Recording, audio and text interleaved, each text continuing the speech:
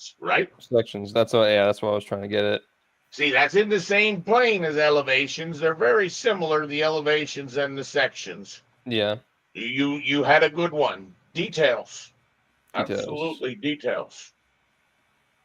Floor plans, elevations, sections, details. Another one with an S. Enlarged.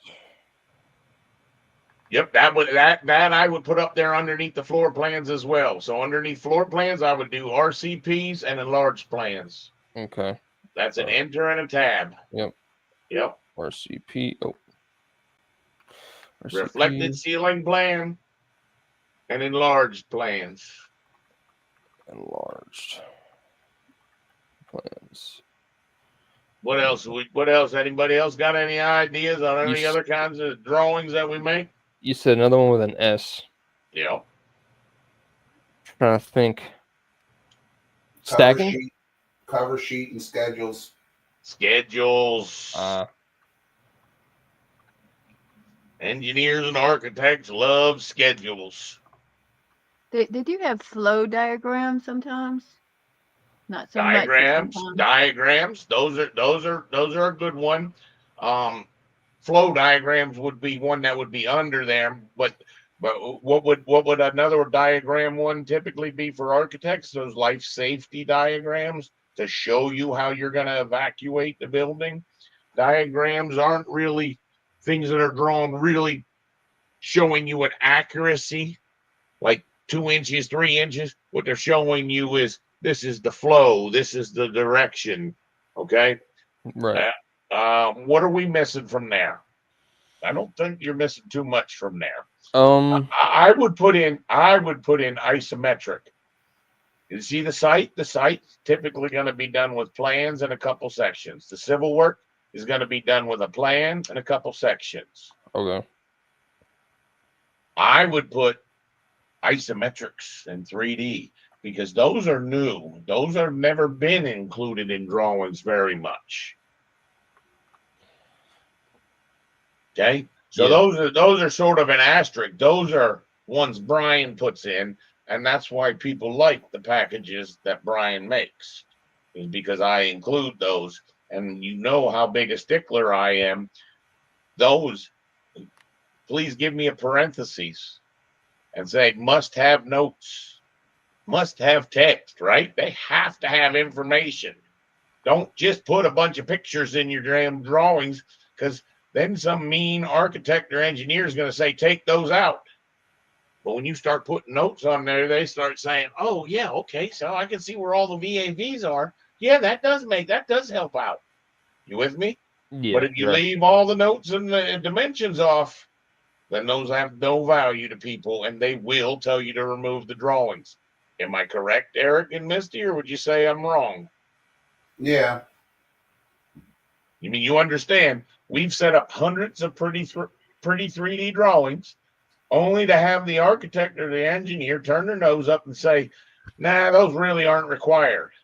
Because they're worried that they're not up to date. Because when people used to do 3D drawings and then the design would change, no one would ever go update the 3D information. So that just left them with what's called an error or an omission. And they can only have so many errors and omissions before they have to start paying a price for it. Does that make sense? Yeah. But with Revit, if we build this the way we're supposed to build it, we know our 3D view represents exactly what's in our plan view. Those two are linked together, right? Yeah. See? Sorry. I was trying to put the disciplines at the top. Well, yeah, see, that's where I would just put another piece of text, and I would probably make it enlarged. But you see what I'm trying to do is I want you and Tyler to be able to open up a doggone drafting view and take a little test. There's no E in front of it, no DEI in that one yet.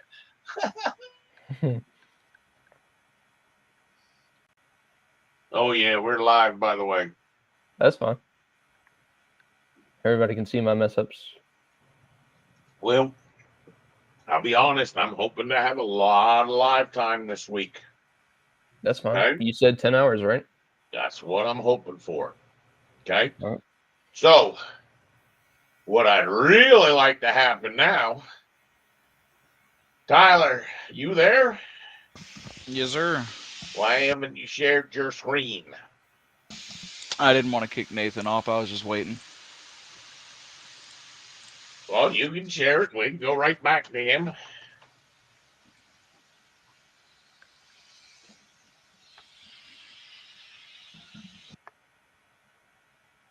See, this is where I'd want to go to yours. I want to see what you got. Pick the old lovely wood floor.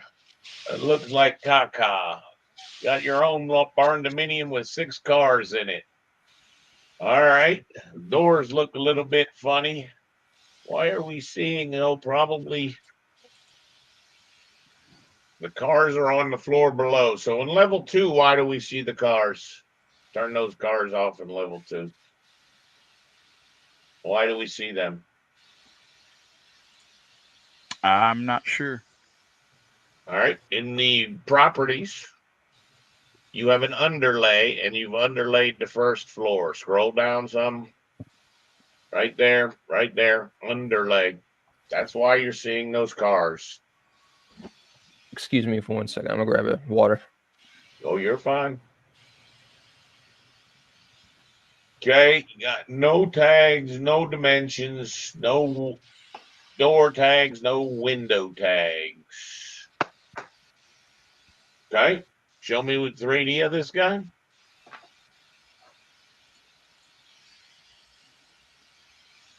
All right, why is your metal roof not working?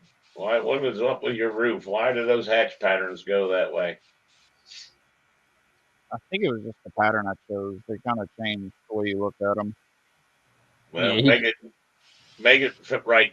Let's fix it. he kind of went in there and just chose the options. Yeah, I got you.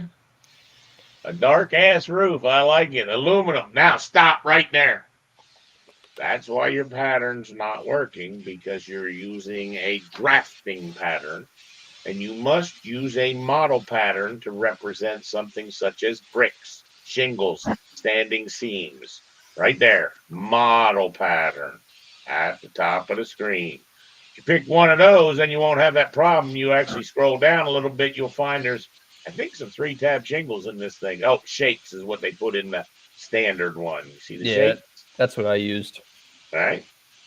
See, but you have to know to go to model pattern, which is why I wanted to. I want to see what you guys have got going. Right now, you won't see those until you zoom in a little bit, more than likely. See, because their scale is real bad. Gotcha. So go fix the scale of that. Make it twice as big.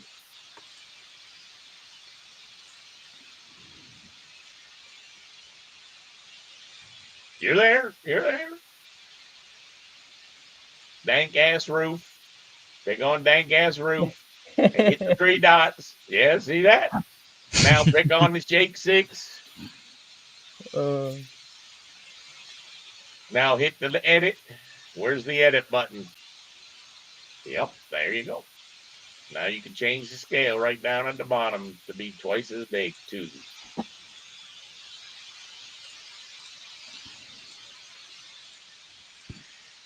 Now it'd be bigger. Okay? Okay. Now, both of you got the same problem. You should develop your roof a little bit more. After we put in a roof, the next thing we want to do is we want to put on the what? What do we put on the edge of a roof? You know what that's called? Those trim boards like we were nailing up right when you came down. What are those things called when we put them on the edge of a roof? Fascias. Fascia, very good. So put a fascia on that thing, buddy. I should do the same thing. You should do the same thing at the same time. That's why we're here. Nope, it's on the architectural tab. See, Tyler, I'm trying to push you to find where these things are so that you will remember them. Okay, so go back to architecture and hit roof. Underneath roof, look what you'll find. Underneath. There you go. And what we do is we just tap the edge, boom, and it'll put a fascia on there. All right, hit escape once. Hit escape. Nope. Common mistake. Everyone thinks that you can do that, and it's the most common mistake why people have such a hard time with a fascia. You have two different types of fascia on this roof. You have a soffit fascia and an eave fascia. I know there's only one showing there, but go to fascia and put the two on the angled edges. See, that probably should have, nope. If you keep doing that, yep, see now what happens. No, go ahead and do it. Yeah, there you go. Perfect. And that one. All right, now watch this. What happens is if you keep going, you're joining all those fascias together. So if you pick their fascia now, pick that fascia and do an isolate, it's all one fascia. You haven't picked it. Yeah, it's almost like building that countertop that I tried showing you yesterday. Do you see how you got fascias on either end? Mm-hmm. That sometimes can be beneficial, but sometimes that can burn you. Okay? Okay. So that's why I want you to be careful. You don't want to just go edge all the way because you end up with one continuous fascia. Nope, that guy needed a fascia before he gets his gutter. The gutter gets attached to the fascia. The gutter's a special guy. He can go to roofs and he can go to fascias. And you should really be putting the gutter on the fascia. So you need your second fascia to go on those two edges. And then I'm going to show you why you need them two separate ways. So what's the best practice to not get those to soffit. join together? Would you enter the fascia, put it on, and then go all the way out? Let's see yours. Where you're at? Where are you talking? So if I were to put one on like that and then another one right there, obviously that makes a bad problem at that corner right there. Right here. That right there. Yeah, that's where that's not the way it's really built. So let's see. If we pull mine up and we say file, new project, we go to an architectural template. We draw a roof. Right, that's very similar to what you did. This is the part nobody really understands until you figure this out. If we go to that 3D, and putting those fascias on is real important that you do them in a 3D view. I mean, you got to get good with a 3D view. That's why I challenge you to put your fascias on, because that's what made me learn how to orbit so much better. So if I put these two fascias on, then I can say restart fascia up here. See it? Oh, I see. Okay. Or so I don't have to hit escape, but I make sure that this one's a second one. Now, what that allows me to do is you see how the two didn't join together, number one. Number two, I can then take this guy and I can say modify mitering. And when I pick this, you see how that miter went that way? Yeah. That then, this is crazy. I can then take this guy and say add a segment and pick it back here if I could get to that back edge. All right, so I'm going to temporarily hide my roof. I'm going to swing around. And if I pick from this side and say add remove segments and go like that, guess what? It makes what's typically a boxed end on the end of a fascia. More importantly, some people call these pork chops. I could actually stretch this in. So now turn my roof off. You see how pretty that can end up looking in your elevations and your other things. Right. See, there's one back here. This is the one at that back end. Remember, I can pick it from here. Oh, no, that's the roof. Okay. So that would be telling me that this roof might need something different. Okay. It's telling me that there's too much framing. If we look, see, this guy is 1 inch. Well, he's probably more like about 2x4 trusses, right? And then maybe a little bit of plywood on top. See, that's where I would be putting right here. I'd put in a 2x4 truss, and I'd make this 3.5 inches. Then I'd put shingles on top of it, right? Plywood on top of that. The more accurately you build that, the better your sections are going to come out of. But you see, that was what was causing me not to have that beautiful turn, like you would go see on the houses next to you. But And go ahead. sorry, after applying those fascias, you can't go back and click on it and then add that mitering, can you? You'd have to do it while you're building it. Nope. At any given time, you can do it.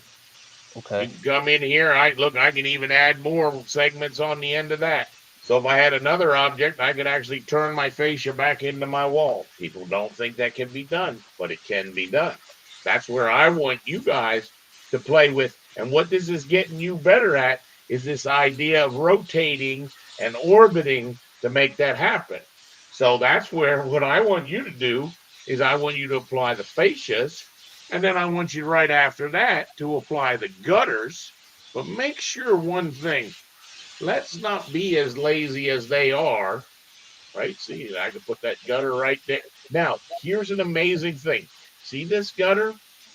You wouldn't think this, but if I take this blue dot and I make it land on that blue dot, what do you think's going to happen? It'll trim it. It should miter it.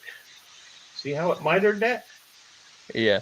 That's an amazing thing about how fascias work. So this is one of those ones where I want you to spice that guy up a little bit. Then do you know what I want you to do? What's that? Take me back to your list on your screen.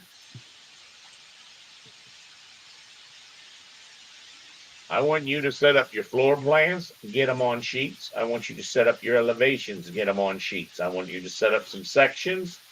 We're going to skip the details and the schedules, but I can tell you for you, and it's unfortunate because the two schedules an architect do are not really schedules like BIM is intending schedules.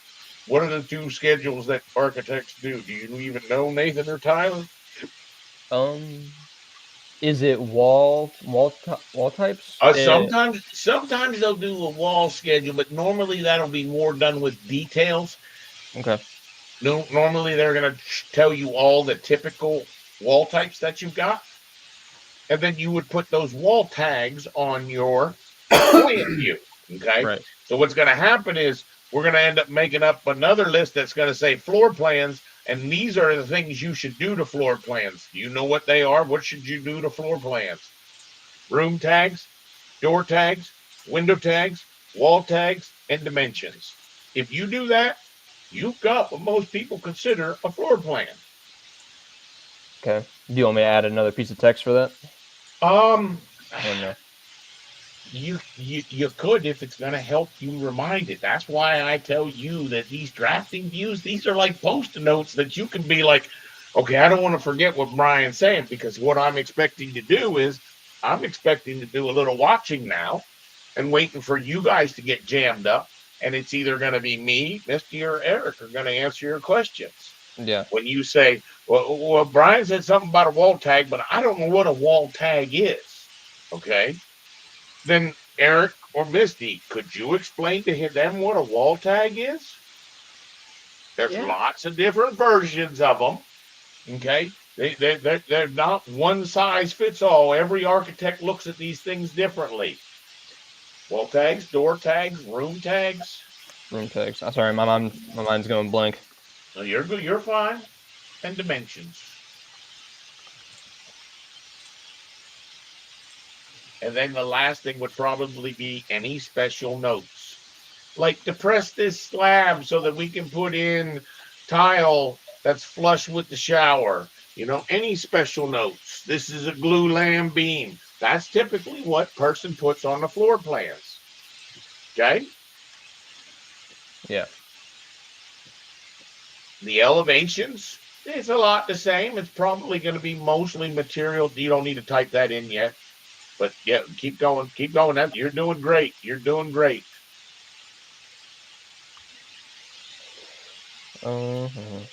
Disciplines. That one there is drawings. Drawings.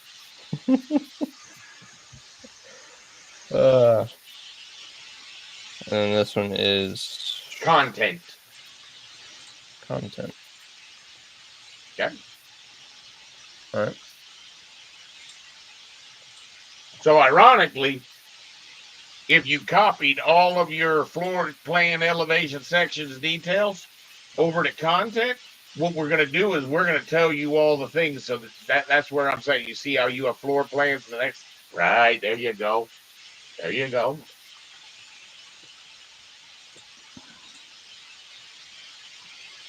Perfect. I love that. That was a nice move. You just got it with any special notes. Should have been an enter. Oh, any special notes? Right? If you hit enter, then elevations would be number 3. Now, any special notes, go to it and hit tab over one time. Nope, at the front. And tab. There you go. I see. See how it goes? Yeah. And I want you guys to fill out the rest of that content with guesses, right? The 2 of you, you can talk it through. I want to sort of watch. I want to sit, because really, you guys are the ones who need to come up with and formulate these ideas, and you need to set those drawings up. Now, can you set me up? How would you make a title block? A title block. See, because you don't have any sheets. No. So No. you haven't used any title blocks. If you say new sheet, this is typically how most people do it. They use the title block that's been given to them. I'm asking you to break a brand new one from scratch. New. Hit cancel. Hit cancel. I don't want you to edit that Okay. one. Okay. Now, this is not what most people do, but I want to see. You need to push that envelope and be careful, because what typically most BIM managers are trying to do is teach people how to do just one little piece of what we're looking at on your screen. In other words, you might just tag and dimension floor plans 40 hours a week. That might be all you do. Remember, Eric talked about this at that last company he was at. Some people that tagged and dimensions never set up a sheet. Okay, because that wasn't their job. Their job was just to tag and dimension, or their job was to just put the ductwork or the conduit in. That's how some BIM managers think that it should be done. Remember, our thinking is we want to teach as much about Revit as possible. So I want you to find out, how do you make a new title block? Find that for me. You or Tyler, it's a race. Who can find it first? How do you make a new title block family? It wouldn't be in manage. Yeah, it's it's grayed out. Where? Title block. Nope, that's because you have to be in a drawing to add a title block. That's why it's grayed out. Okay. Now you're getting there. Now look, that was it. That's how you make a title block. And they're giving you some templates to make them from. Yep. You would right? just do new size, would you not? That would be the most stripped down one. That's the one that scares most people. Most people would start from one of those other ones because all they've done is they've drawn the boxes around the outside edges. So they're all the same. None of those are real developed. But what they don't know is how to set up a title block. And what most people end up doing when they first start, so this is an 8.5 by 11. Now, what would we do to make this in a title block? Well, we could draw lines, right? We can draw like edges, like black. We could do filled regions. We can make what we want it to look like. But the most common thing that you're putting in a title block is just text or labels, right? And what was a label? See, the nice thing to you going to a brand new title block is if you go to label, these are the standard text that's yep, put it on your screen and a window will pop up. These are the typical things that are on a sheet. Okay. I got you. Build name, check by author. Yeah, I see. You see, and there should be scale, there should be all kinds of stuff. Project status, sheet number, sheet name, right? The Yeah. sheet number and the sheet name are the two you really got to have. And you see, when it puts them in there right now, it's going to put them whatever your label settings are, which go ahead and hit OK. That might be. Now, we don't typically put them together like that. You Oh, see, each label is normally on its own for a title block. You would have to pick that. You would say edit label, right? And then remove that. There you go. Now you might just copy that guy down and then make it sheet number, sheet name, right?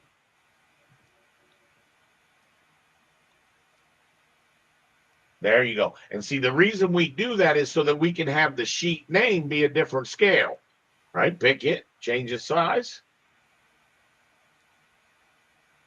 right? Now it's sort of stupid because that should really be whatever size you're typing in the text size. Why wouldn't you make that say 1/8 inch? well, I didn't know what size I was making it. Yeah. You're fine. You're fine. I'm just trying to say.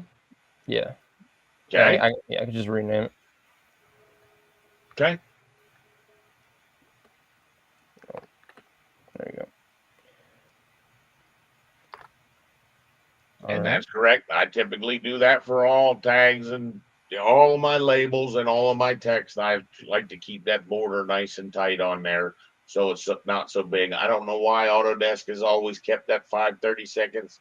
It's so big and overlaps. It's just frustrating. Right. Okay. Yeah. Oh, So that doesn't matter. I don't care if you do a takeoff on the title block, okay, or you make your own title block. What do you think? See, we could come up with the same content. What is the content that's on a title block? Now, I will tell you, every architect and engineer feels that's a little different. Most of them are going to make a terrible mistake and not realize that with Revit, the more labels we put on things, the more we're using our labels, the more we're tapping into the specialty of Revit, which is it's called a relational database. Okay. Relational database. Uh-huh. And it's really sort of funny because when I was in high school in the 80s, I had a very special computer scientist. I mean, it was like the first computer class that anyone ever heard of. And instead of taking typing in 10th grade, I took computer science. And this guy really saw something in me and pushed me to sort of go ahead of the class. And he tried to teach me about this relational database that many years ago. And I was like, I have no clue what you're even talking about. But the idea is the objects that you're drawing are holding important data. And that might be a lot of different things. It might actually be the warranty information for that hot water heater can be embedded in that drawing so that 10 years from now, when the plant manager at the company needs to go to the drawings to order a new hot water heater, he knows everything about the hot water heater. Now, that's what these companies think they're getting when they get BIM. Unfortunately, the industry is not quite there yet. Your generation is going to take the industry to there. Okay. All right. And Jaffe has some really neat takes on that. He calls that the Internet of Everything. They're really getting into it. I'm just trying to lay the groundwork for you to understand that the reason we stopped drafting and we started doing Revit is to build all of this intelligence into our model. What you guys have done great at learning the model, but do you see how neither one of you have any sheets in your drawings? Yeah. You will by the end of the day. You better have them damn drawings done by the end of the day, because you should be able to model any building in a day and then document it in a day. And thank you both for putting the effort in to make the models that you did. That shows me that you had the interest. I was a little nervous.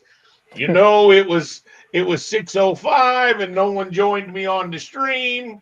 Then it was 7, then it was 7:45, and then I said, I'm going to go get in the hot tub, and maybe they'll jump on the stream. Then I got out of the hot tub, and I got here, and no one was still on the stream, and I said, this might be going down the drain.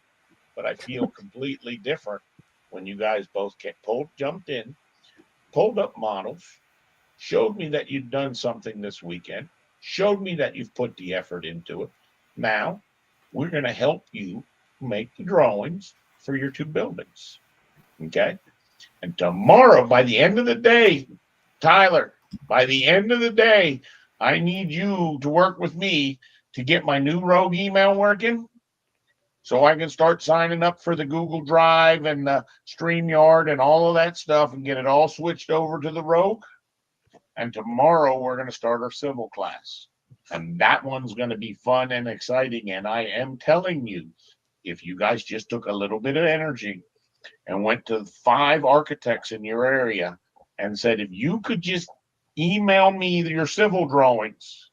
Now, I'm going to do even better than that, because what have I told you? Robert was excited to jump on today to talk about how we can do other things to improve our process. But one of the things he was going to do was he was going to give you the civil drawings so that you can build the site for Blythewood.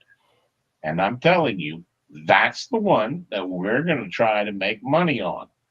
I don't have any guarantee. No one said that they wanted to pay me to do it, but I'm going to show you how you can go get work. Right. Go get it. Make sense? Yeah. So, unless someone has something else to input, I'd like to see you try to get those fascias. Try to get that turned down slab. Try to explain that turned down slab to Tyler, right? Because you guys both chose to do a slab on grade. So I just want it built a little better. Do you know how to cut sections? Me? Yeah. Do you know how to cut sections? Do you know how to do elevations? I know you know, right? Right. Yeah. Now, typically what we try to do when we cut that section is we want to hit a window and we want to hit a door, okay? Because that's the detail that we're going to give someone. How does that windowsill hit?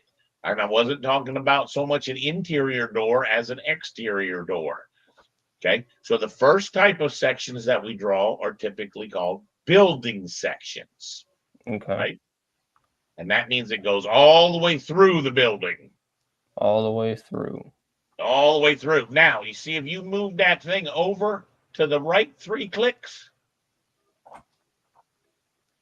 there, you see what I did? I pushed you into 2 windows, right? See where I'm going? Yeah, I see it. That way you can get both sides of the wall. All right, and we're trying to show things that might be going on with the roof, and so go to that section. Would you want to? Sometimes you want that deep, and sometimes you don't. Okay. That's going to be more on how it looks. All right, so this guy, first out of the gates, if you're going to make him make any sense at all, you should say room names and put your room names in. Yes. You would be surprised to find that when you hit that, look, there's your master bedroom and your closet. Right? Yeah. Now it at least has some text, so it begins to have some value. Now, we're going to have to try to show how that roof sits on your walls. This is where that turn down at the slab would have made this section make so much more sense. In other words, any architect or engineer would laugh at you, say, silly goose, that's not how we build a floor. That floor doesn't make any sense whatsoever. Yeah, I mean, yeah, and the top flooring doesn't even go into the wall, so yeah. Well, it might. If that was a crawl space, then what you need to draw is the walls below that go down to the footings. And how do you do that? Do you even know how to do that? I would have to make another level and then make that crawl Nope, space. you don't. No. You absolutely don't need another level. Okay. Watch. You absolutely do not. That's a mistake most people would think. See, so I can't really see where my roof is right now. So that's one of those places where, like he had on the underlay, I could turn my underlay on and say, okay, here's these walls. All right. I'm just going to build these exterior walls. Now, if this is a building with a crawl space, what's going to happen is all of these walls right here. Let's see, tab. I could pick all of my walls. We could attach them to that roof, right? You know how to do that part. Right. But you could also say that they are minus 3 feet because the frost line's at 3 feet. Oh, Okay? so just changing the offset would work. Right. See, that's where I wanted you to understand. You're thinking that you got to stack those walls up. That's what most people think. You got to start thinking about how far does that wall go? Now, what happens is all we do to that wall is underneath structural. We come right out here to a wall footing. And you see, we just picked this one wall. And if you hit tab, you can pick all the walls and it'll put a footing right at the bottom of them.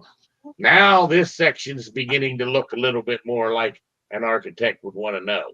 Now, what we would typically do, now we're not gonna because we're gonna draw sites, but someone generally new is gonna draw in here. And that's their grade line. They're gonna put a little note on here that says that's finished grade. Not us. We don't ever draw lines. We try never to draw lines. See? Watch this. Tab. Oh. Yeah. Come on. There you go.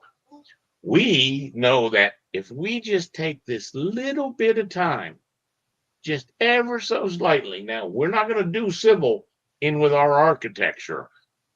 Okay? Yeah. We would actually do our civil in our civil file and link it in. But if you took even the littlest amount of time and did a massing site, Topo surface. yeah. Now here's the funny part is our class tomorrow is going to start out with, we're just going to build that topo surface as 4 dots around the outside edges. Okay. Right. It's all going to be level. It's all going to be flat. Doesn't look like I did any work, but look what it looks like over here. Yeah. See what that looks like? Yeah, I remember doing this. Right? Yeah. Now, the amazing part is, if I go back to that level 1, what did you build after that? You went in and you said there's a floor, and I went tab, and you went like that, and you went like this, and you went. I said yes, because what it was asking was in detail mode. See the joist is going over, and the stud is sitting on top of it. And that's why you said about your like almost order of operations, draw your walls first. Yep. When you do your floor, yeah, you kind of make your model intelligent. You see how all of a sudden I have something that would pass as a building section. Now, the next thing that you do after building sections is we come in here and we say, this is a typical wall section at a door, a typical wall section at a window, a typical wall section at any other special type spot. And that's where we start to detail. And we're going to say, run a gasket here and do this and put some flashing here.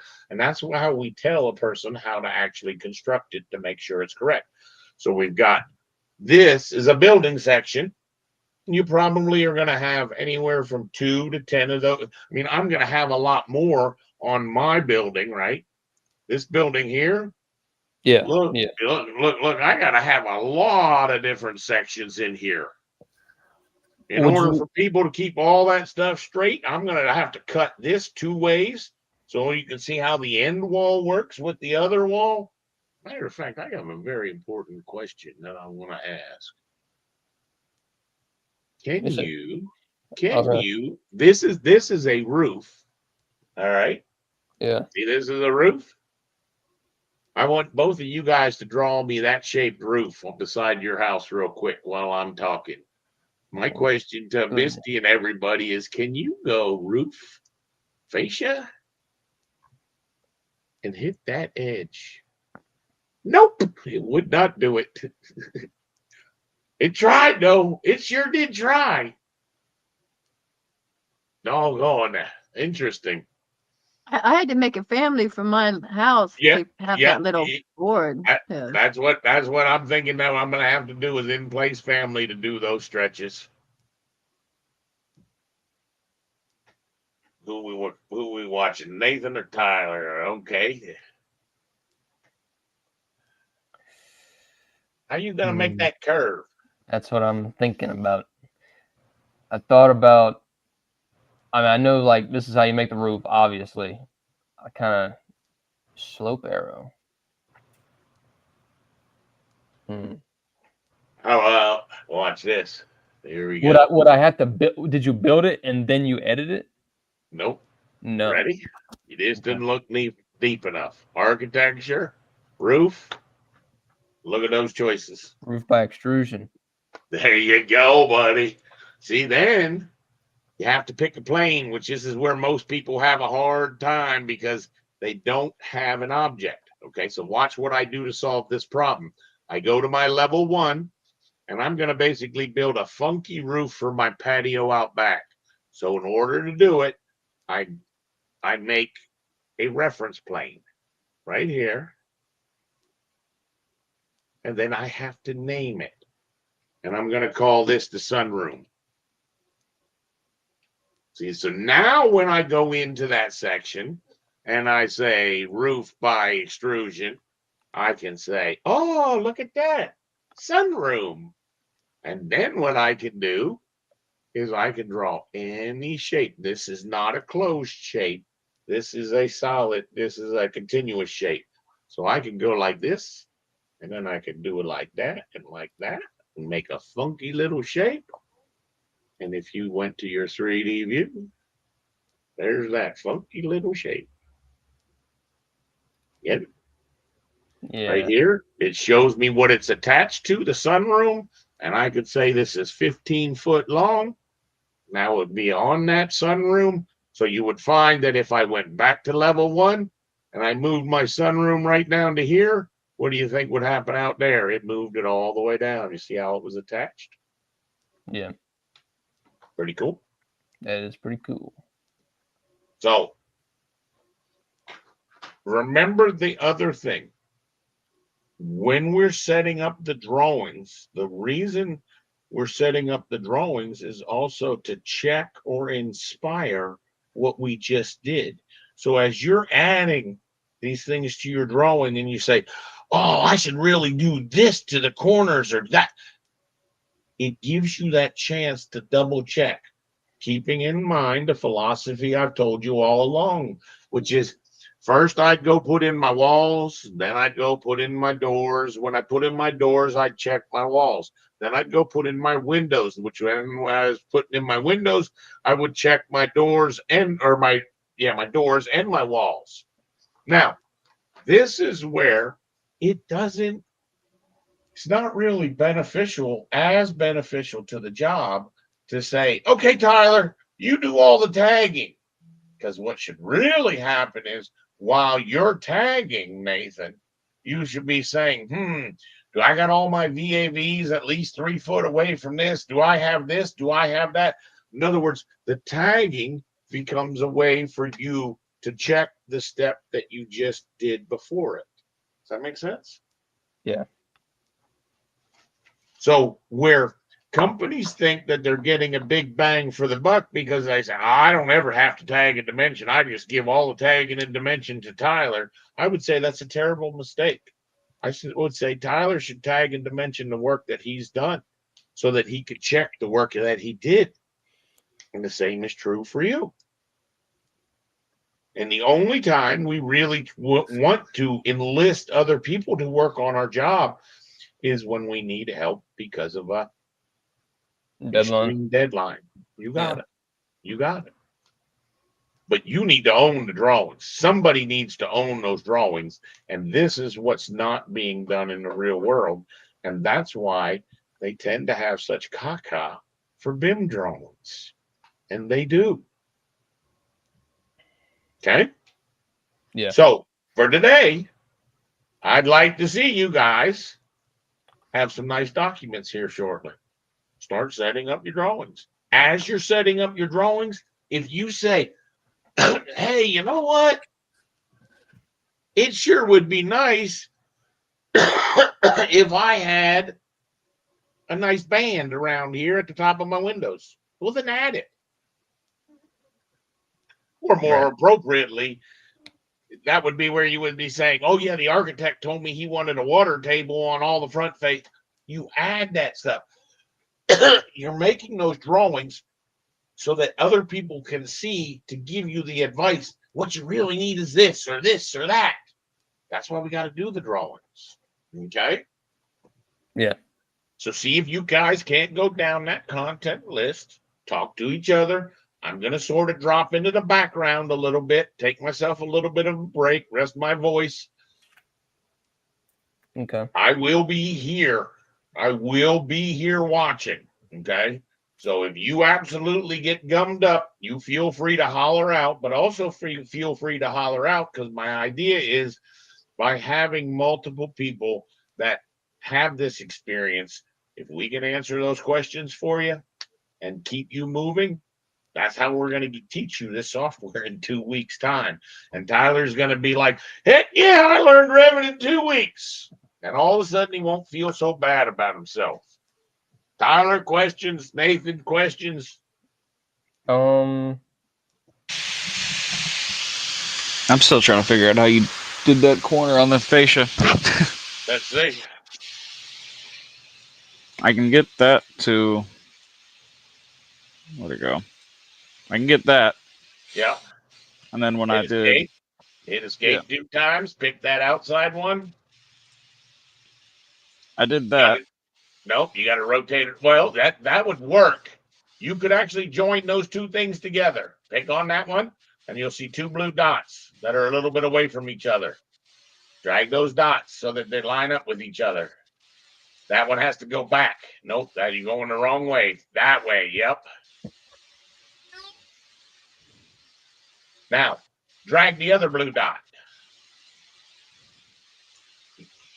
See, what happened is you went past, do an undo, do 2 undos.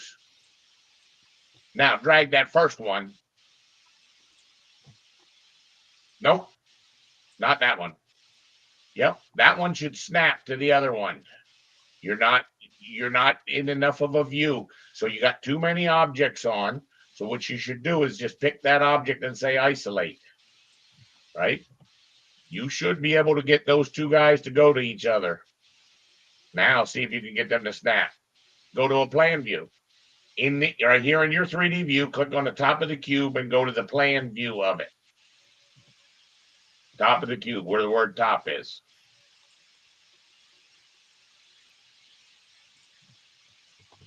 There you go. Now drag and see if it won't snap. It snapped. Nope, back. Back. Up. No, now you went too far. Snap right on that line. There you go, right there. Let go. Now snap that other dot and bring it back to that one. Yep.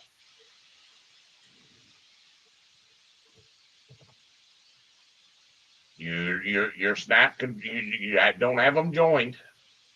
That one there's the one you need. Is that what you wanted? Or you No, wanted? the 2 dots you need to land 1 dot on top of the other. If you do, it will join them together. Yep, you're not hitting them. Frustrating, ain't it?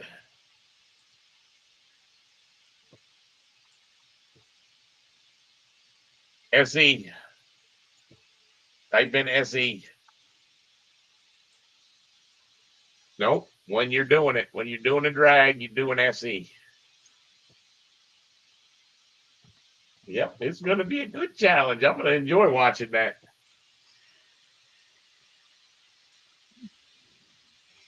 Let's see. You got 2 edges. So, first thing that you did wrong. You modified this mitering. You did this. We said horizontal. Made that horizontal, right? So, what you did that I didn't do was you picked this and you said add remove segments and you picked this front edge. You should have picked the back edge. If you would have got the back edge, that's where I said you got to get good at this right here. I know I made that look like it was effortless, but you see, that's when they joined together. See how they joined together perfectly? Gotcha. You didn't rotate around to the back side because it's awkward, because it's going to take you a while till you can throw around a model and get to where you want to be. That's why I tested you with that. Understand? That wasn't an easy task. It was intended to be a difficult task. I think I just had like a realization. What's that? So if you put your fascias in like a string, kind of like how you told us not to do. Yeah. Even if it's just on one side. So me thinking that I could do both diagonals at once for the side of the roof. Yep. And put them together. You can't miter both ends. Yeah, you can. Really? Yep. Let me try that. Because I was trying it on the other side, but I just couldn't get it to work. Fascia. So you're saying if I do both of these together in one? Yep. Yeah. Okay. Modify here. Oh, I see. Okay, but okay. See that's what I didn't do. Well, no, what you did was this: hit escape 2 times. Yeah, and now try to miter it. That's what I did wrong. But no, what's happened? No, what's happening is look at the top of your screen. It says mitering. There you go, Bucky. See, so you actually had a very good question. Okay. Okay. Yeah, I see. And that's why I'm saying that we can't do this Revit class the way the Revit class is done. The Revit classes are typically done where I show you all this cool stuff, and then you go home and it doesn't act the way that I was acting. Right. We have to show you exactly how to hold your hand before you squeeze the trigger. So that's what was wrong then. I just wasn't looking all across my screen. Yep, that's typically gonna be the problem 9 times out of 10.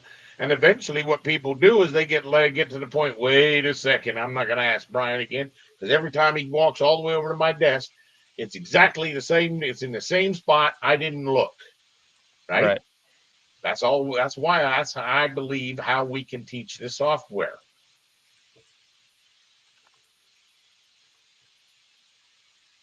You got it. You got it. Do it. Show it. Show them. Show them. Bing! It was already actually doing it, believe it or not. True. And I'm telling you, there are at least 100,000 people using Revit that wish they knew that little trick. And by seeing someone go through the same struggles, that's where I'm saying I think this format has a benefit for a lot of people. But I'm not worried about a lot of people. For 2 weeks, I'm worried about, I want Tyler to come back and say, okay, it was worth all those hours because now I feel like I can really do Revit. Give me some accent bands, make your houses a little bit sexier, get me those drawings, and we'll have something to be proud of tonight. And then tomorrow we're going to build a site for it. And what are we going to do? Now, did you load Twin Motion? Me? Yes. No, I did not try it, so I do not know if I have it. All right. I should have done that. Listen, what you have to do is on the Twin Motions. Are you listening, Tyler? Yeah. You both need to make sure you find on the Twinmotion site, there's a thing called add-ins. And you need the Revit add-in so that you can link your Revit to Twinmotion with 2020. With 2024 and 2025, they've included that link. But I remember we're doing 2020, so you need to go get the onto Twinmotion's website. You need to get the add-in for Revit. And I'll tell you, I'll give you a hint of what it looks like on my machine. See this thing right here? When you've done it correctly, there's going to be this little tab called Datasmith. And you see what Datasmith says is we can export to Datasmith. And that's how we get our information into Twinmotion. So I want you guys to be prepped for that at some time today or tonight. I want you to make sure you've got Twinmotion 2025. So tomorrow we can build the site and bring it into Twinmotion, because I figured I want to start this class out differently than most in that I want to get you to get a little house, but I want to see that thing in the visualization as well as the drawings. So see, today we're building the drawings, sort of boring part. Tomorrow we build the sexy part. Okay? All right. So Twinmotion 2025 is what you said? Yep, 2025.1. And Yep. see what's on that one. So yep, that's what you want. Yep, and it's a good idea because it's like an hour install.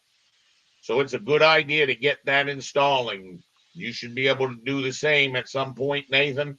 Yeah. Yeah, I'll get that done for sure. Okay. And that's just on that's just through It's on Epic. Epic Games. Yeah, Epic and Star. Yep. Yeah, I can do that. All right. Let me choose where I'm downloading it, but okay. Scroll down, scroll down, scroll all the way down, scroll all the way down, all the way. There you go. That's what you need. Download the plugins. That's the one that'll allow you to get the Revit plugins. Okay.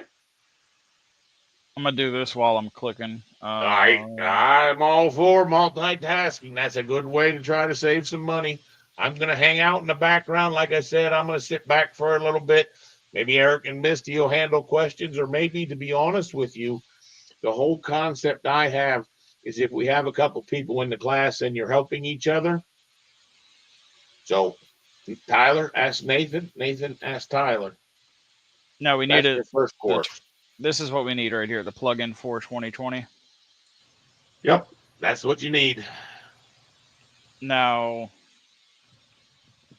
why are these the same thing, but it says 2020 and 2021 on this one? No, see, the one I get is that one up, Datasmith Exporter, UE 4.27.2. That's what you want. Yep, that's the one that I use. No direct link functionality? I don't use the direct link, no. Okay. I just wanted to make sure I was getting the right thing. Yep. Well, if you don't, you'll end up getting another one, and we'll test it out. Because I'll be honest with you, it wasn't the best thing ever, but you saw the effects I was able to get. You can get some good effects. Okay? Yeah. I'm going to let you guys to draw a little bit. Tyler, feel free to push the Nathan's screen into your screen and sort of work, and we'll ask questions as you need. I'm going to take my break. All right. Why is this one giving me this error? Let me see. Here, I'll redo it. Click, miter, horizontal. It's giving me that. Hang on, let me read it. There's a circular chain of reference among the highlighted elements. One of them's turning back on its. So the one that you did at the angle, the slope of the roof, that one was a continuation of the other one? Looks like it. Maybe. You didn't have that problem previously, right? You were able to do it on the other side without a problem. Yeah, these two I did just fine. Okay, well, try the other one on the north side, then on the top side. See if it does the same thing, and then I might be able to isolate what it's doing.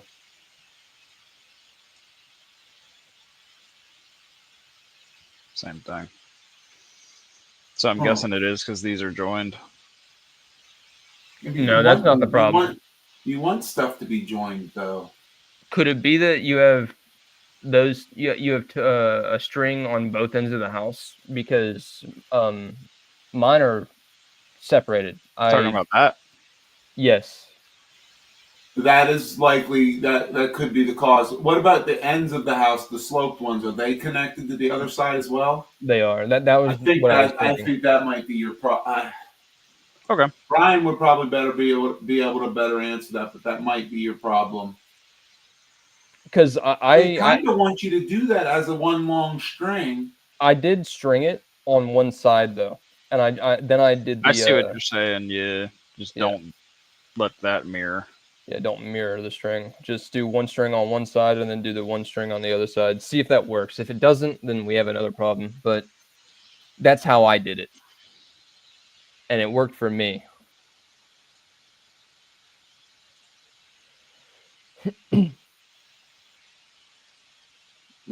Were you going for the bottom part of the roof? Oh, So you're stringing I wasn't it even paying again as attention. all the same one.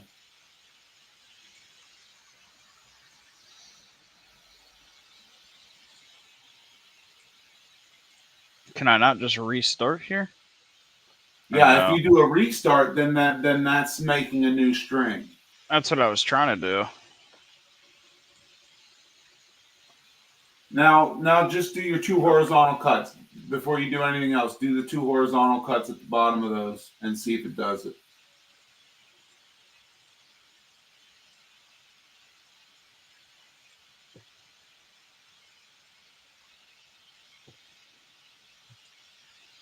Yeah, that was the problem. It was. I think so. It worked that time. Mm-hmm. Cool. Yeah, it could have been that there was just too much going on. And the easiest way, the easiest way I did that is you could also click one of those and isolate. That way you can just get rid of anything. But that works too. I'm stepping out for a couple minutes. I'll be back. That's fine.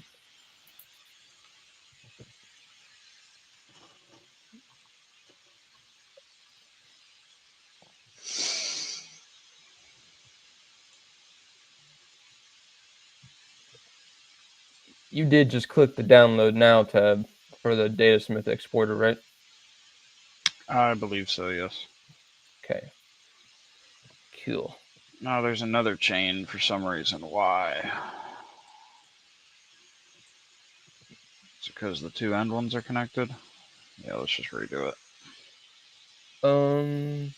I'm just going to isolate every one of them. That's fine. I didn't see which one. You could just do isolate category, and that'll get all of them. If you can jump over to my screen real quick, did you? I got it. She good now. Cool. Once I've done something wrong 10 times, I tend to figure it out on the 11th. Which one did you pick for this? Oh, I know what I'm doing, actually. Nope. That's what I'm doing wrong. Pick for That's what? it, Nathan. 2020. Just hit Yeah, install. that's it. Oh, okay. Cool. I didn't know if we needed the 2023 or what. Why did that disappear? So that's not tied. That's the roof. That wasn't the roof. Why did that do that? That's not tied. That's not tied. That's not tied.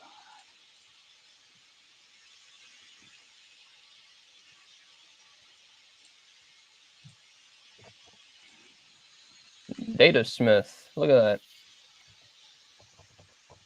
Beautiful. All right.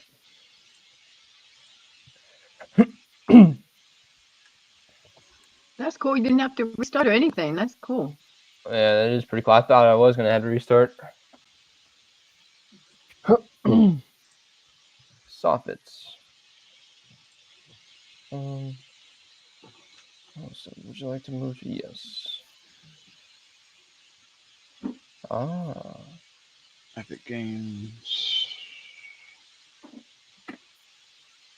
Still downloading.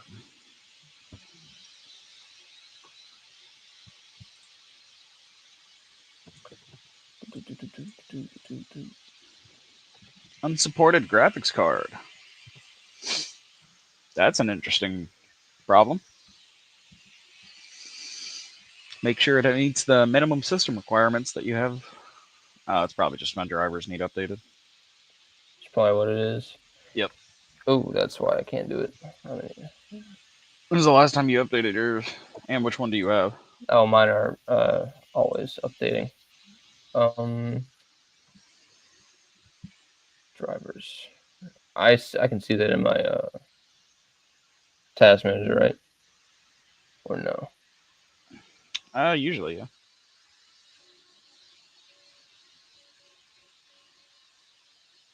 Wouldn't be in details. What bothers me is half the time it's in the bottom right and half the time it's not.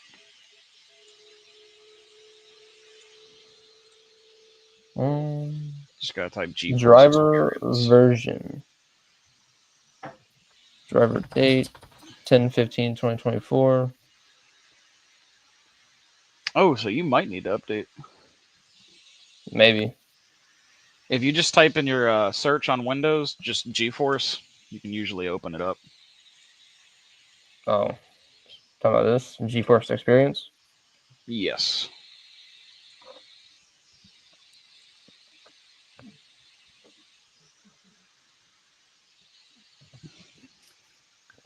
The game ready driver. Hold on before I do any of this. Twinmotion seems to be loaded. Unreal Datasmith is having issues. And GeForce also has issues. I'm going to just save my file before this thing randomly reboots me. That's what I did. And do that real quick. I mean, I'm pretty sure my drivers should be good, but I doubt it'll reboot you, but when you go to install the add-in, I think you have to close out of Revit anyway. no. I added the Datasmith add-in, Mm-hmm. and I didn't have to. I didn't have to close out or anything. It just It showed up in there without you closing it down? Yeah. That's impressive. They don't usually do that.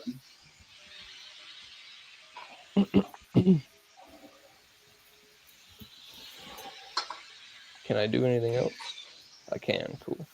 Nathan, Tyler, did you guys catch what Misty and Eric both just said? They both said the exact same thing.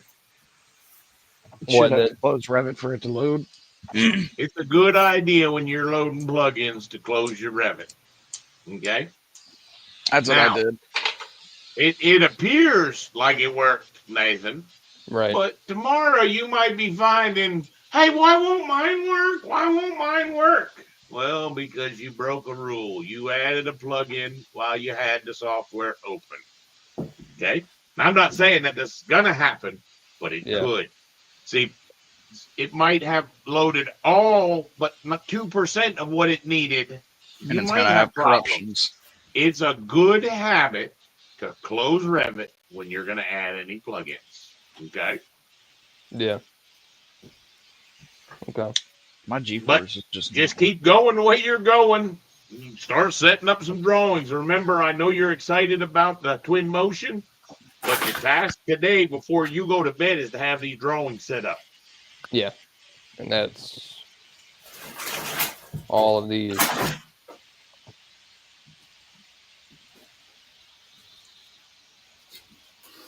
Did you want the diagrams? Nope. They're not necessary. What I really want is I would expect you can do all of that without any help. But I would expect Tyler's going to need some help on those because he hasn't set up these. Yeah, I can help him.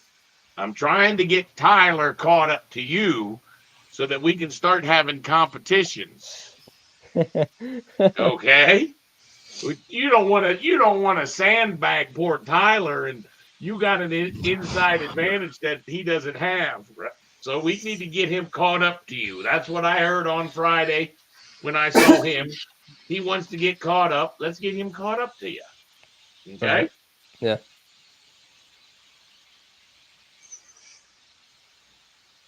I'm having some major issues.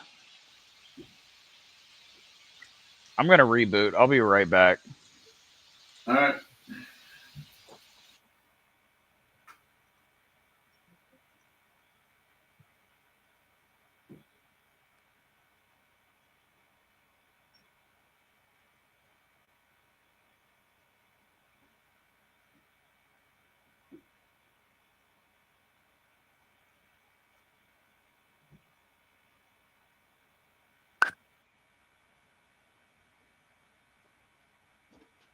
I think a big problem with a big problem that I'm gonna have is the naming.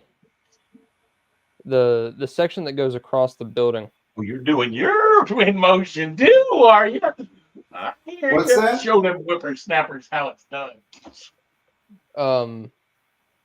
What would I name? Like, is there a typical naming section selection that you would use for like specific sections? Like, if I had a section going all the way through the building, what would this be It named? would be building section 01 or longitudinal section 01. Okay. Longitudinal and latitudinal is that a word? I don't know. But that's what we used last time for the townhouse.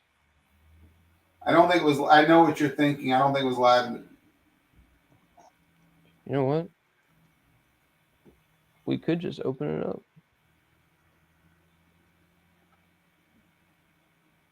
See what I called it.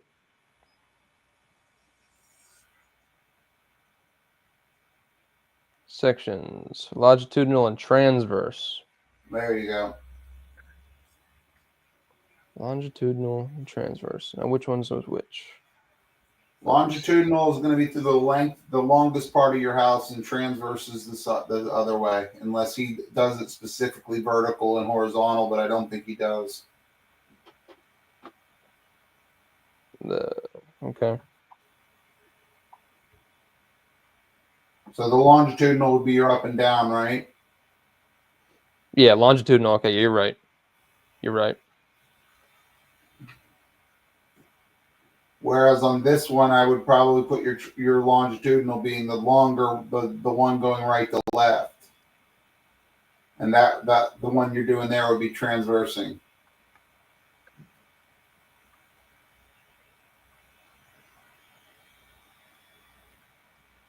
Okay.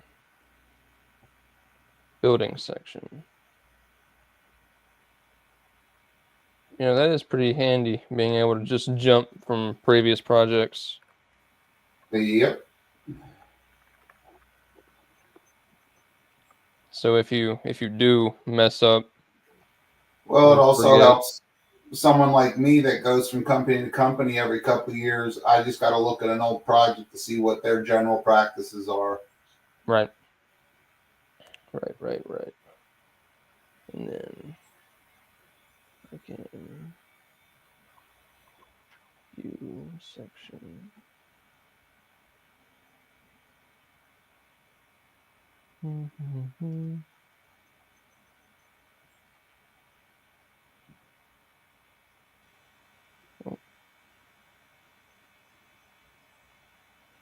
What did I do?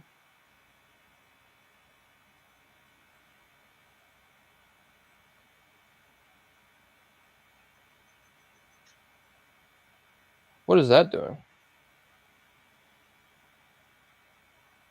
What's that? These little arrows. So if I did want to flip it, You can change it from being the tag to the other end, or you can have no leader at all. Click it. Oh. That goes to the other end. There you go. And that way, if you wanted to switch it and put the tag at the other end, yeah, I got you. But if and I then wanted, you can have the one without. if I wanted to like switch it over looking this way, is it the way I draw it? Correct. The tags on the end that you click first, and Yeah. then the way it looks is also has to do with which way you're drawing, which way Oh, you're I dragging. see. I see. Okay. And then if I wanted to switch it. Cool. Okay. And then this one is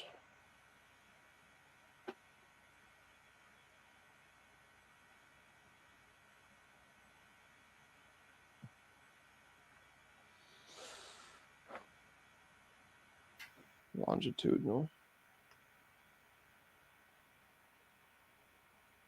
Now, where did I feel like this is kind of cheating though. I do. What's that? Looking at your other ones? Yeah. No. So it's like, well, in terms of Tyler, yes, because Tyler doesn't just have that he can go back. Yeah, but you can send that file to Tyler, and then he has the same advantage to be able to look at it. That's true. I could. That's a good idea. I think I'm gonna do that. Let me see.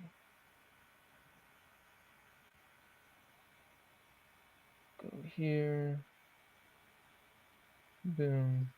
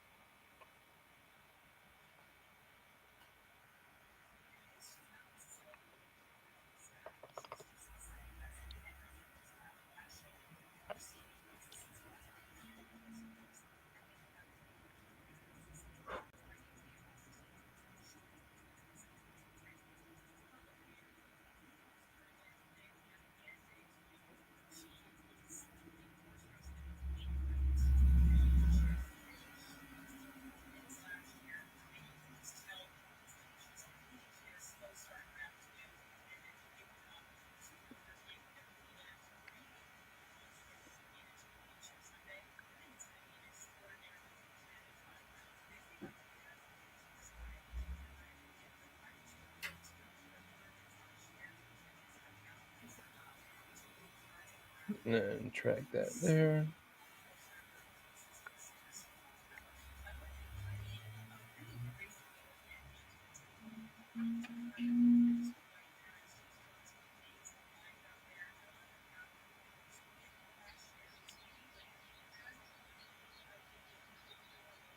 Send. All right. What's that? No, I just sent him the file. Oh. Yep. All right.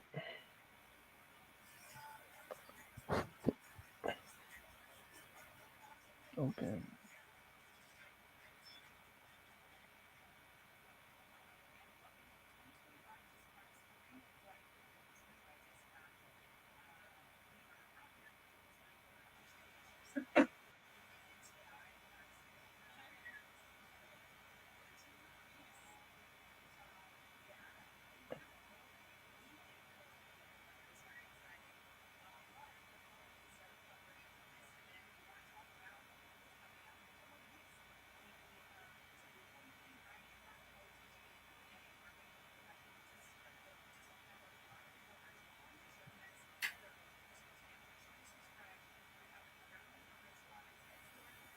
What is this? Detail line.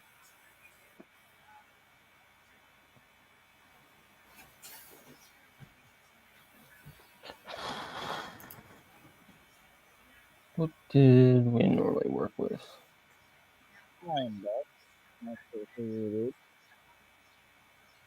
Your mic is very muffled. Is it mine? No, it's Tyler's. Oh, okay. Is it still bad? No, you're good now. Okay. I I had forget. to reboot like 4 times and reinstall the NVIDIA app and everything, but it's good now. Really? And it still says unsupported graphics card. You might just not have the software for it, dude. Which is odd. I was gonna say this is a 2023 NVIDIA 4080.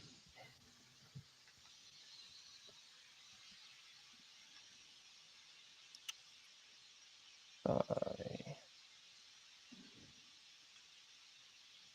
32 by what? 40.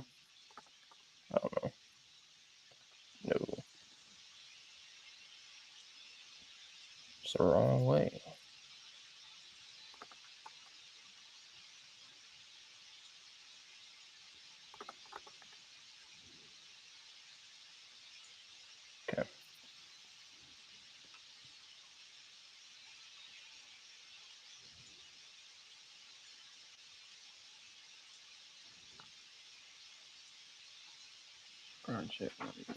Create. That corner snap.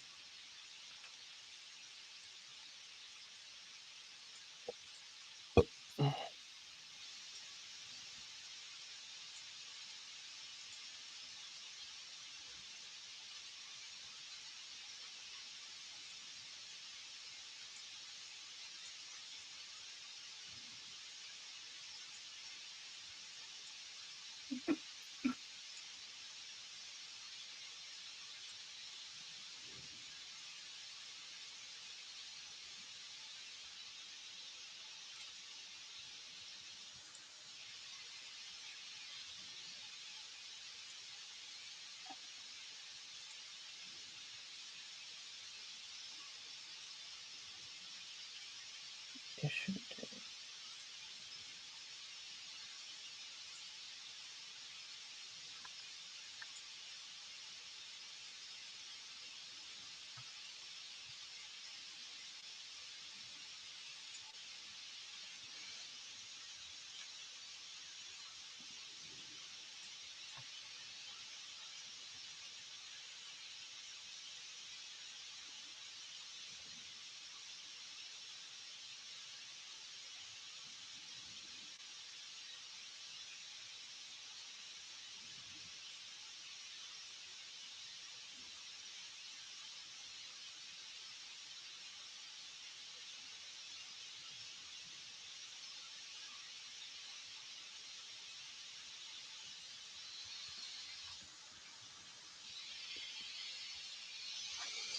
All right, I got the gutters on. What was step 2? Straight to sheets. You could create your title block. That's what I'm doing now. Because that's kind of the first step to get everything going. Do you know how to do it? Do you know where to go? Nope.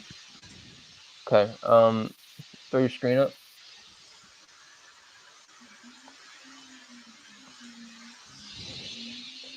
Oh, okay.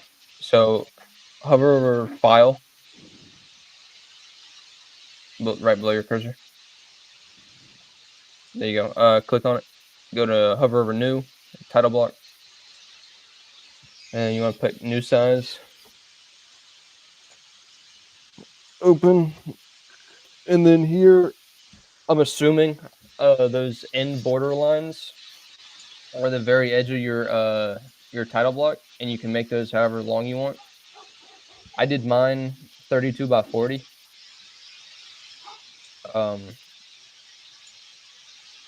The way you'll do it is A lot of times for a house, 32 by 40 is going to be pretty big. That's usually when you're doing buildings or whatever.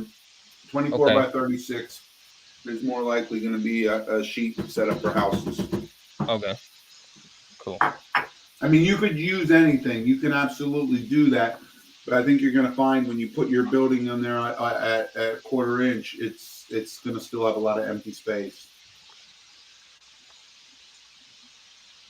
All right.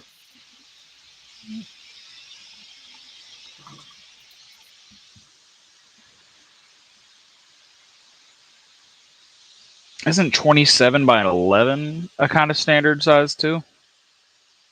27 by 11 or something like that. I saw binders that were made It'd that be size. 8.5 by 11, then it'd be 11 by 20, or 11 by 17. 11 by 17 was utilized, but that's fairly small. Yeah, that's just something I remember seeing when I was in Danville. Some of the smaller prints. Yeah, if you go to your print settings, it'll show you a lot of the sheet sizes that are utilized. Okay. If you hit Control P, and then you go to setups, down the setting setups. Under paper size, you click letter. Right there are most of your sizes. Now you're not going to know what a size C sheet is, But if you click on one of those, it'll tell you what it's. So click on a size C sheet. Why did it not? I thought there was a. Oh, hit OK. Huh.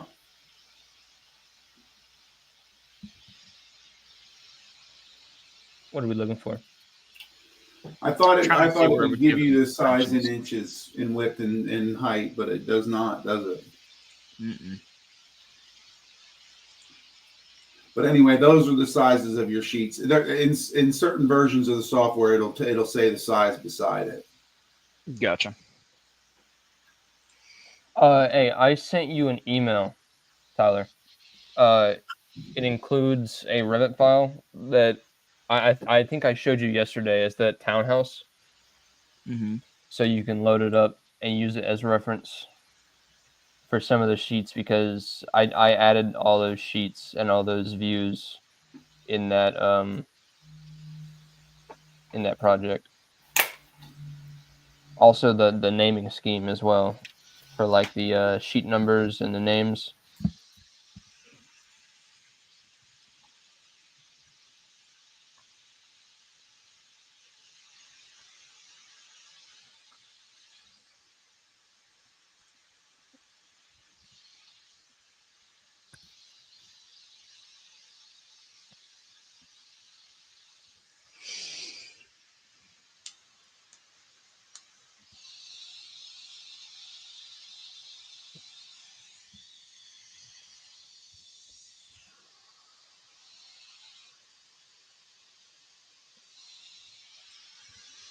So what are you doing? Just copy and pasting the format over, basically?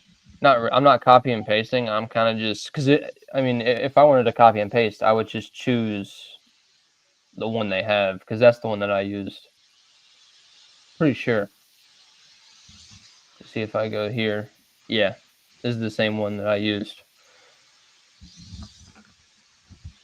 So how do I get that? Just loading the project? No. How do you get what?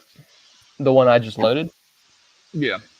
That's just your normal new sheet. So if you were to click on View, the View tab, and then click Sheet, and then select the E1 that it gives you, could just say OK. It'll automatically load that sheet, that title block. I guess that's just the standard Autodesk one that they give you. Gotcha. This one is sheet number.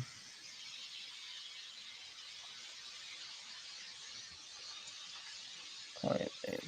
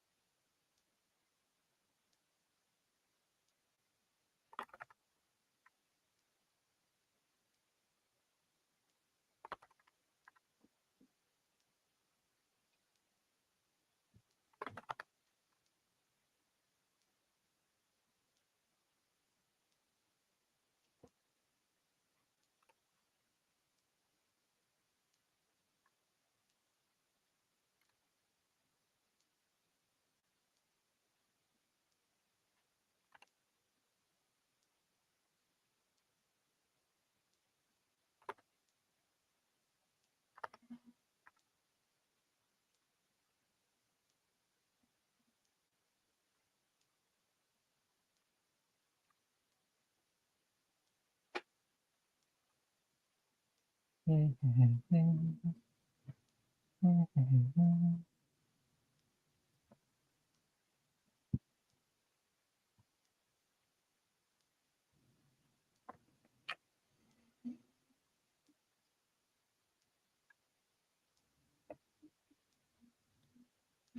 know, I'm gonna do look up.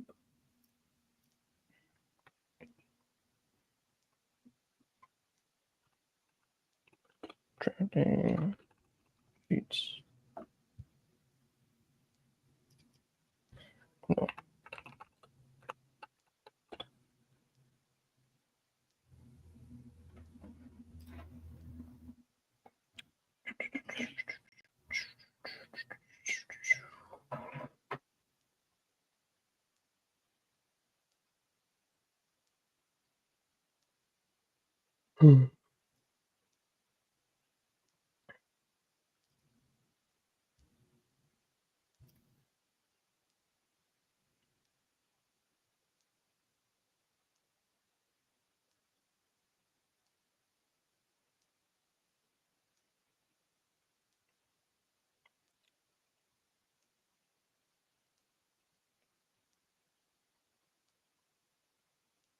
Ooh, I kind of like that one.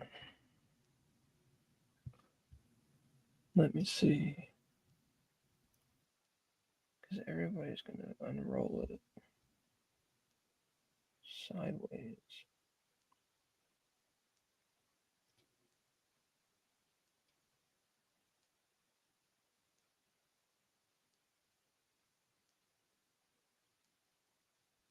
What is DRW and CHK? DOW and CHK. Where you see that? These? Yeah.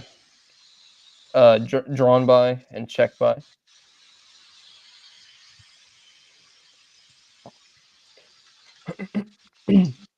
Sorry, I'm just looking up title blocks right now. I'm trying to see a format that I like.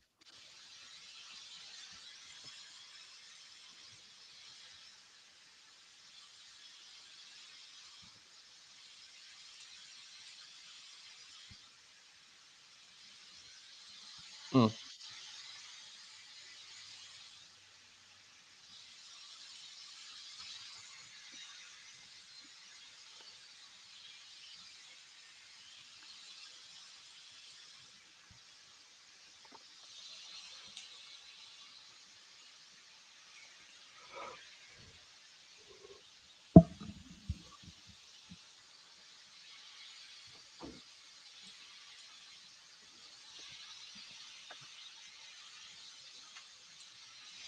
I may not even need these.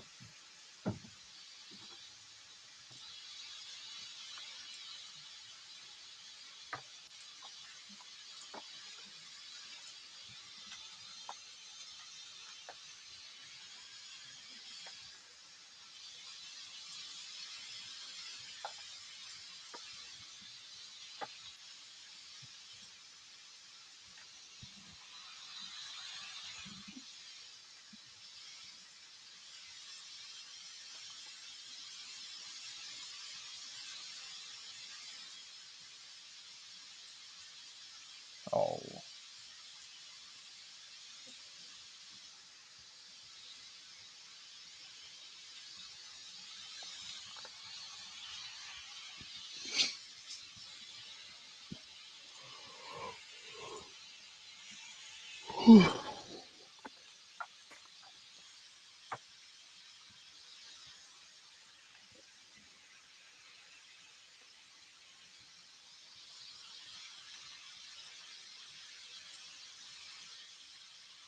What did I do? There it is.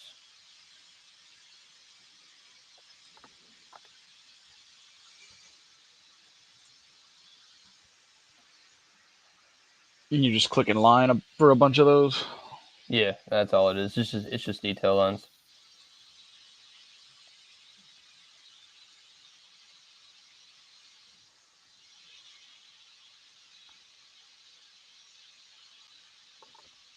I don't know if that's how you're supposed to do it, but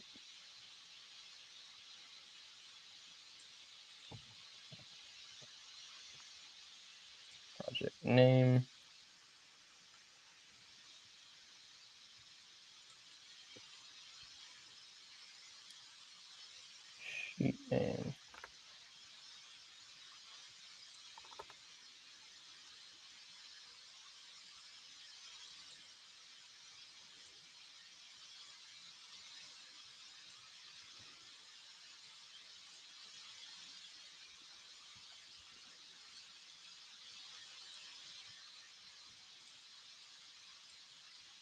That might be too big.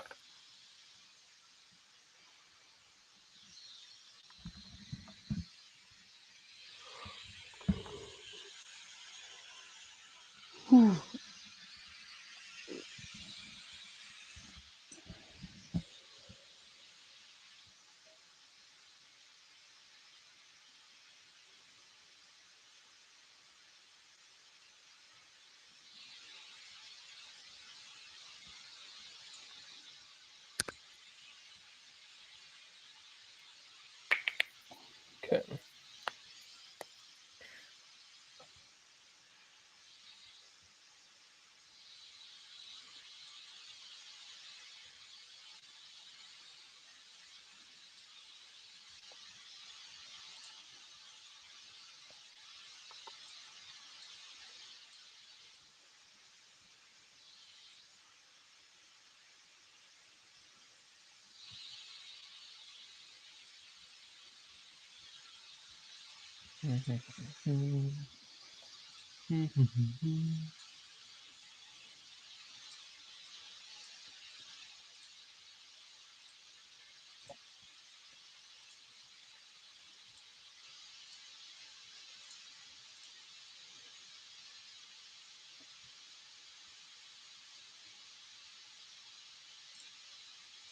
Goodness gracious.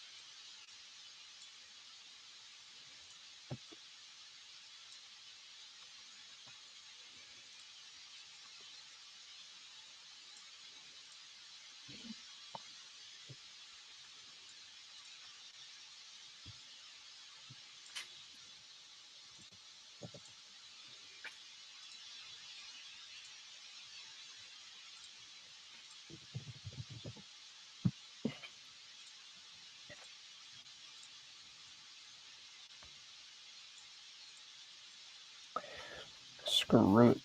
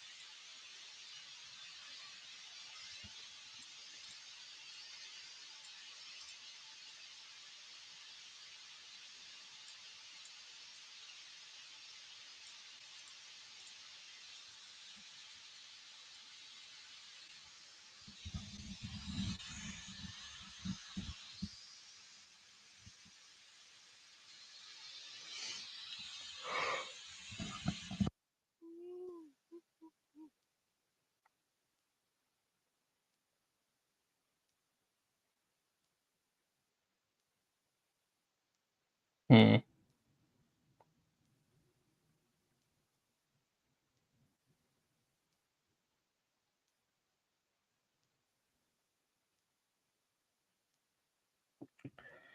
Looks pretty bland.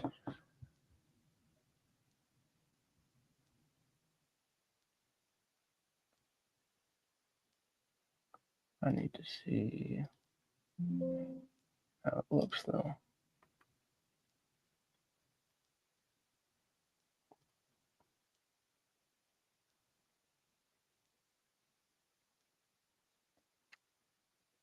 Not looking too good. Not looking too good.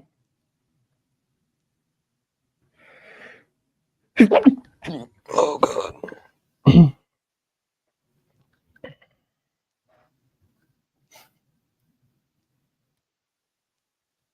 Like this. 2.5 is pretty good.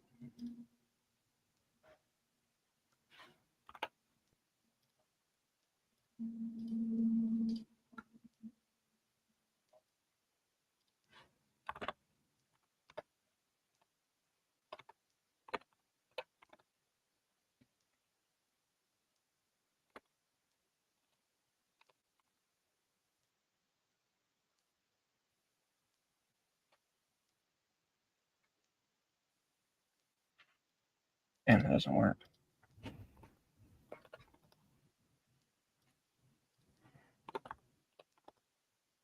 Yeah, your border didn't have to be perfect right now. You can, you can look at all the other borders too. I don't know if you've had any to look at. Yeah, I wanted to get in the groove of trying to make my own, Yeah. just to see if I can't figure it out. Sure. Yeah.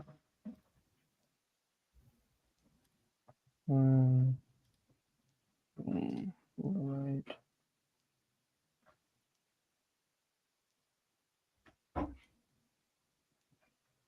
That's better. Oh yeah. Yeah, nice and clean. That looks good. Okay. Close that one. Close that one for now. Now.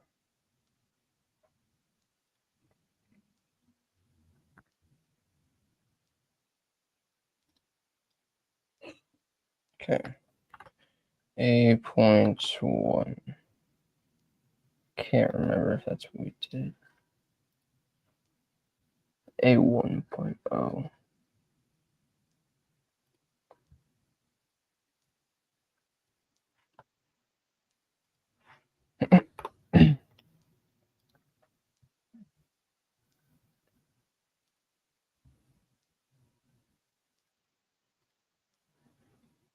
Two point oh, 2.1, 3.1.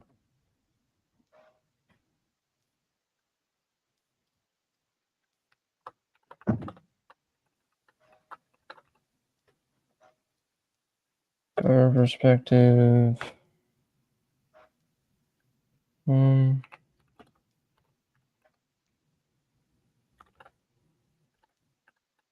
know how you spell that.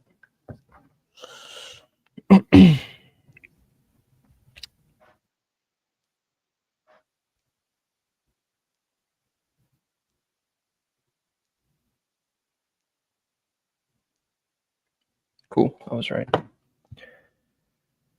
All right, project number 1.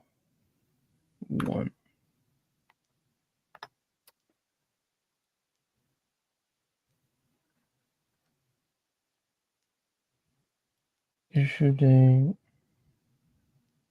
is it 03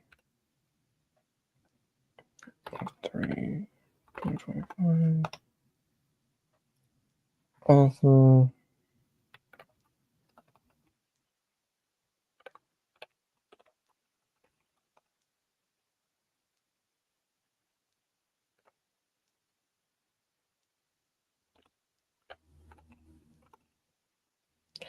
I don't know if I'm spelling. I'm just gonna go Brian.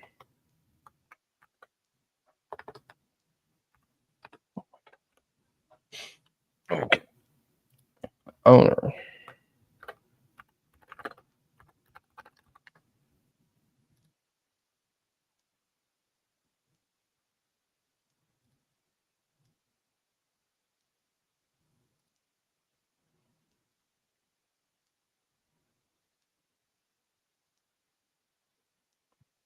There we go. Ooh, could probably make all this text a little bit bigger. Instead of a quarter, make it a half. Duplicate.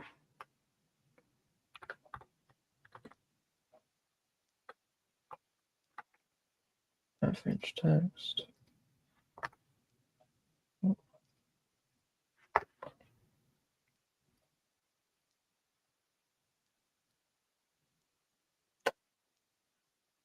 Too big.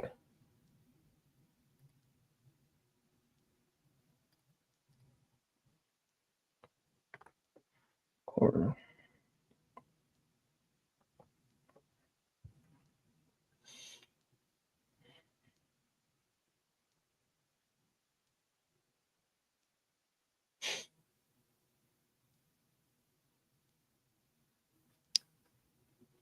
I did 3/8.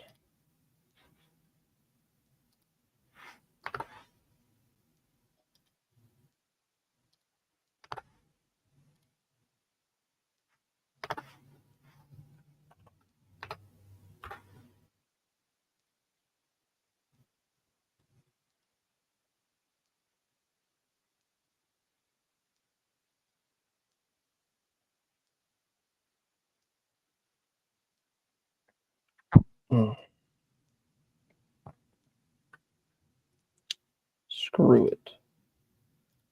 Let's just see. All right.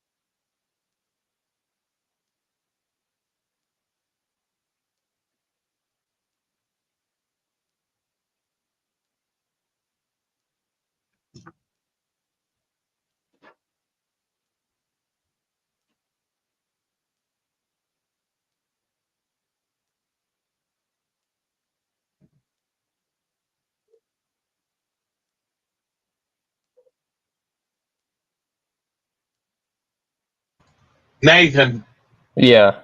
most of your problem is because you're using a very small sheet of paper. You're only using a regular piece of paper, 8.5 by 11. Oh, then you just got really big text size. I did 3/8. Is that too big? That's big. That's real big. So quarter is just where you would go. Normal size text is 3/32. 3/30 So seconds. 3/16 would be double size text. Oh, I see. So you're just off on your scale a little bit. That's why it's not fitting quite right. All right. So you okay. So Don't normal cheat text is it, Brian. 3/30 seconds. Yep.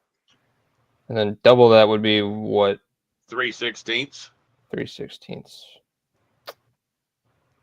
And you're double that. So you're actually 4 times the size of normal text. Well, ain't that something, huh? Well, you'll find it'll work out now. 3/16.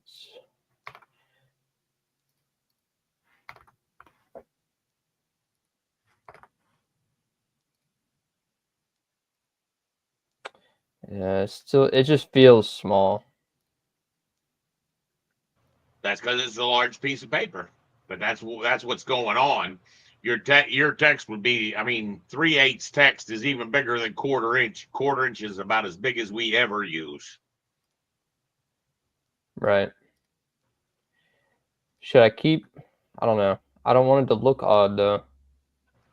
Well, what I wanted you to do was just to, I totally get that you don't know how to lay out a border. What you got to realize is in most firms, they have a standard border that they want. Okay. And that's all I was trying to prep you for. Now, that usually a firm might work for a while on what their border is. But understand in the old days of hand drafting, instead of us having to put all the text on the border and all the lines and everything, they would actually order paper with that border put on it already. So, I mean, trust me, they would really take pride in how their border looked. But you're correct. That border looks like poo poo. It does. And that's where I would say if you looked at what came from Blythewood from the architect and what came from Northport from the architect, you get a better feel for how a border's laid out. And I'm going to even give you some additional pointers as well. Some other stuff I wanted to give you a stab at it so that you can see the other things that you would add. But normally the two biggest numbers, the biggest text that I would have on there is going to be the sheet number, which you called the project number. See, I think all you have is it all you have is labels? You don't have any text? Yeah, it's just labels. See, so you should have the text in there saying this is the sheet number, this is the check by, this is who drew it. Right? You should have a text that says drawn by, checked by, scale. See, you're missing all the text. You just put the labels in. And then do a little bit of that. Yeah, then that would be right above your drawn by. Is the like turned up 90 degrees? Some people do that. There's a million different ways to do the border. Like I said, they sort of take an artistic, Yeah. But you see, that's not where you'd put it. You'd put it in front of that. See, because you're going to fill in the DRW. Or above it. I got you. So the text will just be there. This is what I'll actually fill in. Correct. Okay. See if you can't go in that direction a little bit.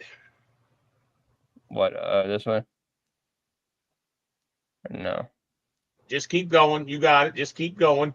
Just get yourself set up. I don't want you to waste a whole lot of time on the border. I want the drawings is more than what I want than anything. Right. Okay. But yes, that's how you would do it.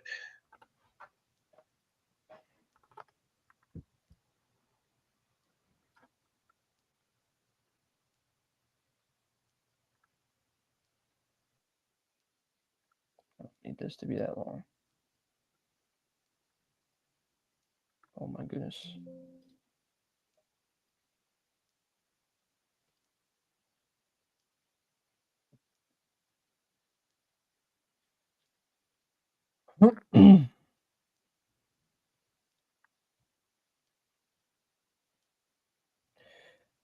Trial and error.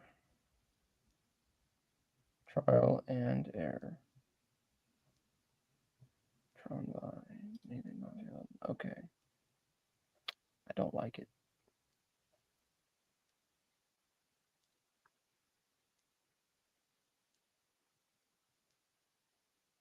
Brian, can I ask you something? Yeah, what you got? Yeah, to get that add-in that I needed for the Twin Motion, did I need to go to the Autodesk add-in? No, not Autodesk. Not Autodesk. It's on the Twin Motion. Oh, okay. The add-in. Okay. That's it. It's called Datasmith. Okay, just type in Datasmith. Okay. Best first month of any administration I've ever seen. That's a reality. Because no, I wouldn't do it there, Misty. I would do it in your Twin Motion. I'd like to see Oh, okay. I have that up. Here or in the engine, that engine in thing. In the engine. Okay. Perfect. Thanks. It's at the very bottom of the list. Okay. It says plugins. Okay. Brian, can you look at mine and tell me what you like, don't like? Do what? Yeah, well, Jim and his friends were funded by Russia. That hurts him. That's the lie. That looks fine. I mean, put it in and start putting your views on the sheets and filling those out. The idea is you can go back and adjust that at any time. Right. I just want to know if you see anything I'm missing or something I need That to looks change. like the standard. Looks like the standard. I mean, that's Okay. what everyone in Revit does. At least with Nathan's, it's a little bit individualized because he rotated it all on the side and attacked it on his own. Yeah. It's a pretty boring border. I don't see a logo. You see where it Well, says insert your logo? yeah, I need a logo. You could make yourself a little T or whatever you want, you know, some kind of logo. I got you. But no, that'd be fine. What I want you to do is I want you to set up the sheets so that we can print the PDF so it look like a set of drawings. Okay. Okay? Russia is evil, and no matter what Russia does, it proves its back. Load it into the project. Stop and ask yourself, helpists, Yeah. why are you mad at Russia? Honest question. What did Vladimir Putin do to you or to us? Take that sheet. In which we are upset. Oh. Now I can break Oh, down that was the one you were stealing from. on a surface level, very light. Yeah. Okay. You call it So now when you say new sheet, but it largely has to do with Russia selling energy in North Africa through the Mediterranean Suez. And it's very little to do with you'll see you got sheet set up one. That's your border. What has Russia done to us to where we're like, So I'd worry about that one line you got going crazy. Looks pretty bad. Which one are you looking at? Across the top. This? Yeah. I mean, you're using up.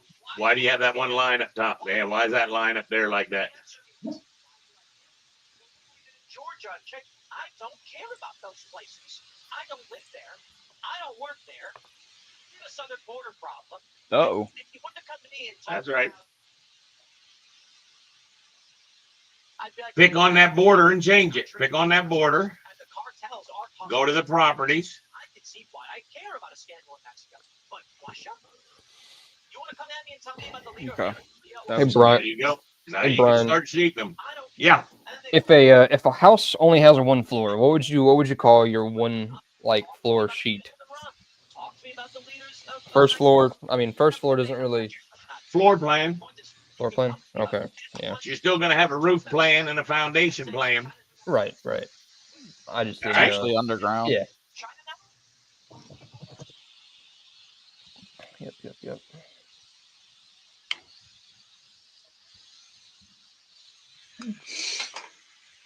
All right.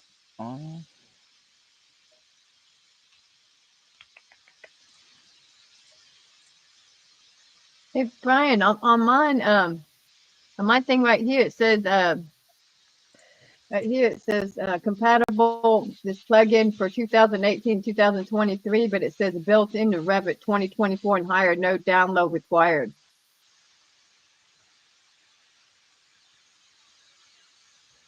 Never mind. Yeah. Okay, I might have messed something up because something was downloading Windows and I didn't know what it was going on. Never mind, I'll figure it out. You'll know you have it right when there's a data smith. Look, right up Yep, here. thank you. That's what you need, data smith. I think mine worked now. Synchronize connections, export 3D view messages. Cool. Yeah, I'll open 2020. I bet I'll in there. I'll see it.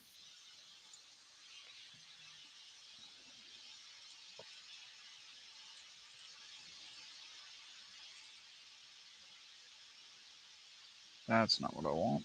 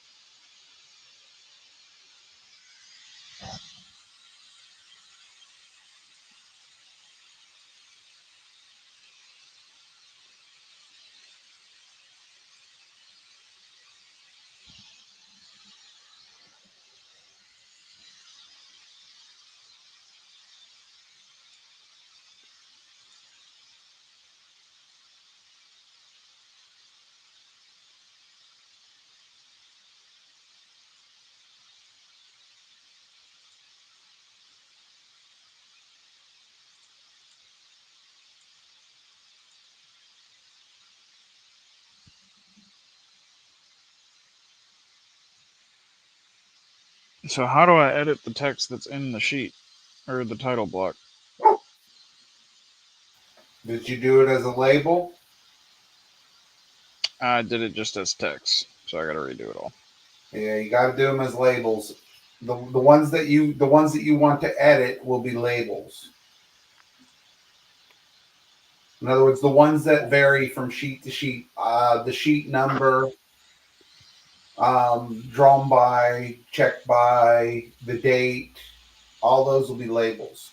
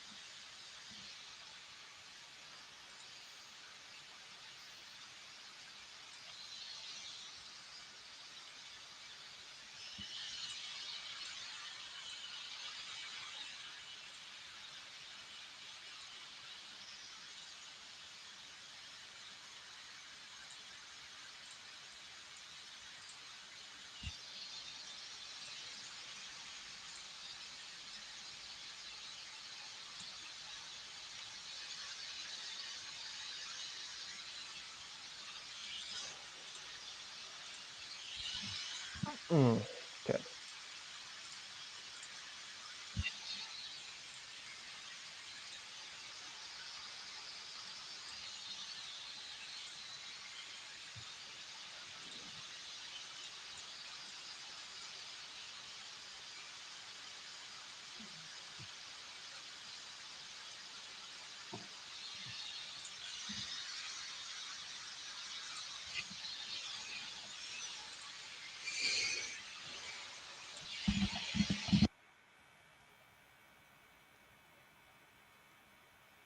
Oh, that is Smith. I got it.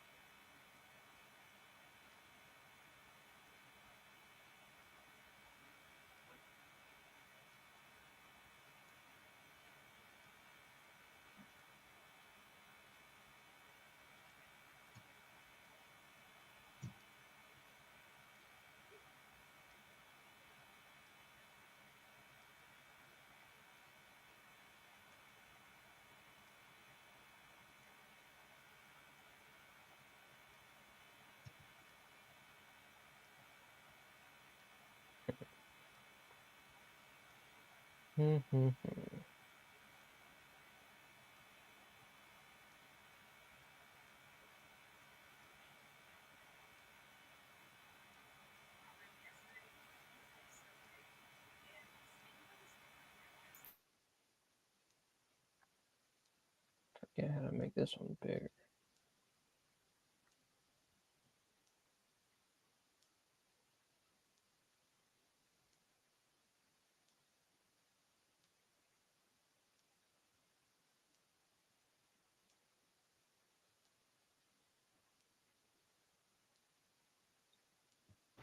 By stretching the crop boundary on a perspective, you absolutely destroy the camera lens angle. Did I? Yep. What you're looking for, if you did some undos to get yourself back to where your crop boundary was, Yeah. pick the crop boundary, look up in the screen where you said promised me you would look, but you didn't. Uh-huh. Damn it, man. Did I do scale?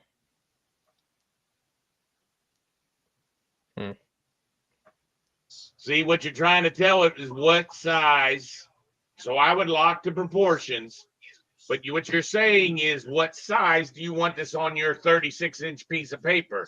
So if you typed in 24 inches, it would be about 2/3 of the papers. Try it, 24 inches.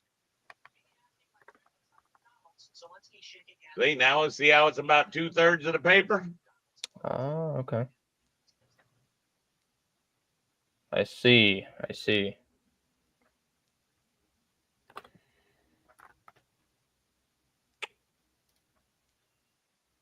$18.18.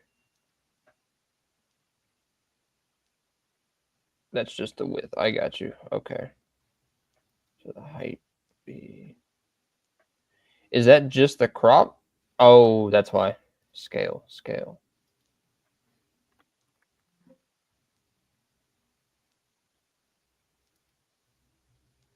So what changed there? Hold on. Just a second.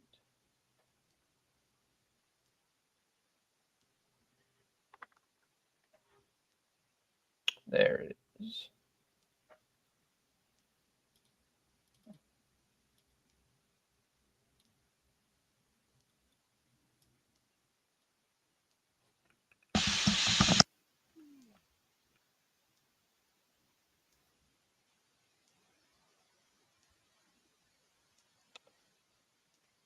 Are these lines going to print? I can't remember. No, they won't. Crop boundaries won't print. But no, you know how I said don't stretch the crop boundary of a perspective view? Yeah. It's really only the sides of this that you don't want to stretch, because that what it does is that makes the lens be a fisheye, and it makes your building look really weird. And lots of people make that mistake. So what you got to do is, you did a great job backing the camera up like I showed you in the plan view so that Yeah. you could see the whole building. Now all you got to do is stretch those two top and bottom close to the building. Yep. Now I wouldn't go too close to the bottom, because you might end up putting some land, right? We're going to build land tomorrow. And it might have some bushes and some trees down there and a car. You see where I'm going? Right. Because remember, these views just keep getting better and better if we're actually adding more and more to it. Okay? Yeah. All right, looking good. How you making out, Tyler? Here. Is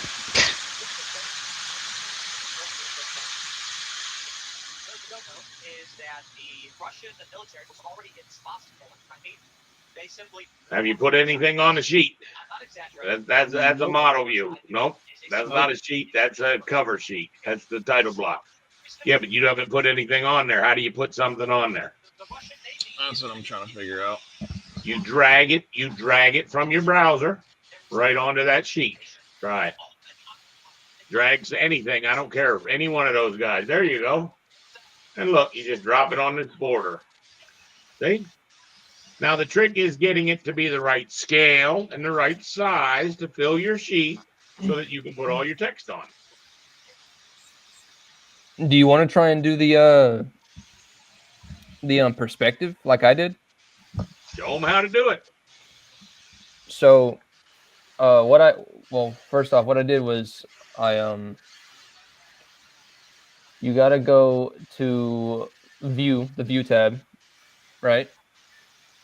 And underneath view, you'll see 3D view. You want to extend it, and there's this option called camera.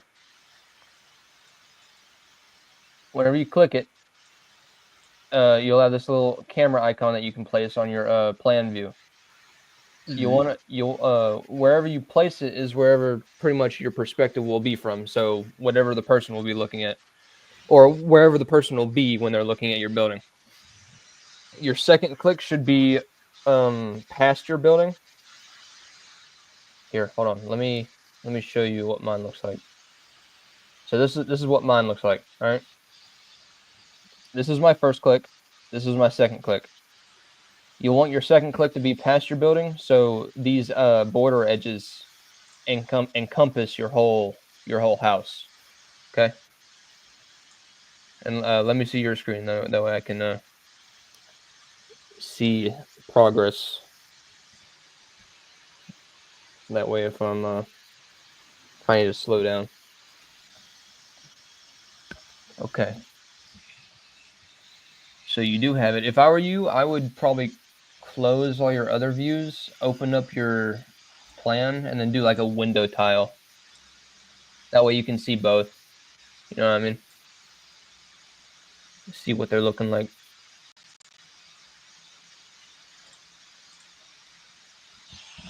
So what are you talking about, a window tile? So click on your other view real quick. And you know in the very top where you can close all unopened views? In the very left, very top left, right above the word analyze, there you go. Click that. Now you want to open up your level 1 floor plan, or wherever you had put the camera. No. Yeah, that's fine. Now type in WT on your keyboard. Is nothing happening? There you go. So now you can see both, and you can adjust the camera and also see what it does to your perspective view at the same exact time. If you type in ZA, it'll zoom all your windows to the extents. I forgot about that. Go into your 3D view real quick. Like, no. You can just middle mouse wheel click it. I'm talking about the one on the right side of your screen. You don't have to. You can close that. There you go. Now click on the border. See, now you can see your camera. If you yep, you click in there, you can adjust it. Now you can move that however you want it, but once you're done adjusting, you would just expand your 3D views in your project browser, which you already have expanded. You would open up your sheet that you want to drop that view onto, and then drag and drop. Same way you did it. Yeah, same way you did it with that one. So you could probably just delete that one if you want. The one you already have on the sheet. Go ahead and delete that off the sheet, and then drag that one onto it. Now, the same way that he had me do this, click on that border. You see the size crop option at the top? To your right? There you go. Size crop. You want to click that? And I did scale, lock proportions. And the proportions I have, let me see. Mine is at 18 inches for the width. Try that. Now zoom out and see what it looks like on your sheet. Does that look good? I mean, you can adjust that however you want. You can go back to size crop. Make sure you click the scale and lock proportions again, because if you don't, it'll automatically stay at field of view. you'll have to do it each time. So if you want to rescale that, you'll have to press the scale and then resize. So if you want that bigger, say 24, whatever. There you go. So you can just play with that. And he said to resize if you click on that boundary, click on it again. Or well, hold on. Do you have to activate the view? You do. Okay, so you'll press cancel real quick. Double click in the view. There you go. Now press the border. Click on the border. You want to resize that top. No, not there, not there. I just want to drag the top closer to the building. There you go. And just leave it like that for now. No, you don't. No, see, do undo. He said if you do that, it'll warp the view and give it like a fisheye lens. So you don't want to do that. You only want to adjust the side, the top, and the bottom. You wanted to get the side crop boundary by selecting the crop boundary and going to your level 1. So go to your level 1 tab right now. You'll see the camera in plan view, right? See, so instead of stretching the side crop boundaries of a camera, what we do is we make the camera get closer to the building. So make your camera closer on the same line, right? Now notice what it's going to do in the 3D view over there. See how that did that in the 3D view? See, so if you want your crop boundaries closer, you got to move your camera closer. The eye elevation, that just changes the elevation you're looking at. The eye elevation is very handy, and it shows a mistake that you made, Nathan. You said that you shouldn't put the target. You should put the target past your building. Now, you should not put the target past your building. You should put your target what you're looking at. Okay, so that little red dot, see, yep, that's where that red dot should be. Now, I'm going to show you why, Nathan. All right, the reason why is if he now makes his eye elevation 30 feet high, you see how it rotated around the house? Yeah, yours would rotate outside the house because your target was looking in the backyard. Okay?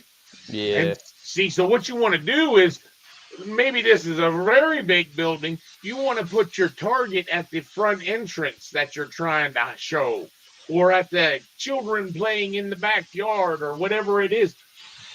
That's how you decide your target. Okay? Yeah. That was the only thing I heard that you were off on, that you didn't quite have a solid grasp on. You just came to a conclusion that made sense with the amount of views that you put together. But you got to understand, my goal is to have you sheet this little house today. But you better believe by the end of the week, I'm going to give you a real project, like with about 55 sheets that I'm going to ask you to sheet and have it done by the end of the day. Okay? So this is the easy sheet. This is the beginner sheeting. And after lunch, I'm going to show you. You're going to pick a project and you're going to sheet that thing. You're going to put in the sections, the roof plans, all of the stuff that we need, because that could be a task that you're going to be faced with if you're a BIM guy. Okay? Yeah. This little house, very simple. Lots of tasks, but all of them very, very simple. You get a lot more repetition when it's a casino or a very big building, an apartment complex, whatever the heck a hotel. Think about it. There's a lot more sheets to set up. So this is just to get you in the feel of it. And then I'm going to get you to the production level of it. Okay? Yeah. So what I challenge you with is I need you guys to pick up the pace. I promised someone that both these houses would be done in the morning. I need them sheeted tonight. I need you to move faster. Don't worry about little details. Get the most of the work that you can get done. You can throw roof plans on there. You can throw the regular floor plan on there. You can throw the elevations. See, always want to try to get the most stuff done. And then when you go back, then you're going to refine that And what I worry about is you got a little bit lost on the border and spend an hour on the border when we only got 8 hours to spend on the whole doggone job. See where I'm going? Yeah. So get some stuff sheeted. Help Tyler sheet. You've done a lot of sheeting already, right? Tell Tyler how many sheets you made. I think you probably made over 100 sheets. That's why you have experience that Tyler doesn't. So Tyler, get him to sheet his stuff. Get him to cut his sections, right? He's got his elevations, Yeah. but he needs to get all that stuff to scale fitting on the sheet. I know you already have that skill because you got lucky and got Robert's job to get you to do that skill. But he look at his title block or his view title. Where's his view title at right now? I can't see it. Zoom in a little bit and then you'll see it. It's grayed out. It's right across his cars. You see it? Oh yeah. Right? Yeah. He doesn't know how to move that. Move that view title, Tyler. Watch this. We'll see if I'm right. We're gonna see if I'm right. Move that view title. How do you get out of that view? Double click outside the box. Now you're there. Now move that view title below the cars. Perfect. Something There you go. Something I did because I just like the way it looked. I actually removed that title block. You're not going to be able to do it. You'll have to make a new one. So what I did was I clicked on it. Hey, listen, what I want you to do is I want you to spend the next 1 hour, because I'm going to go take my wife to lunch and I got to run an errand.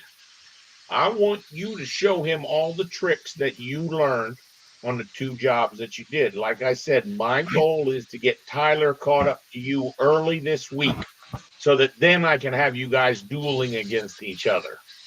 So this is where you got to understand, Nathan. Part of what I believe Rogue is you learn and you teach. And I want to say one other thing. Eric, thank you. Very nice tip. I didn't know that tip. I've been doing all this stuff all this time. That ZA, that's very cool, buddy. I didn't know that one. Yeah.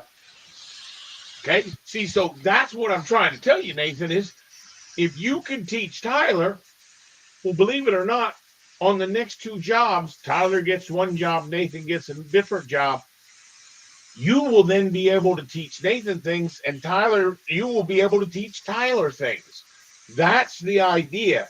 That's what's not happening in companies. And that's why everyone just has such a slow rate of improvement.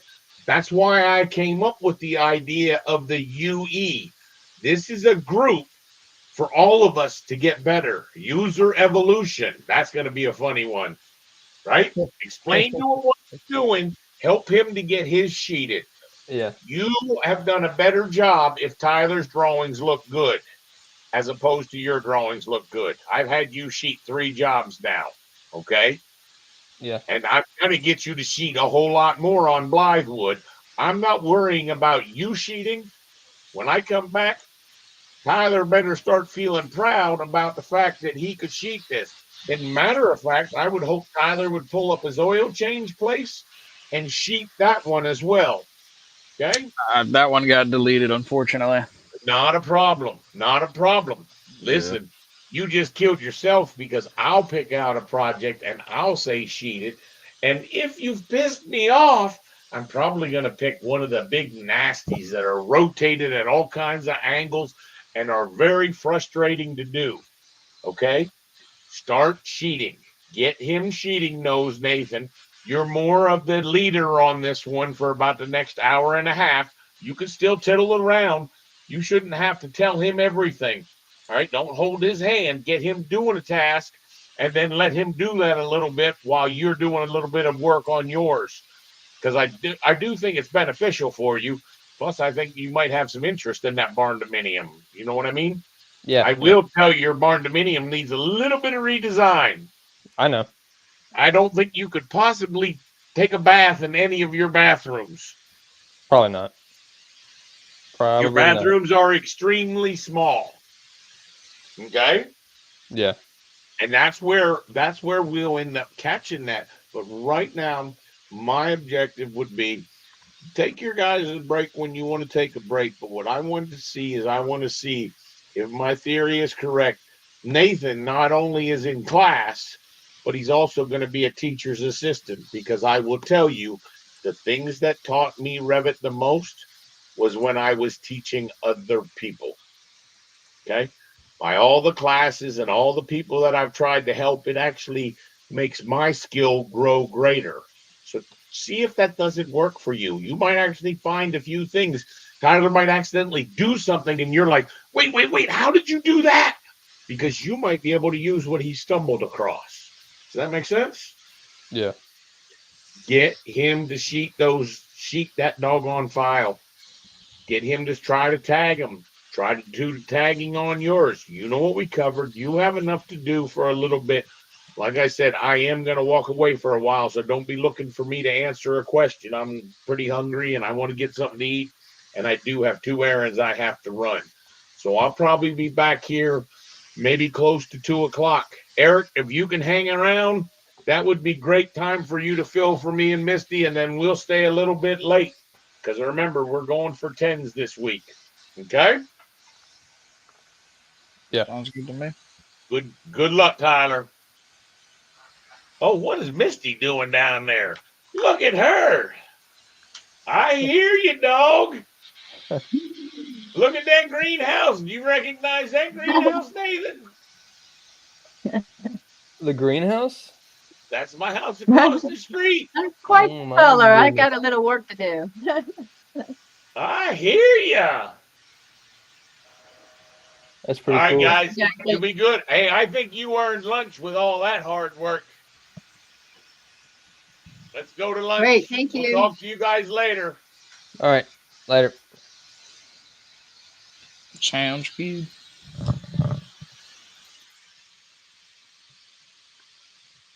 All right. Okay. Where to begin?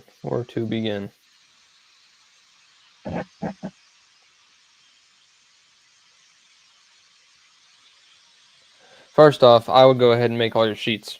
So what I did was, and you can use, like I said, I emailed you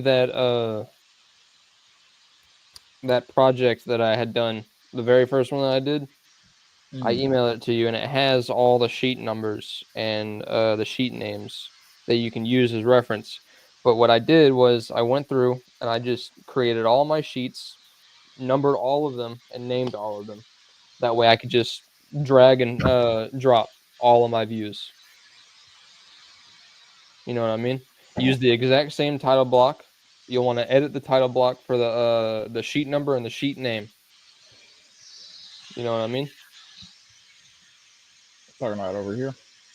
Yeah, but so if you would, before you do anything, click on your view tab. Okay, you already have it. Right click on your sheet. See where the sheet button is, and add it to your quick access.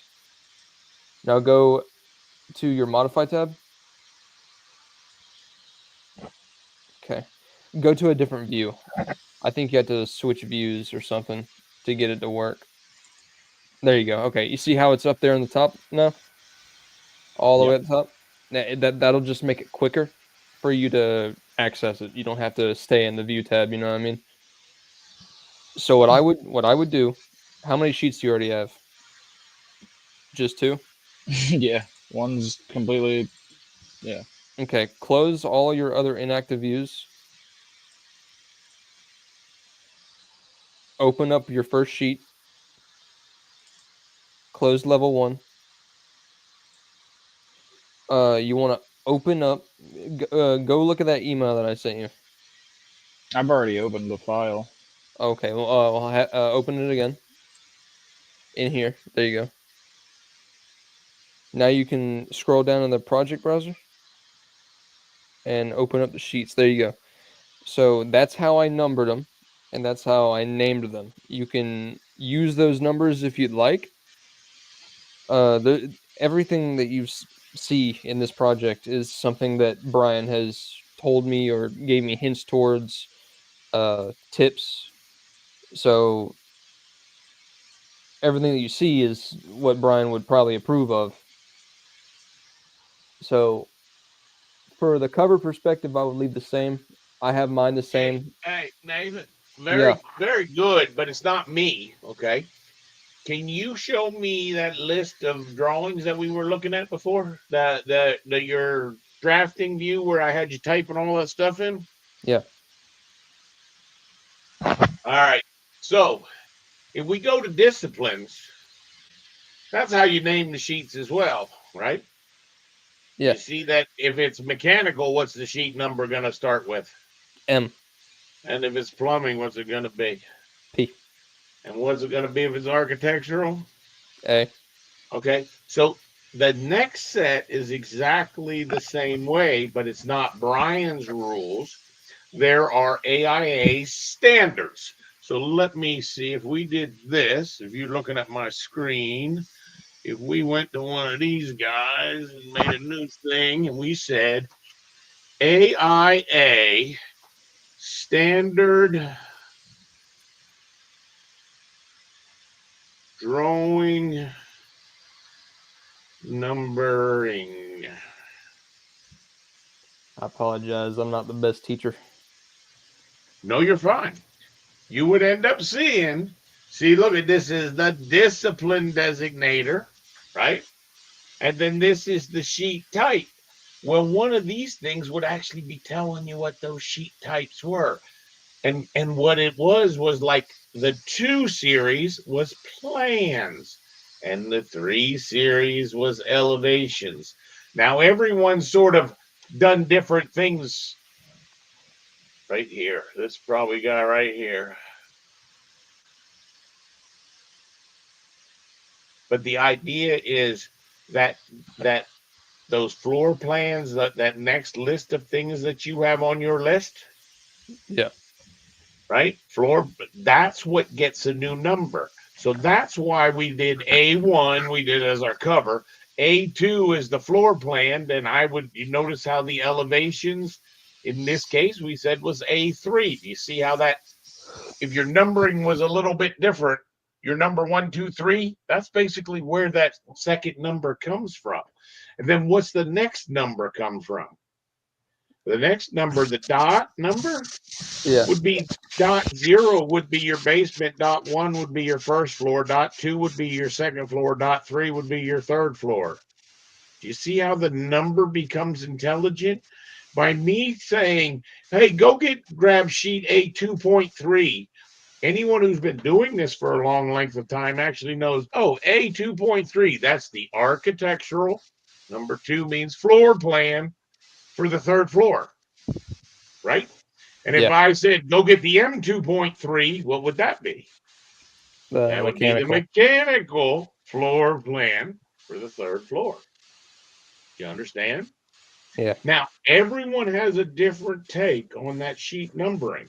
So what normally will happen is if you were to get a job with someone, they would give you this thing called a BIM manual, and it would tell you this is how we number. Like some people don't like to do A1.0. Some people do A101, right? Right. Well, that still has some intelligence. It's architectural. It's 1, so it's in the 1 series. So that's probably either a cover sheet or index B, or you know the details they put at the front of the project. Yeah, or like schedules or something. And if it was an A203, you'd be thinking, well, that's probably an architectural floor plan for the third floor. So 203 and 2.3 are just 2 different architects picking how they're numbering.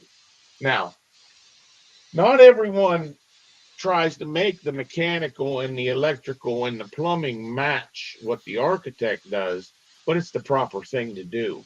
Because after all, the people in the field, especially the general contractor, it makes it much easier for him if it's not M101 and the A1.1 are the same drawings.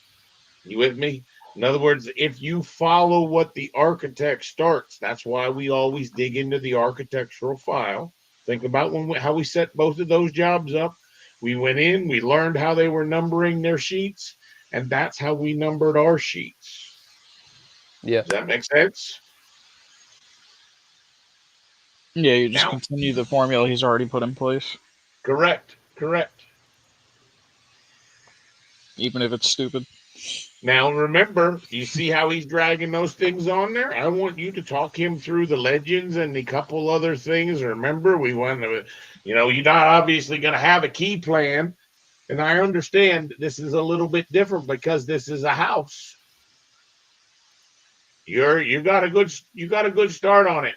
Now, if you look at those, they make sense. You put one end next to one long one end next to one long one. You could probably even increase the scale of those. Make them look pretty. Help him make them look pretty. That was the stuff that I worked with you on. That he's not gonna have any idea because you see, he's gonna think I'll just stick all them on that page. Or what's he gonna tell you, Nathan?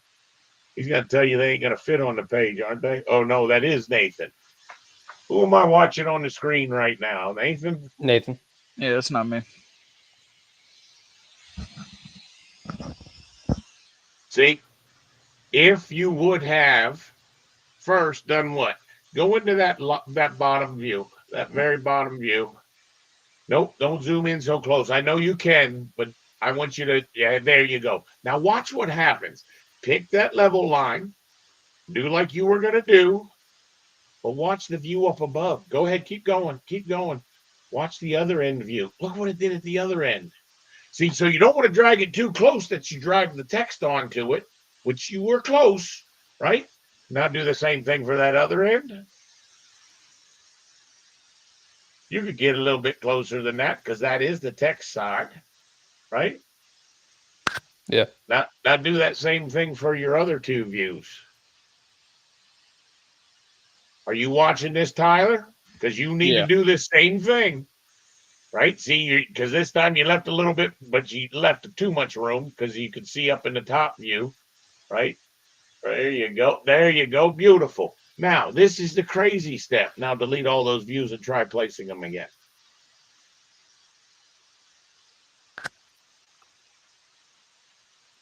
And a lot of times when sheeting, it's much easier to delete it and then replace it. And see, what I'm saying is if you put one of the short views next to one of the long views, you have enough room to fit that all on your sheet. Right? Yeah. Now, right? You see how I need you to show them how that alignment works. That one you didn't do right on. Well, maybe you did. Yeah, that elevation's coming from the other direction. Now it's not right there. You got to get that green dotted line. You got it. Yeah, you can see it right there.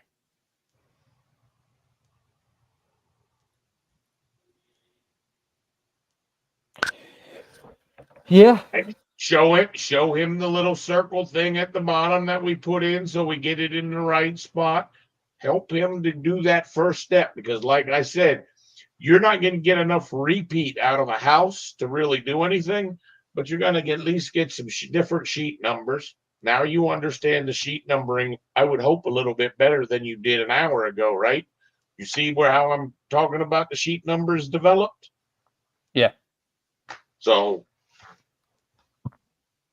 I think we'll be right in line. Remember, take a stab at tagging.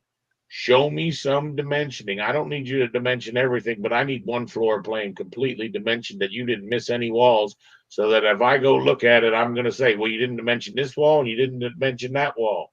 You need to lock it down. And you guys should both know that from the field. If you don't lock it down, those people in the field, they hate your guts. They're like, what the hell is this junk? Right.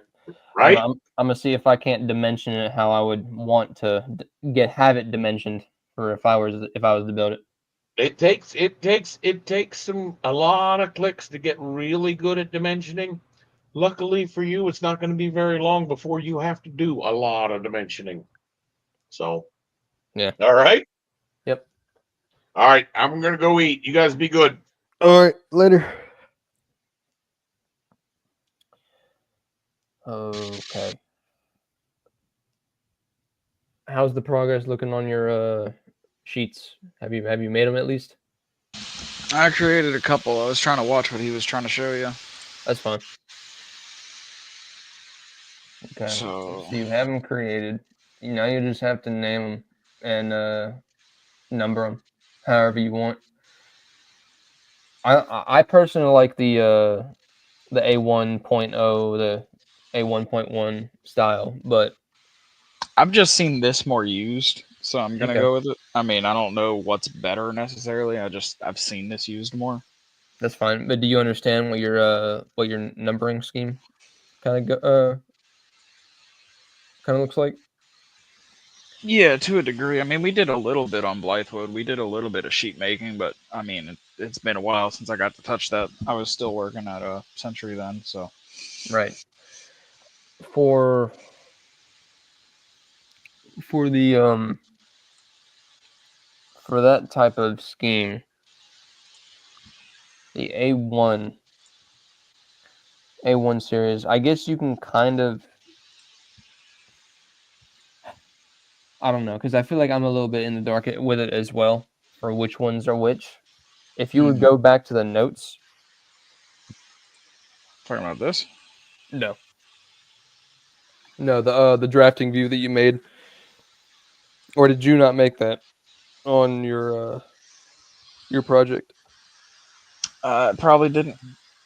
Um, so right above legends, okay, you did not. So if you look at my screen, this is what I'm talking about. Yeah, I don't have that at all. Do you wanna make that real quick? Copy it. Yeah. Okay. You probably want to keep my screen up. That way you Okay. can just look at it and copy it. I will be right back. I'm gonna go grab me a drink and then probably a little snack. Alright, I'll do the same thing. All right. I'm gonna take a quick one then too, guys. I'll see you in a minute. No, that's fine. See ya.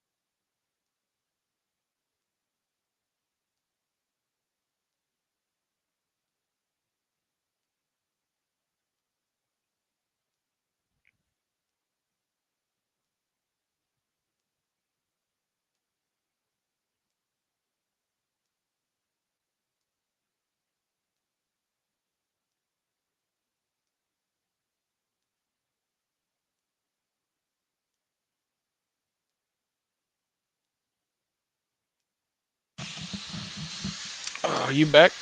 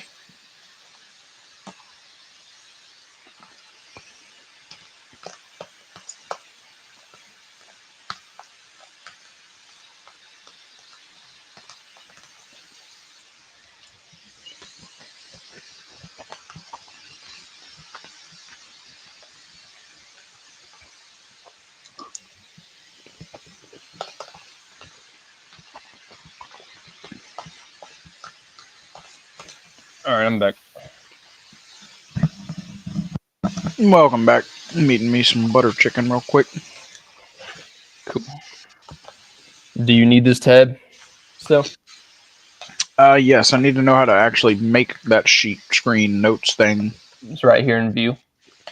In the view tab, you just want to click drafting view. Does scale matter? No. No, I would. You're only going to use this for notes. It would matter for other drafting views, probably. I'm not too sure. Okay. Drafting views, notes, and then annotate text. Yep. No, Oh well, yeah. Everything that I put in is just text. I did 1/2 inch for the title text, and I did 1/4 inch, I think, for the normal text.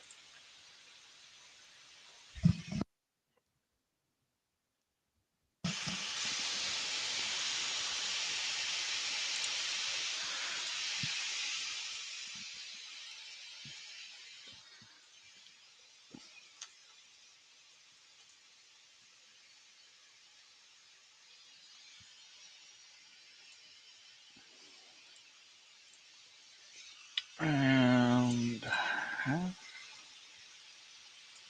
If you would like, you could take a picture of this. That way you could type it all up whenever you get the chance. yeah, I'm doing it right now. Edit type, duplicate.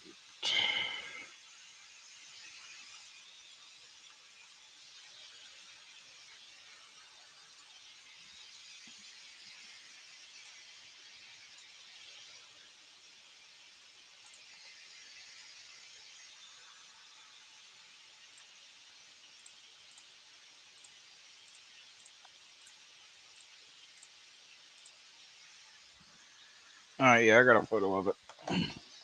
All right.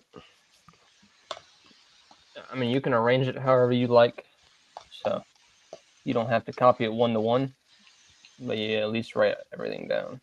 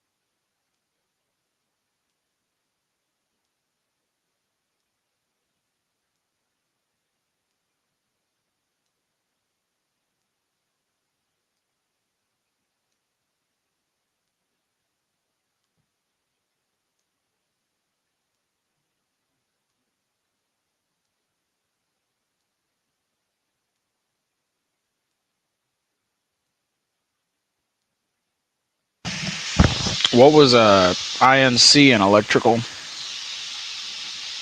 INC. Yeah. You won't really have to use INC. You're not gonna have to add that. Yeah, but what was it in reference to? I can't remember actually. I think it's a culmination of like something with plumbing. It's multiple of one discipline in one. So like yeah, okay. So she used it. She used electrical for as an example. It was everything packaged into one. So like your high voltage, your low voltage, your um all your other packages that come with electrical, all rolled into one. That's what she said that a company had her do a package like that. Gotcha.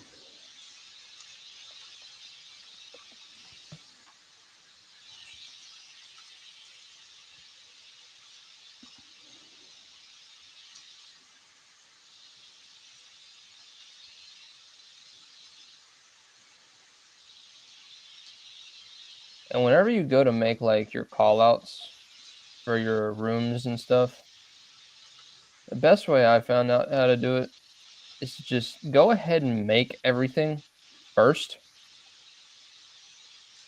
Like go through, go ahead and draw out what rooms you want, make them, name them, and that way you can go back and add them onto your sheets.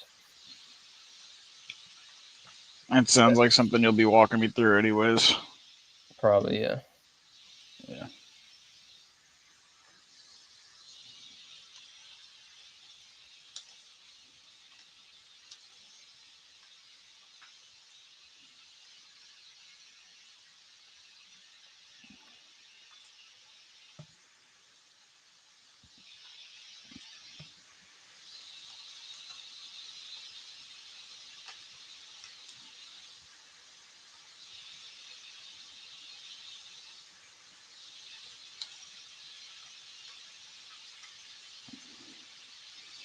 I'm curious to see what he's talking about by wall tags and door tags, because that was not something I saw in the casino.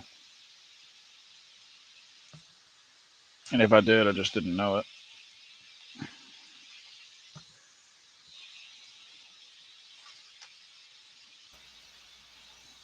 it. Door tags are easy. You just put it. You're just tagging the door, and it's gonna give it a number. Wall tagging is a little bit different because you're gonna tag it, but you're not tagging each wall to give it to give it its number. You're actually tagging the wall to tell the person this wall is made out of this construction. Okay.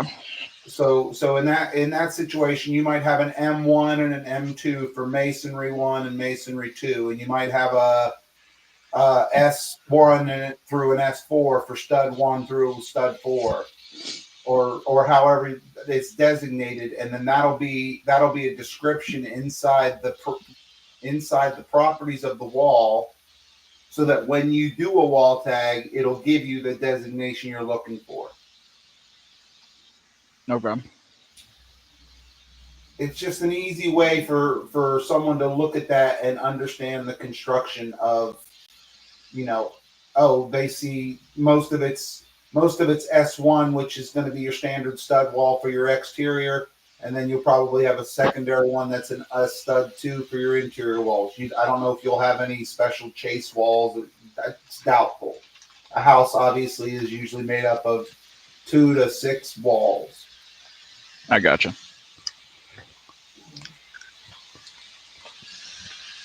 I kind of get what you're talking about now, where the casino is different thicknesses on the concrete, different material. Correct. The casino's going to have, the casino probably had 20 to 25, maybe even 30 wall types.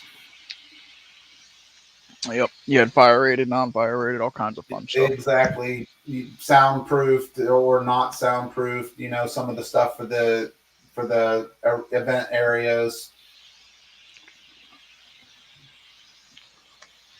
They still haven't opened that event center, and I don't think they will.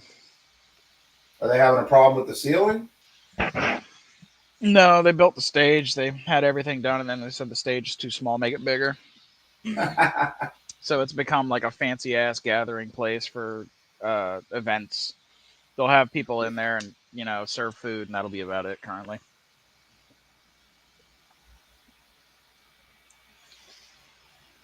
It's amazing they can't get what they asked for. Well, they built exactly what they drew. You know what I mean? Yeah, it's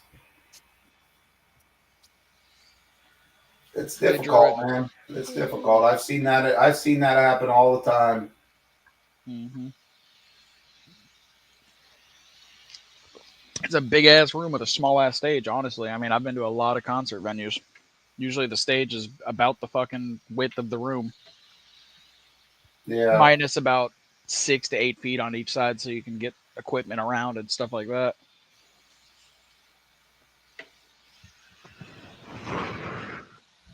Their green room was pathetic too. I thought that was hilarious.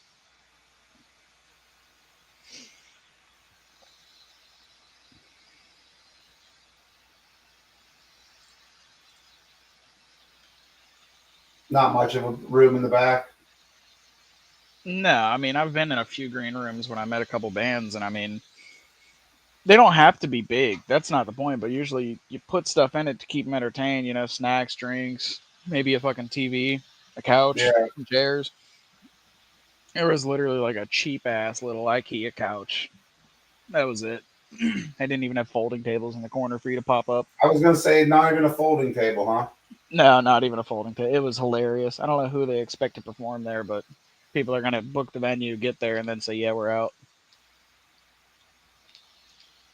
I did like that they put those walls that roll out so you could change the size of the room. I did like that, I'll say. Were they attached to the ceiling? Yeah, they were on a roller system. Yeah. I've seen it in a few places, but I didn't think they were going to do it. It makes sense, though, for, what do you call it?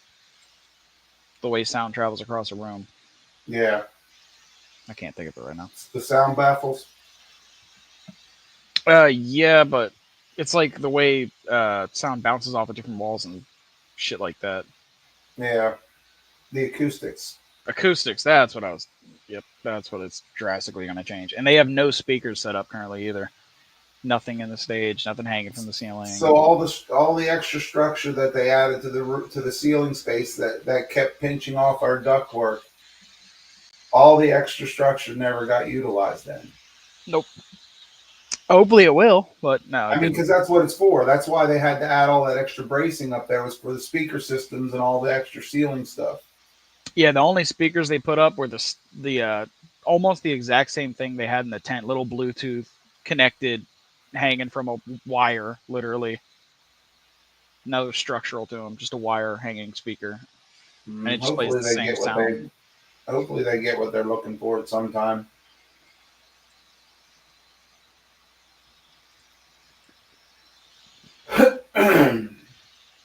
From my understanding, the casino is very pissed with the engineers they had draw it in the first place.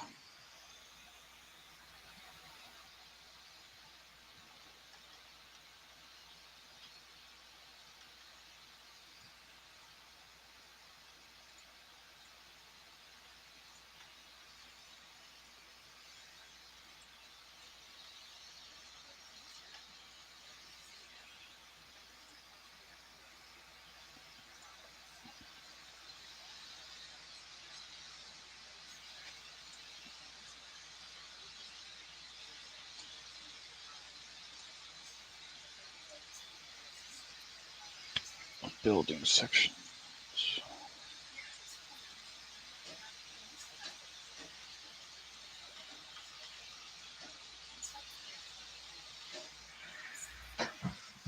Did you make those 1/4-inch scales? What, me? Yeah, were those views set up as 1/4-inch? I think so. Yeah, for something like this, you might be able to go a little bit bigger, but you really wouldn't. You don't blow up a lot of I know you're just doing this to do enlarged plans, but in a house you don't generally blow that kind of stuff up. Oh, you wouldn't blow up the kitchen? I don't. You might. The only thing you might blow up would be the kitchen and maybe a great room if it had some kind of, you know, something more than four walls. Like if it had some kind of built-in counter or fireplace or something. Yeah. But in general, a house, any bedroom or main room or whatever, if it's just walls, there's not a whole lot they need to see to be blown up. I don't know if he told you to blow those up or not. I have no idea. I assume you were doing it because obviously we need to blow stuff up in Blythewood because we need to see better views of the locker rooms, the bathrooms, the electrical rooms, the mechanical rooms. Right. But in a house that situation, it's very rare that you're blowing a lot of stuff up. Like I said, if he wanted you to do one sheet of enlarged stuff, then you're doing fine. I was just thinking you might be able to do a little bit bigger scale. The thing is that you usually do bigger scale to show more detail, and you're not showing a lot of detail. So, Right. Well, I mean, I don't have too much in there yet. I'll have to go back and add all the details. yeah, no, that's fine. I'm just telling you in general. I haven't done many jobs for houses, but when you do jobs for houses, you're not doing a lot of enlarged stuff. Well, that is good to know for the future. For sure.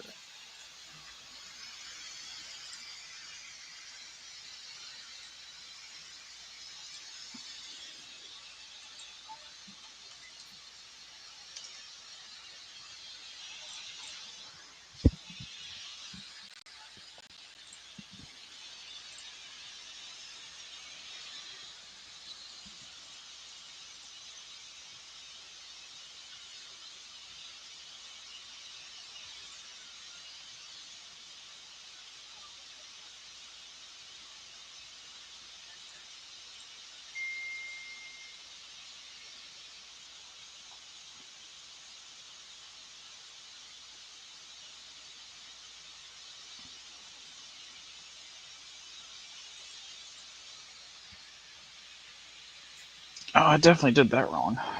Okay. Let's...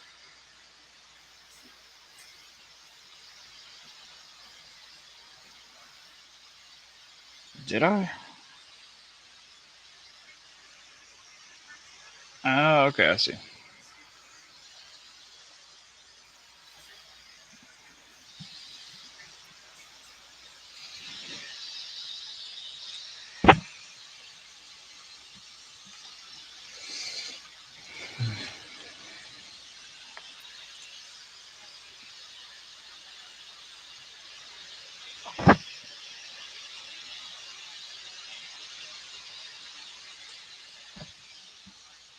What the hell am I doing?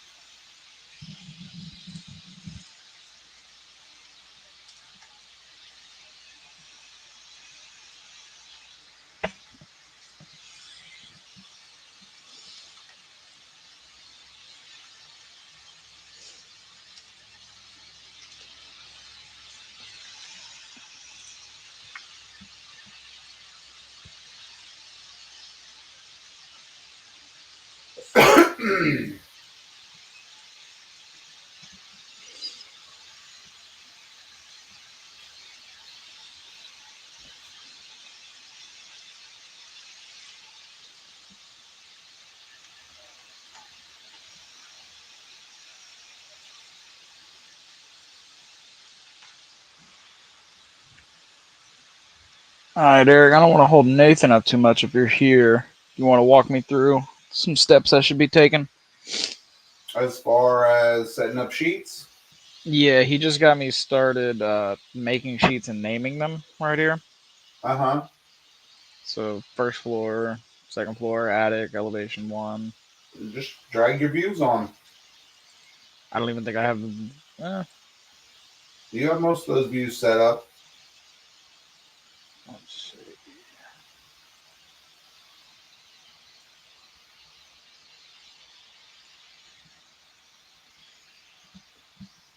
I'd tighten up your elevation tags a little bit so you're not getting quite as big a box. And one of the things that you're going to learn here now that you're doing sheets, you could have done it there by clicking inside the view. Make sure you get both of those objects. There's two objects there.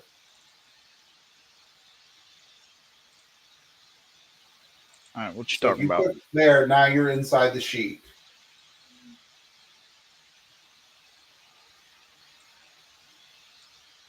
Talking about doing this, basically. Yep. Just tighten that guy up. I would just be selecting him and using the nudge. Okay. That's how I like to move those guys because then I know they stay kind of in line where they're at. Oh, I switched my I didn't switch, sorry. I changed my crop boundary, so I just got rid of those. Yeah, but you want to be able to see those because they're going to call out where the elevations are. North, south, east, west as well. No, but what happens is the views that those are calling out are about to go on a sheet. When they go on a sheet, the numbers, what sheet they're going to and what view they are will show up in this view. Mm. And so yeah, exactly. What happens is when you resize something, rather than readjusting it, you delete it and put it back on the sheet. There you go. Now you're a little tighter. Now you can put your floor plan and your roof plan together maybe. I don't think I have roof plans at all. No ceiling. You want a roof plan, maybe you put your ceiling plan on there. You'll have a roof plan. You have one probably already made. You just don't know it. Is there a roof level or a second floor level? Oh, I just haven't named it that. Okay, I see what you're saying. Yeah.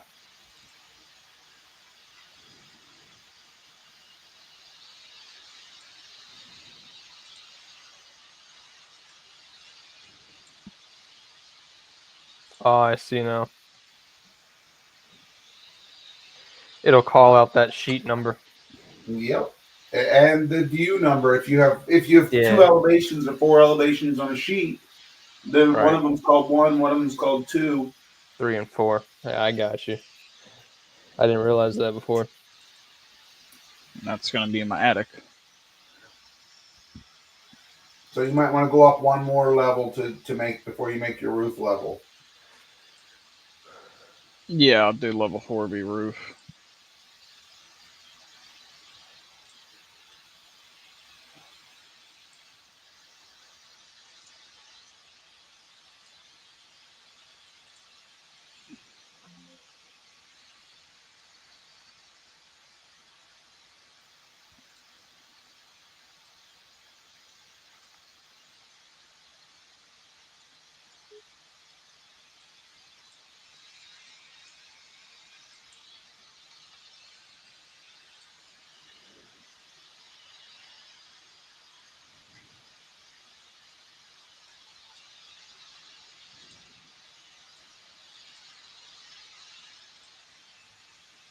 That's weird looking. I guess that's just the way the elevations are set.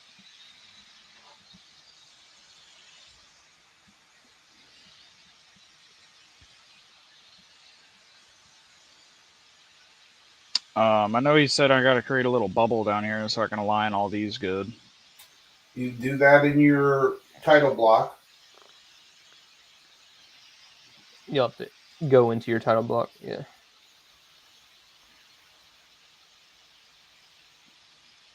You'll do it with a line. You'll create tab, line. You can draw a circle.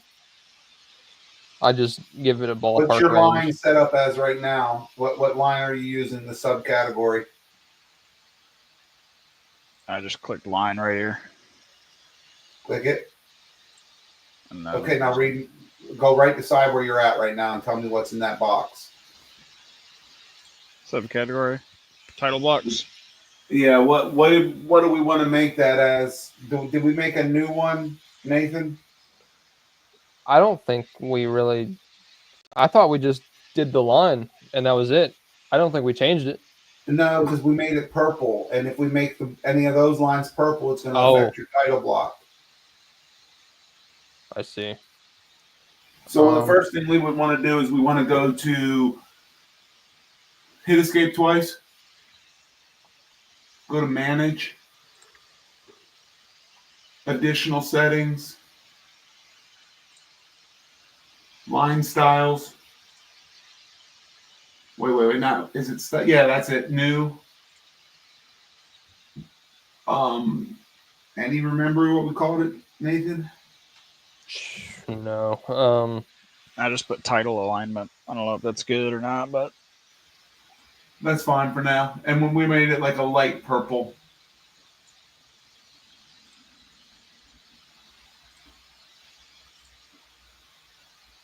so go back to create, go back to line. It didn't put it there. Hang on. We got to make a category go BB. Yeah. Go down to title block. Maybe it's under object styles. I'm sorry. Hit object styles right there at the bottom. Say new. Wait. We got to be under title blocks. So click on that. Now, yeah, there you go. Now say new. See, that says subcategory of title blocks. Yeah, sorry. That's all right. Cat's fucking with the snake tank behind me. So we didn't have to do the other one. I thought we did for some reason. There you go. Make it about a quarter inch or I think a half inch is what we did. A half inch. It's about the size of the circle of your, and you just want that down in your bottom corner. You want it about a half inch or an inch in from each of your lines.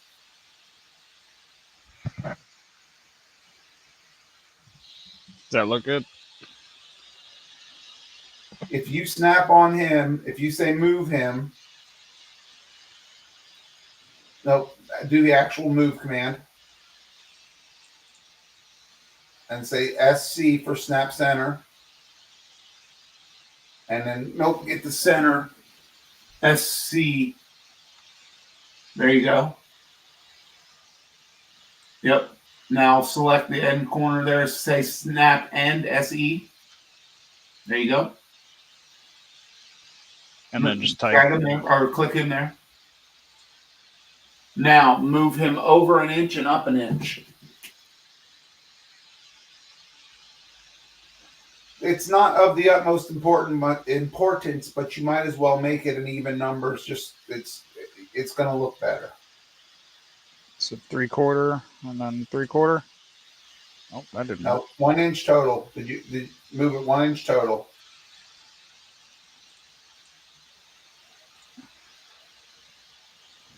You do move. You click once on the screen and you drag over.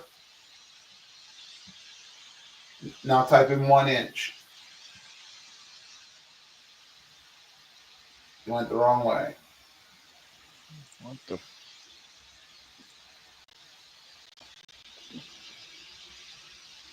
You can use the temporary dimension. I don't have a problem, but I'm just saying if you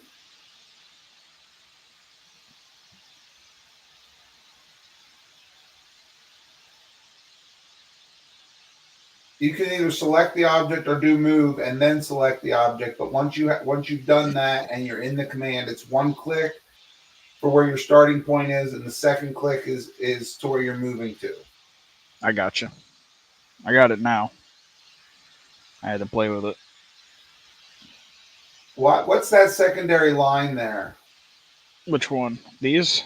Yeah. Those are dimensions. They're just dimensions of the page. Oh, okay. That was throwing me off. You want to go more? I thought you had a go over 4 inches or go over 3 more inches. You're too close to the staple side of the page. See, generally that's the side of the page that gets stapled. So this way they can pull the sheets open. You don't have dimensions and stuff showing up on the staple side. So we're good there now. Yep. Now save it, or you don't even have to save it. Just push it back into your project. Then what we do is we generally, when it's time to print, we'll go turn that guy off. Yeah. So should I bring this down there? When you have one view, when you have one view, it goes on there. When you have multiple views, the first view goes on there, and then you work around that. Okay. Would that be true for a situation like this? What's that? He's got 4 views on one page. Oh, let me. I can't read your name from here, damn it.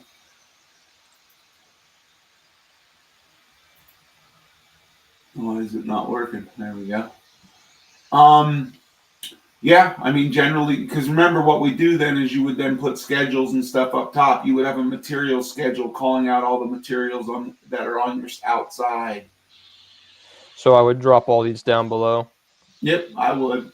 But if I put this one right here, it would kind of mess up. Oh, well, in that scenario, then you can start pushing them farther to the left. Okay, cool. But moving this down would probably be ideal. What's that? I was just saying moving that down would probably be ideal anyway. Yeah, exactly. That way I can put the schedules up top. All right, cool.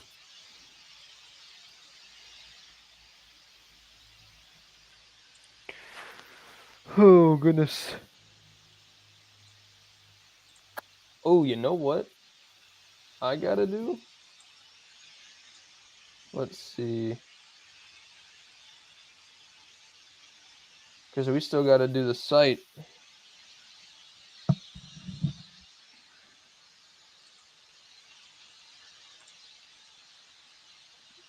Where would be...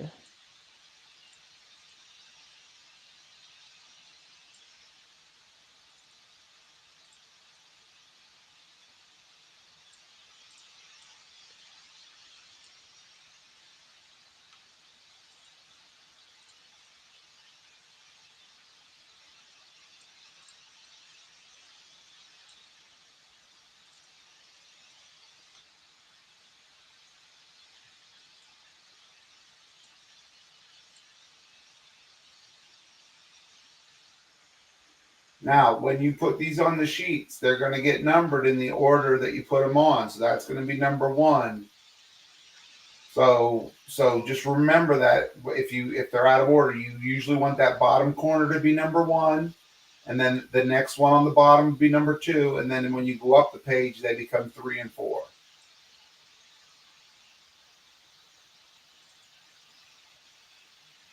And some companies may have you number from the starting at the top. The first one in the upper right, in the upper left corner is number 1.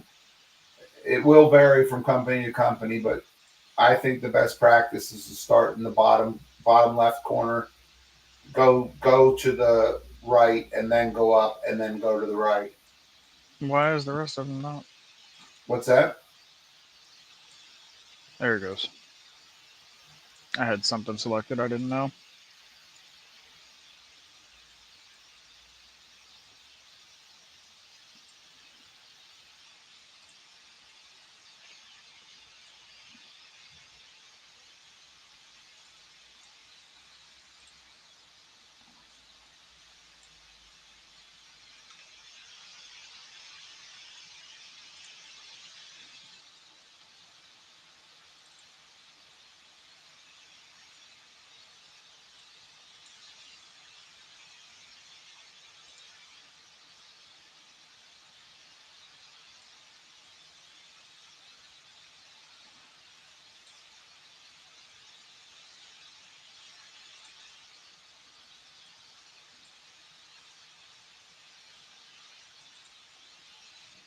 Kind of like that.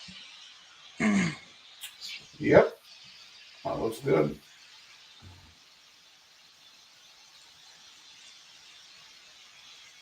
So I've got 1, 2, 3, 4.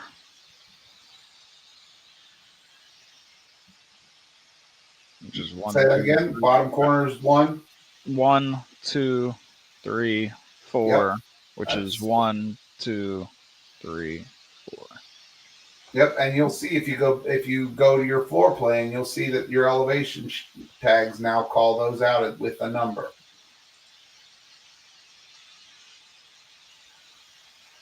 See, the inside the box is telling you what sheet it's on, Yep. and inside the triangle is telling you what detail number it is.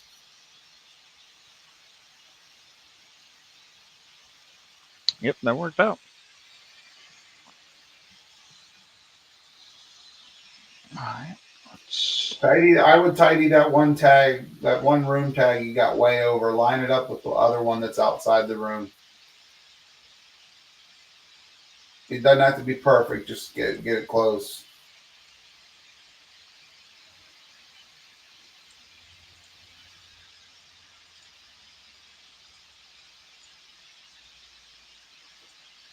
See, this is where it might be better for you to be working that instead of that being an 1/8 inch drawing, that should be a 1/4 inch drawing. And it might mean that your floor plans can't have both on the same page then. What you mean? Just kick the scale? Yeah, I would jump that scale. If you jump that scale to a 1/4 inch, because you don't have a very big footprint, now all your tags can be inside your rooms, even in the closets, and you can tidy that all up. And now if you go to your sheet and look at that, you can see you should have plenty of room for it. You still should have room for both.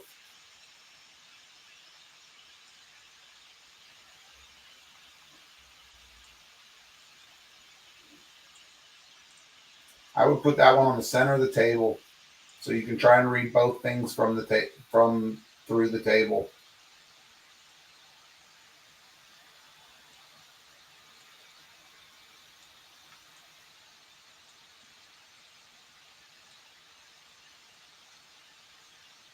Yep, there you go.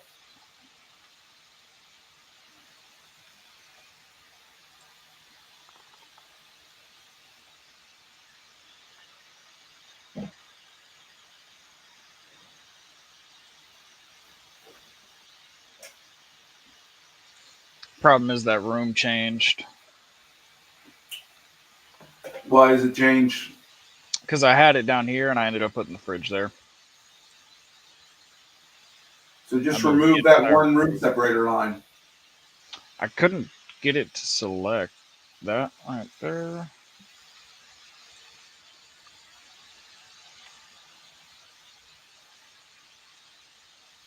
I need to add another one there.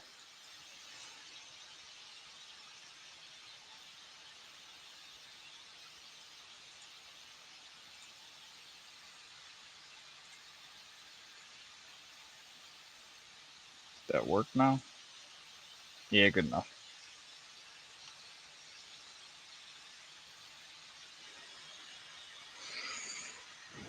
Alright. Level 2, do 1/4 inch as well, you said? Yeah, I would switch them all. Roof plan, all of them. That's ceiling. Remember, if you just go to the floor plan or the whatever plan levels and you just select them all, you can change them in the properties box and do them all at once. That's what we want to be doing. Walk me through that real quick, what you're talking about. If you select level 1, Yeah. hold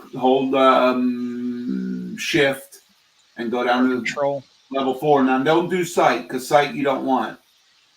Now you would have to switch to control, and then now if you go up into the view scale, you can switch them all to 1/4. It won't do anything to the ones that are already a 1/4. It'll make anything that's not a 1/4 a 1/4. You want to try and be able to do that on a global scale as often as you can.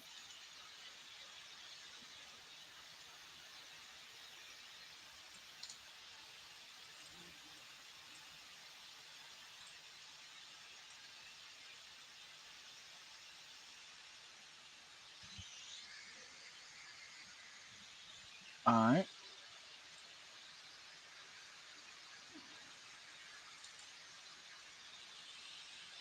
Ooh. Did that screw up everything? Kinda. So I said your sheets are going to be different now. You probably want to take them off and drag them back on. You'll get used to this process. This is how you might decide 1/8 inch is better for you. You might decide 3/16 is good. See, this is probably going to put you at 1 per sheet now,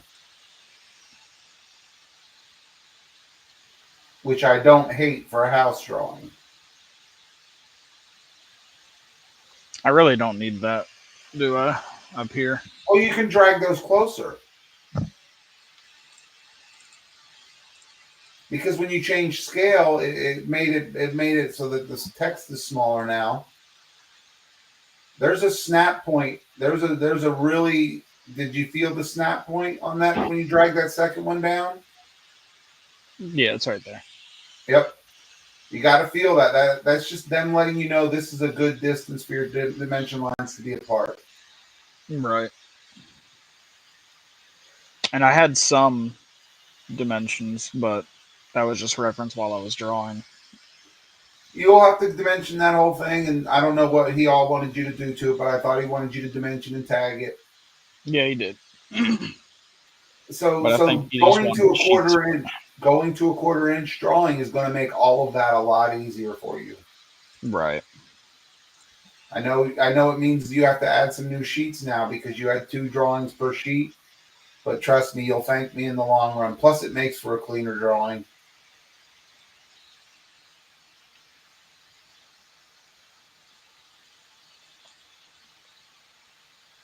You know, I can't figure out for the life of me still. What's that? I can't remember how we rescaled the vicinity plan, because I know we had it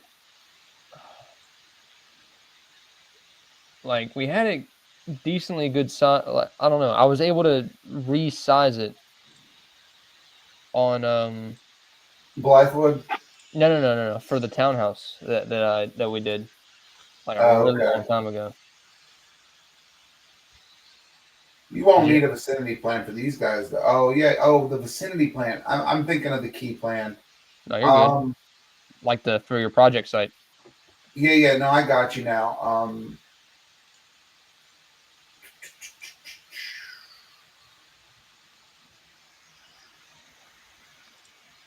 Because I mean, obviously, I know Brian told me to set the scale the highest you can make it, and then Yeah, I don't rescale remember it to. either. Off the top of my head, I'm drawing a blank right now. I think if the map has a compass at the bottom that tells you the distance per inch or something, then you can work with it. But I don't know exactly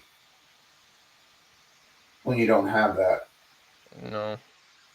I'm sure that it's on a video somewhere.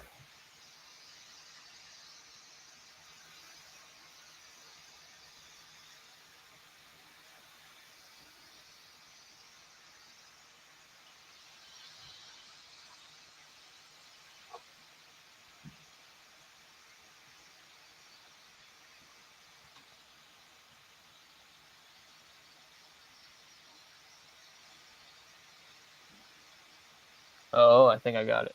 Maybe.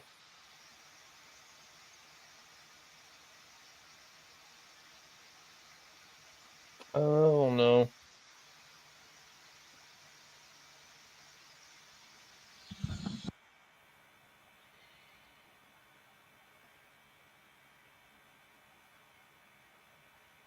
Because right now, if I were to go here and here, that's 500.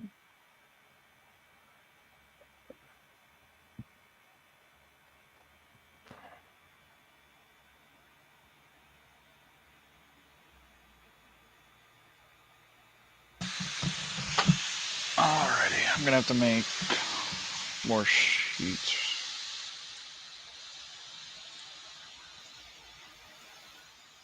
Yeah. That does not work.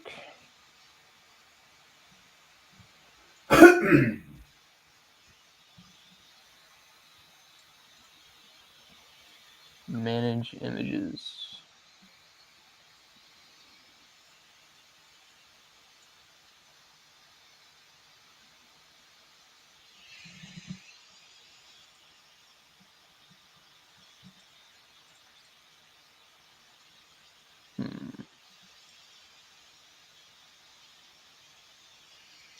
Where would I put ceiling plans in this in the number schedule? I put it right after floor plan. I did floor plan, reflective ceiling plan, and then roof plan. For yours, you have a different numbering scheme than I do. Yeah, that sounds about right. Sometimes ceiling plans will actually be after roof plans, but like they're in their own little sector.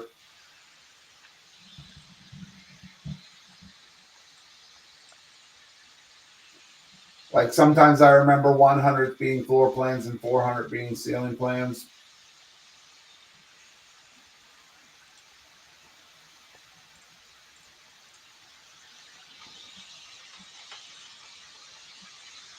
I really wouldn't need ceiling plans for the because I don't have a third story, but it's the attic, so I guess just attic ceiling plan.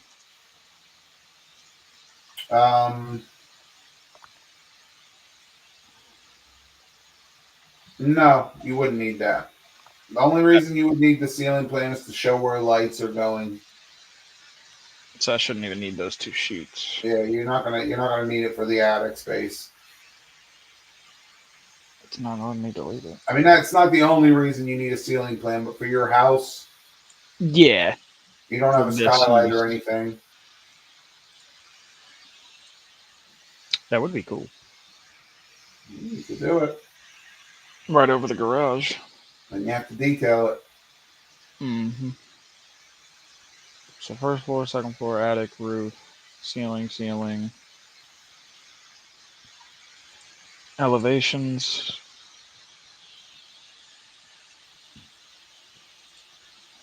Now, I will tell you that generally when you enlarge your floor plan, you also enlarge your elevations to 1/4 inch. But that will limit you from being able to get all 4 on the same sheet. And I think I'd rather see elevations all 4 on the same sheet. I didn't even look at that yet. Now Brian may say otherwise because it really is good to keep your elevations the same scale as your plans.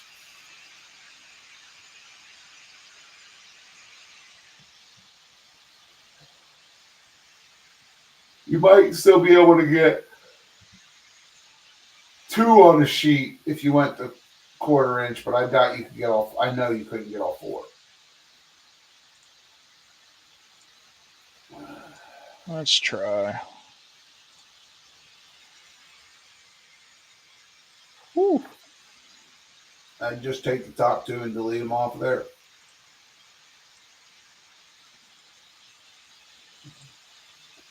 Yeah, it's gonna be a snug fit.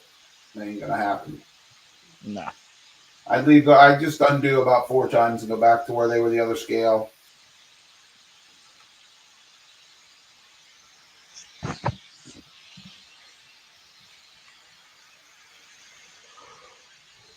Okay. Building sections.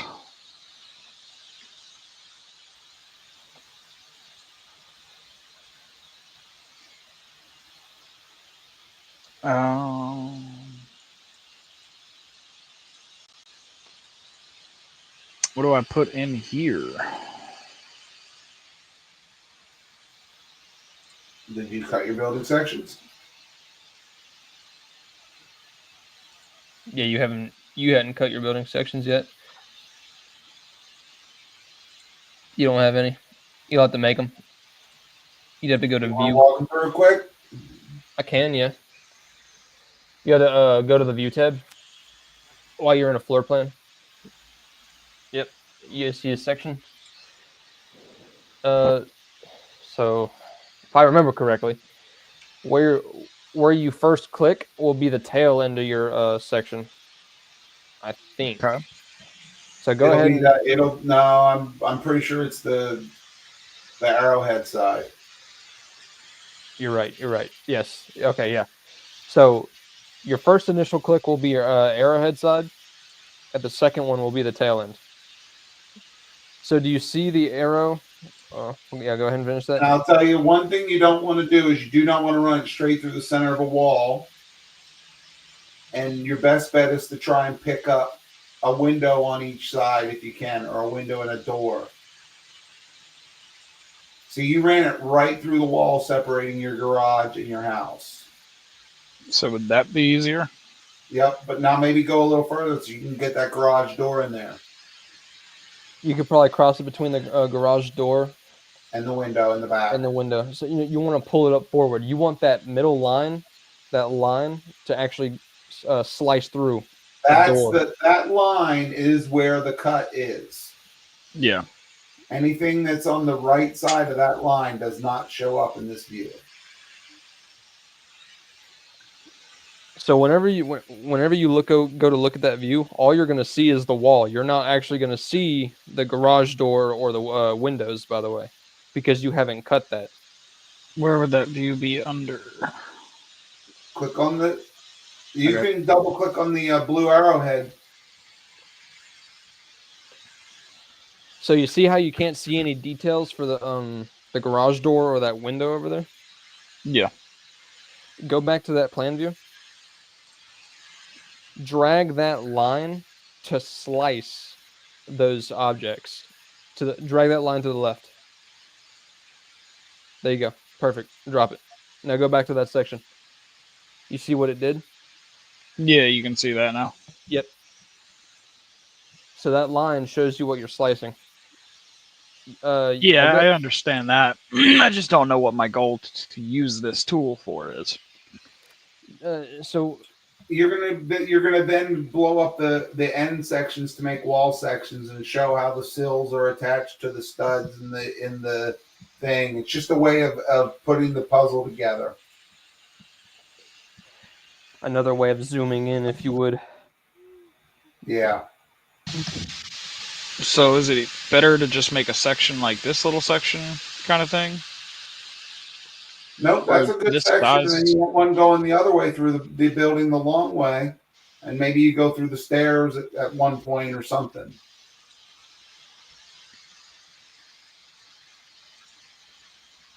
Maybe you go through the bathroom area and the stair. Or if you want to show your kitchen, you go through the bottom lower half of your house.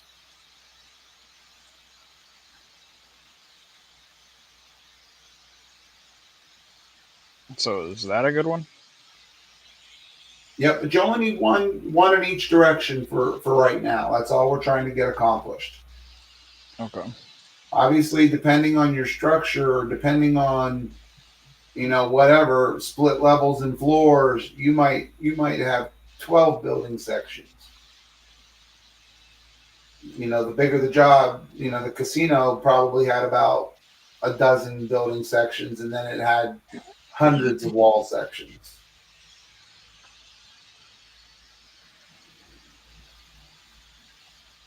That's weird. That's the roof in the background and the gutter and fascia. Gotcha.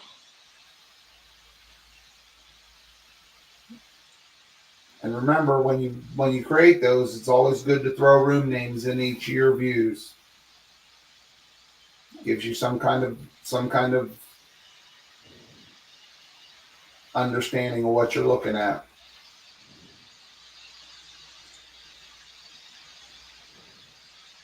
It's not a closet anymore.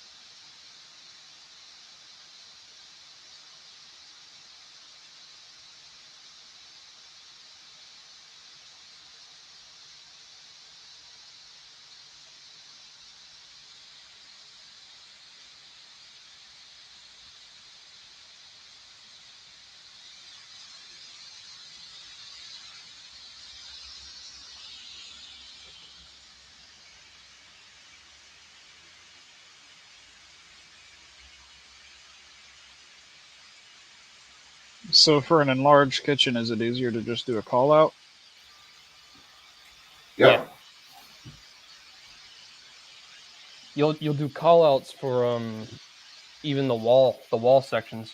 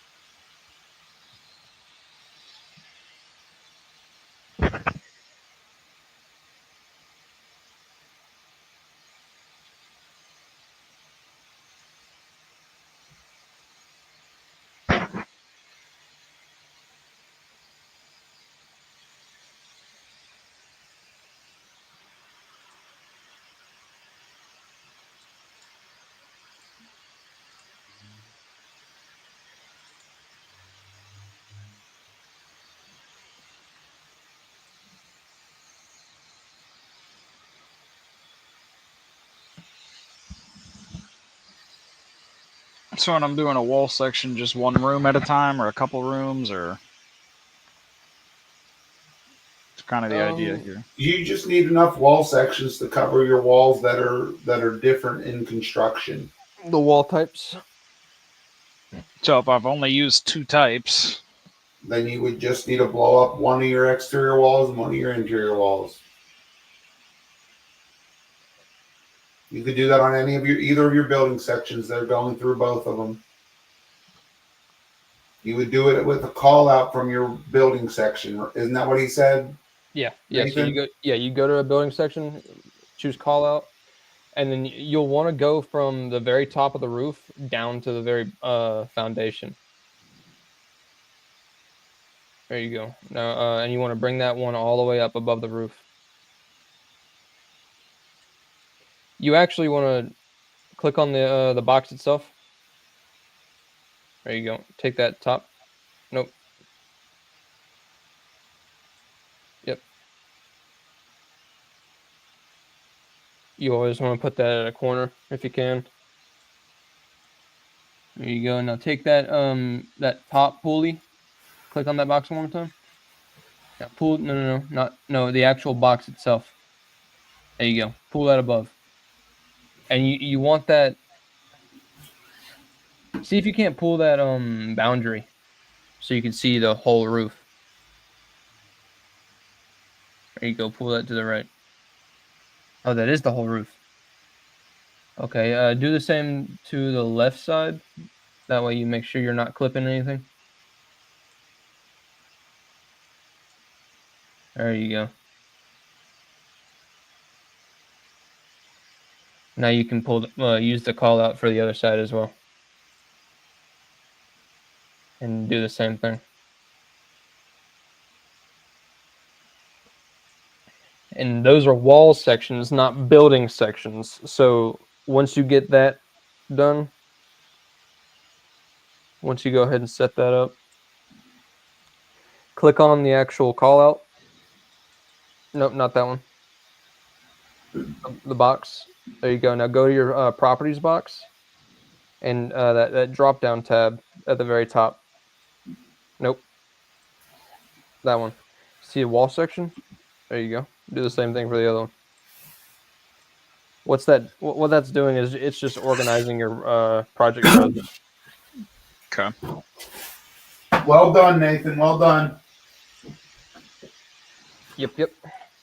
If you have questions, if you need him to, it's just helping us with organization. Yeah. And remember, if you're not understanding exactly why or how that works, you can do that with almost any of your view types. Yep. Yeah, you'll just have to.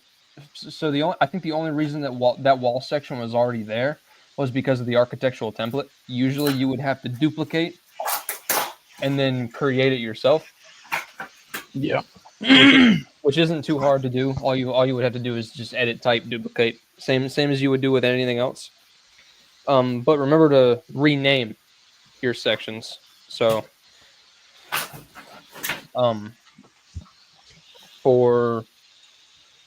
we used the term longitudinal and transverse for ours. That's for the building sections, not for the wall sections. Yes, not for the wall sections. For the wall sections, hold on. Wall section would just be wall section 1. Yep.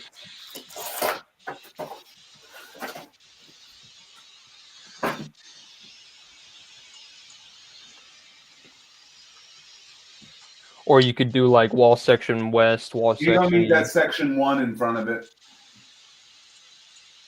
Yeah. That's just extra verbiage. That's just what came with it, yeah.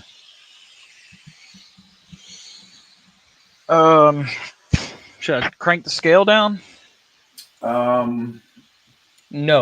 What we did was you can take that box like you just did, and you can split it. There's you see the little Z's in the lines on the sides.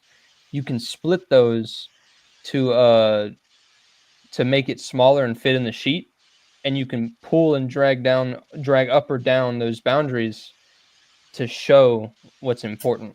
That's so what drag each. No, don't go any closer. It's going to heal it. So what you do is you do the split. Now drag each of those, the top one, drag down to the next floor plan. The blue dot on the bottom, drag down a little bit, right there. Stop. Now go up to that floor plan. Nope, the dot. Take the dot back up right below. A little bit further. That's fine. That's fine. The important thing is the floor plan. You want it, and then do the same thing with the bottom one. Now drag it back down a little bit. Now click on it one more time. See the arrows in between? There's little blue arrows in the middle of the boxes in the center of your view. Yep, drag it down. Don't go too close. You'll feel it snap. You don't want to snap it. You want to just go to right there.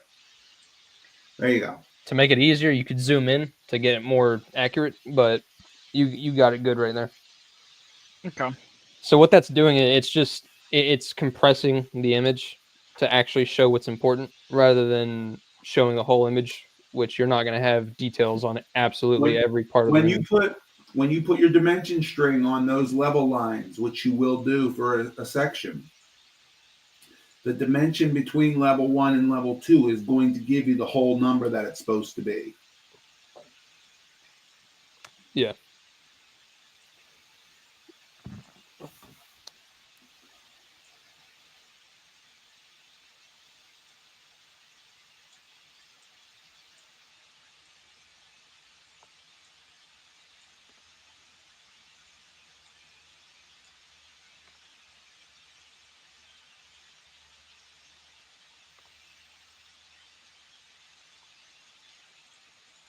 Kind of like that.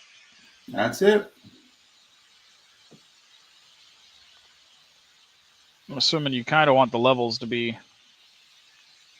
You want to try and keep them lined up with each other. If you drag the view on the right down some, you'll feel it snap to the other view. Nope, the view on the right, because your other one's lined up in the dot. You feel it snap right there? Go down a little bit further. Right there. You see the blue dash? Nope. Oh yeah, you got it. Yeah, so the your lines. bottom two are lined up, not just the other two that you might need to fiddle with. But you'll have to do that inside that section cut thing that you just did where you split the two views. Well, I think all the levels are lined up now. It's just the actual split you're talking about. Yeah. Correct. I'm fine with it where it is, though. Okay. I would drag the view title on the second one up to line up with the view title on the first one. The title, not the view. Click off. There you go. Now just click that guy and grab. There you go.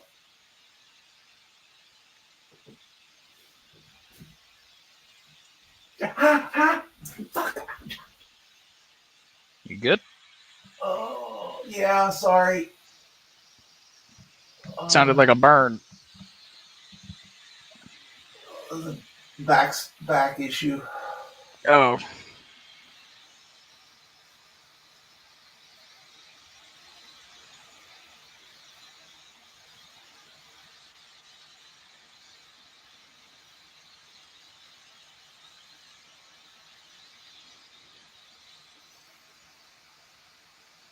I'm not watching the screen at the moment, so just let me know if you need me.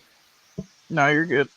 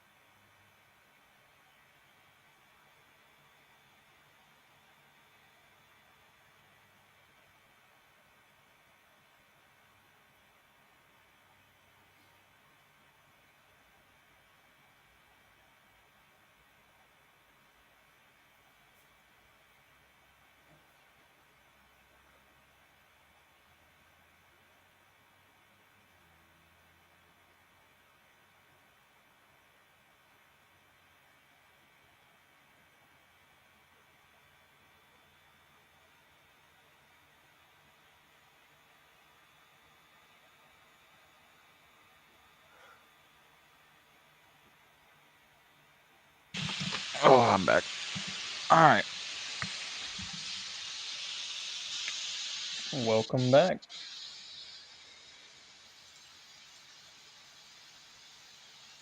I gotta do 3D floor plans.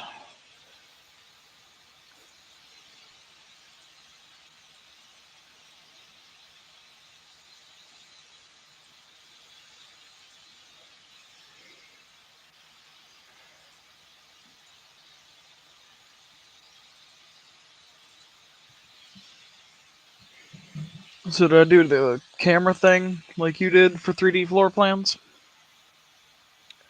No. So the way I did my 3D floor plans, if you were to scroll down in your project browser and go to the 3D views, actually you already have it right there, so don't move it. In your project browser, you see the 3D view tab. Yes. You want to right click and duplicate your 3D view. Not that one. The actual view itself. There you go. You want to duplicate it. Duplicate view, just the normal duplicate. Okay. Now your home cube over there on the right side of your screen. Nope. The actual cube itself. Hover over it and right click. Go to orient to hover over orient to view. Floor plans and then level 1. Now do an isometric view. Click on the corner of your cube. Nope. That one. There you go. Now, I left it at this scale. You will want to tag, so you will want to lock the view eventually. I don't know if you'll have to see how it looks like on your sheets with that scale, but Yeah. that's how you make them. You just Yeah, want it's to, best not to lock your 3D view until you've got it on a sheet and know that it's going to fit. yeah. Make Or sure. let me rephrase that. It's best not to lock it and tag it. Once you start tagging it and then you have to make an adjustment, you'll feel that pain. Now that you have the 3D copy 1 in your project browser, you want to go ahead and rename it, or yeah, you can duplicate 2. Rename it to the view. You can't keep the 3D in there. I named mine isometric. I think. Let me see. Yeah, I called it isometric floor plans. Oh well, You that's also might want to put it under a new yeah. designation like 3D plans instead of 3D views. That's what I was gonna tell them next. Okay, sorry. No, you're fine. You're doing good, Nathan. Go into edit type while you have that one active. I think you do. No. You have 3D view. Make sure you're in that view. Like click on it in your project browser. There you go.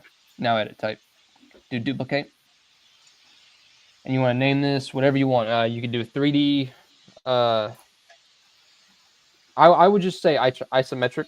I called it isometric floor plans.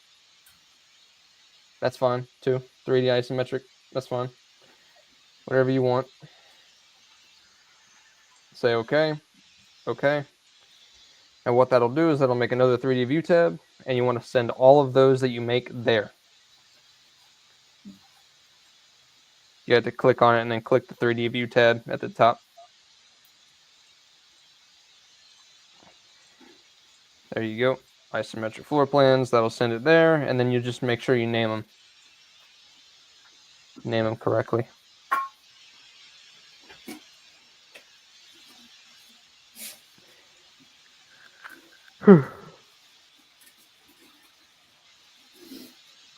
You have an open to below in your garage? Yes. How are you going to fight carbon monoxide? Who said I need to? What's No, that? I'm gonna have an exhaust fan. Oh, okay. Here, let me show you. Oh, it's just a chill area. It's not a bedroom or Yeah. anything. Yeah, it connects into the whole house there, though. I mean, I don't have a door there or a wall there currently. You probably will put a door on that. Yeah. But that's why I was saying I might do the skylight on this side of the roof. Yeah. Just Couple of natural light. Well, little idea. I don't know. And what I was thinking with the, if I can grab the ceiling, with the couches and tables here, put a projector up and just make that a big ass screen. Oh, nice. And I didn't feel like forcing Nathan to teach me families, but I want a pool table there. You might need a little more width on your balcony. Well, I was gonna say hindsight is I'm probably gonna have somebody knock a ball and crack a windshield. Well, I over just here. meant as far as standing against the wall and the railing sides, you're going to be pinched for shooting. Yeah, I did measure. I've got like 5.5 feet right here to this wall, and I don't remember the dimensions of the table. 72 by 30. So yeah, I can bring the railing over more though. I just try to leave some room for the cars if I do have a lift there. Which Yeah. I want the. I definitely. Sorry, want my the, brain just thinks about the logistics of that stuff. Well, no, you're fine because I was kind of doing the same thing last night with the refrigerator. I tried to keep it a little bit off the wall because I know there's going to be power and water running behind it for the ice machine. Like you said, just little things. Um, that's already locked.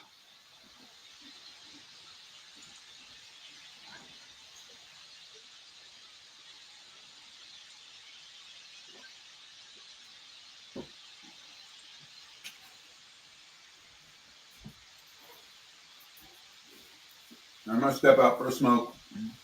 All right.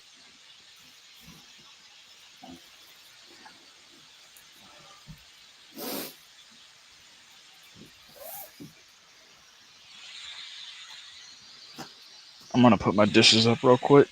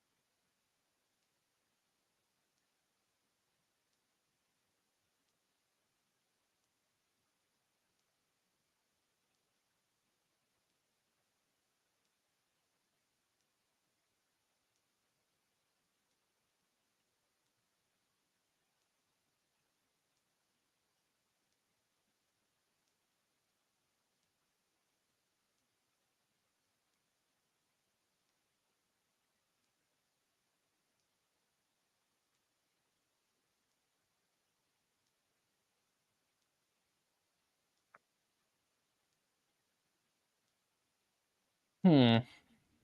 Hmm.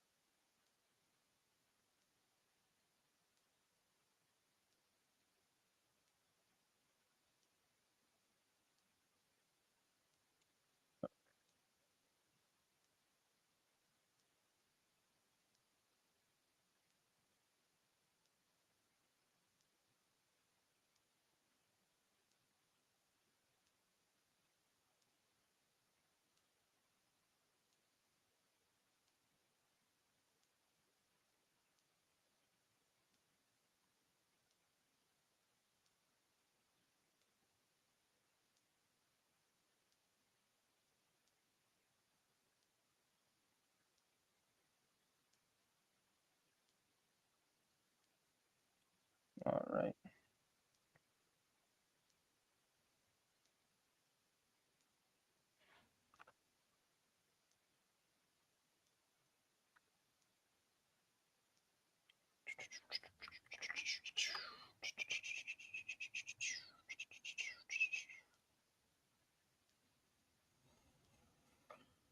Wall section north, south, west, and east.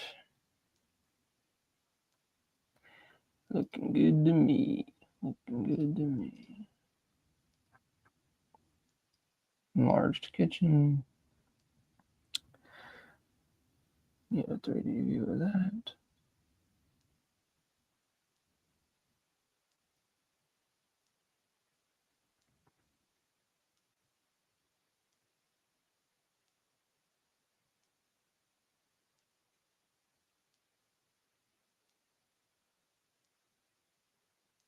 Kitchen.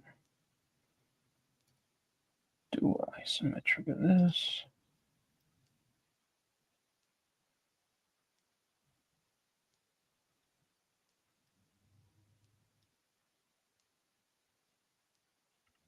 There we go.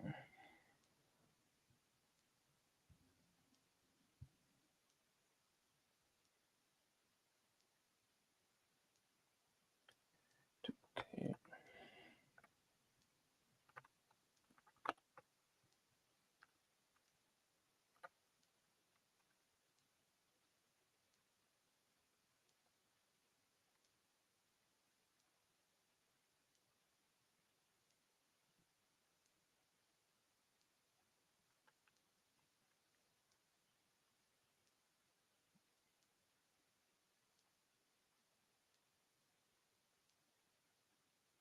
Okay.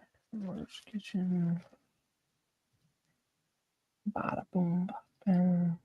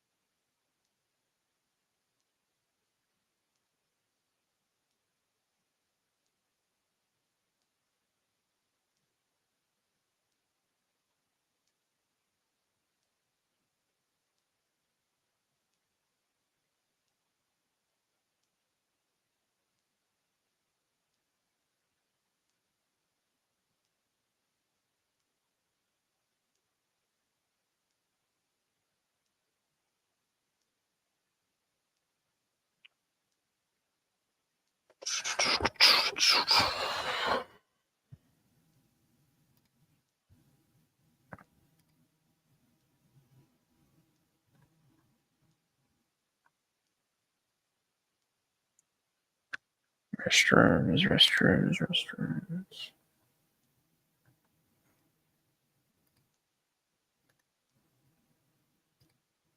Duplicate.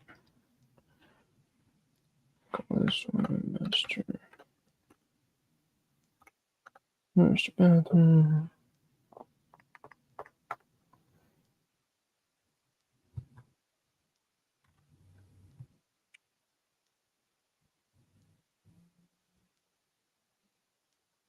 Floor plan, master bath.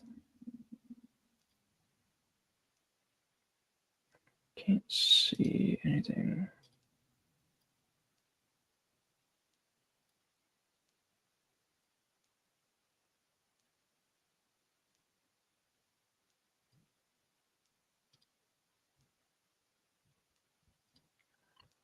Interior.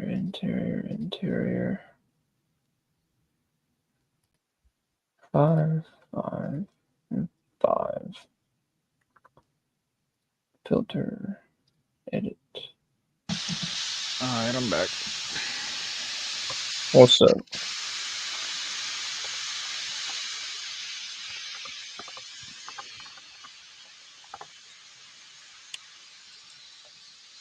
walls.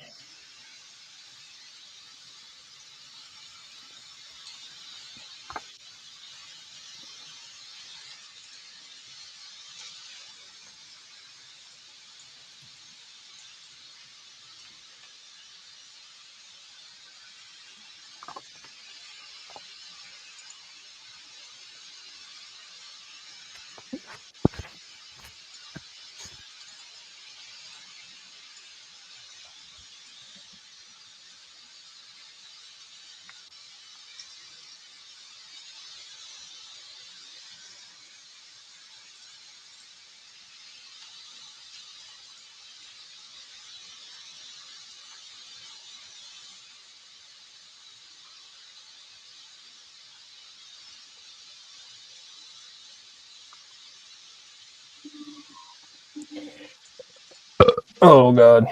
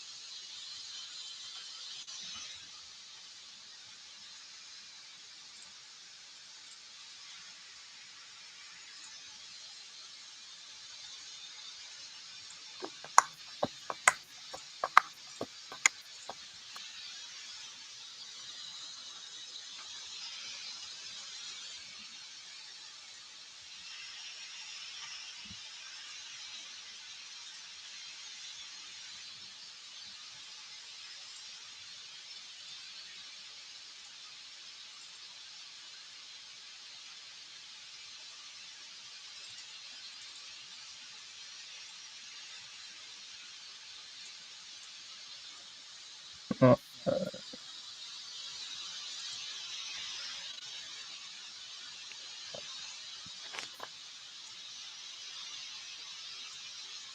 bath 2. Duplicate.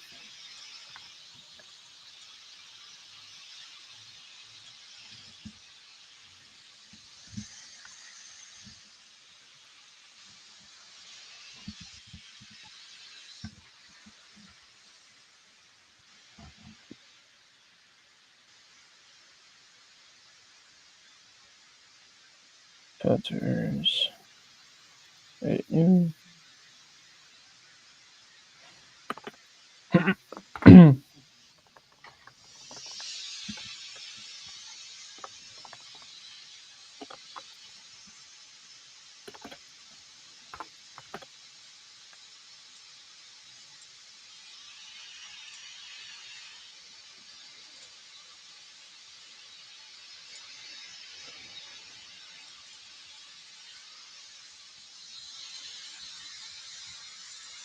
All right, you want to look at mine, Nate, and see what else I need to do?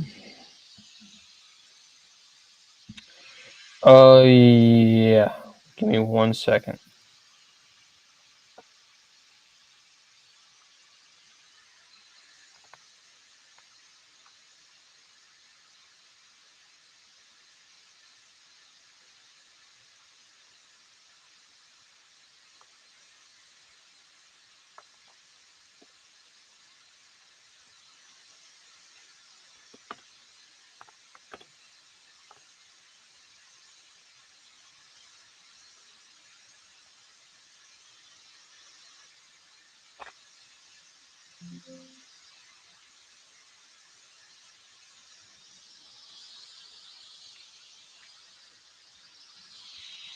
All right.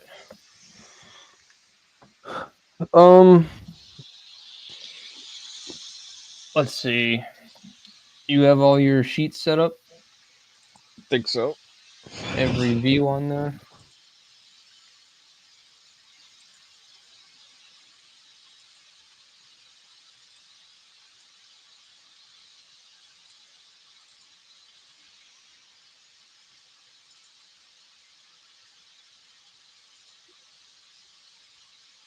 You don't have your ceiling plans?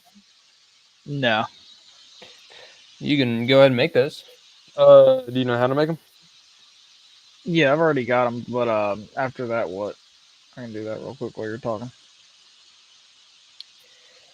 You have your building sections and your wall sections. I believe so. Do you have all your 3D views set up? I believe so. Let me get these ceiling plans in, and I'll show you. You have 4 different levels of ceiling plans. I don't know why, but yeah, I think it just automatically made them. Oh, Yeah. it's probably because you. Actually, I don't know. It's because the level lines. Yeah, but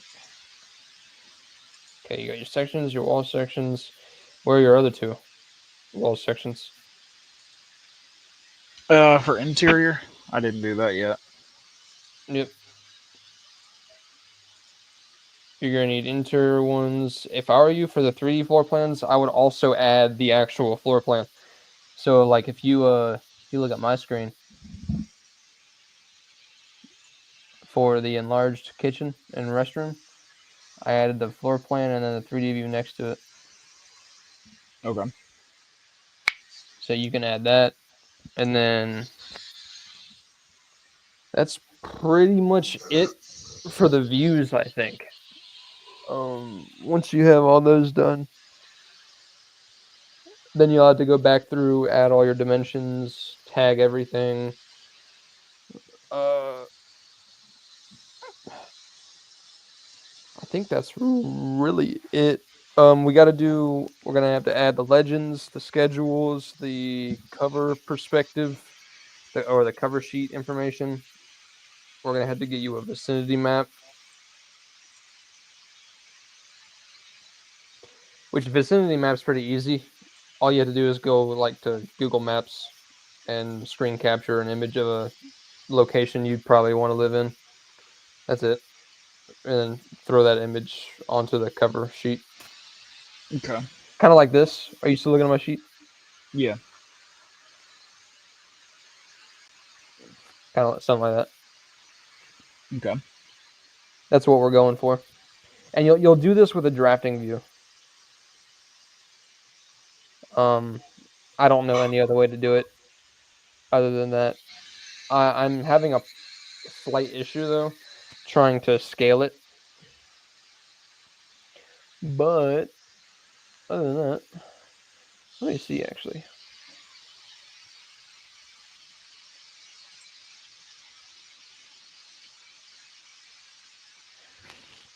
Yeah, see, I don't know. I want to wait until Brian gets back for me to understand how I did this. Perfect timing. What's Okay. up, man? How's that for perfect timing? That is some perfect timing. You I'm not all gonna get in the lie. room and you were waiting for Brian to help you scale that thing? Hold on. Let me get to this one. So I just picked out a random image. Right. I scaled it. It's to scale. I got the scale to 1 to 400. I think that's the max. And what happened was you got such a big area. yeah. Your picture was too big that you snipped originally. So it's to scale. So what your choices are to do is to go to maybe 1 to 800. Let's see, 800, that would be half that size. Yep. And in order to do that, you go down to the scale and then the custom. Ah, that's what we did. Right? And then you would make that 9,600. 9,600. Well, you see how it's 48? I'm just doubling that. Oh, okay. And that would make it about that size. And if you wanted to double it again, so double it again. Which is 48. 96 times 2. 192. 00. You see the checkbox down below that says display name? There you go. Oh, It's 1 to 1,600 feet. Now it'd be a little small guy fit on your cover sheet. Cool. And that would stay to scale. Yep, that's the scale. Mm-hmm. That's pretty neat. Oh, what did I do? You deleted the image instead of the view. Yeah. There you go. There you go. And then you'd have that vicinity map, and you know how we put that yellow text to point where that actual location is. I think I remember. Detail line here. Nope. Good No. idea. No, Okay. you just, what we did was, typically what people will a lot of times do is they'll make a piece of text and they'll make a style called yellow text. But what we did was we just put in a piece of text and then we did an override and made it yellow. Remember that? Oh, yeah.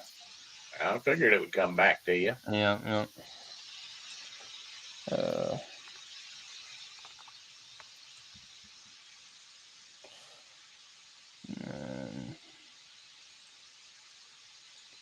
Duplicate. Nope. See, that's where I'm saying, if you're only going to have one piece of yellow text, why would you make another style? There you go. Override graphics in view by element. Nope, color. There you go.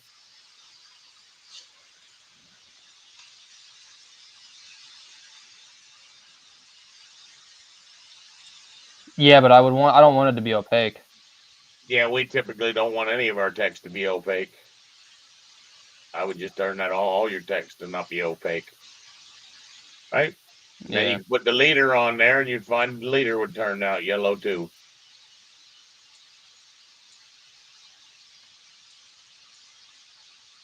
Then you would Boom. point. You got it. Cool. That was. I guess that was the only thing I was missing for that then, because I mean, I remembered how we did the vicinity map. I just couldn't remember how to scale it. That's correct. Cool. Some people might put the address and project location. I mean, everyone's going to do a vicinity map a little bit different, but remember, it's to help the people that are going to the job. They have the cover sheet right on the front. It's basically telling them how to get to the job site. Yeah. Anything else you had? Yes. It had to do with. Oh God. I think it had something to do with the sections. I don't think I had a question. I think Tyler had a question that I couldn't answer. I don't know if he's still here or not. Yeah, I'm here. I don't remember. All right. See, the big thing that I would see from your both of those things, both your sections and your elevations, is you're gonna have to get the tagging, and you're gonna have to get a material tag working so that you can throw a little bit of text and notes. But you're right on the money. You're right on the money, bud. It's looking good. I was just working on getting all the views set up, everything in there. That way I can go back and do the tag. That's perfect. That's perfect. If you're keeping Tyler caught up with that level, that'll be great. No, I'm nowhere near that. Well, you will be by the end of the day before you go to bed. Couldn't these be bigger? Yeah, absolutely, they could be. You're choosing those scales. 1/8. Hold up.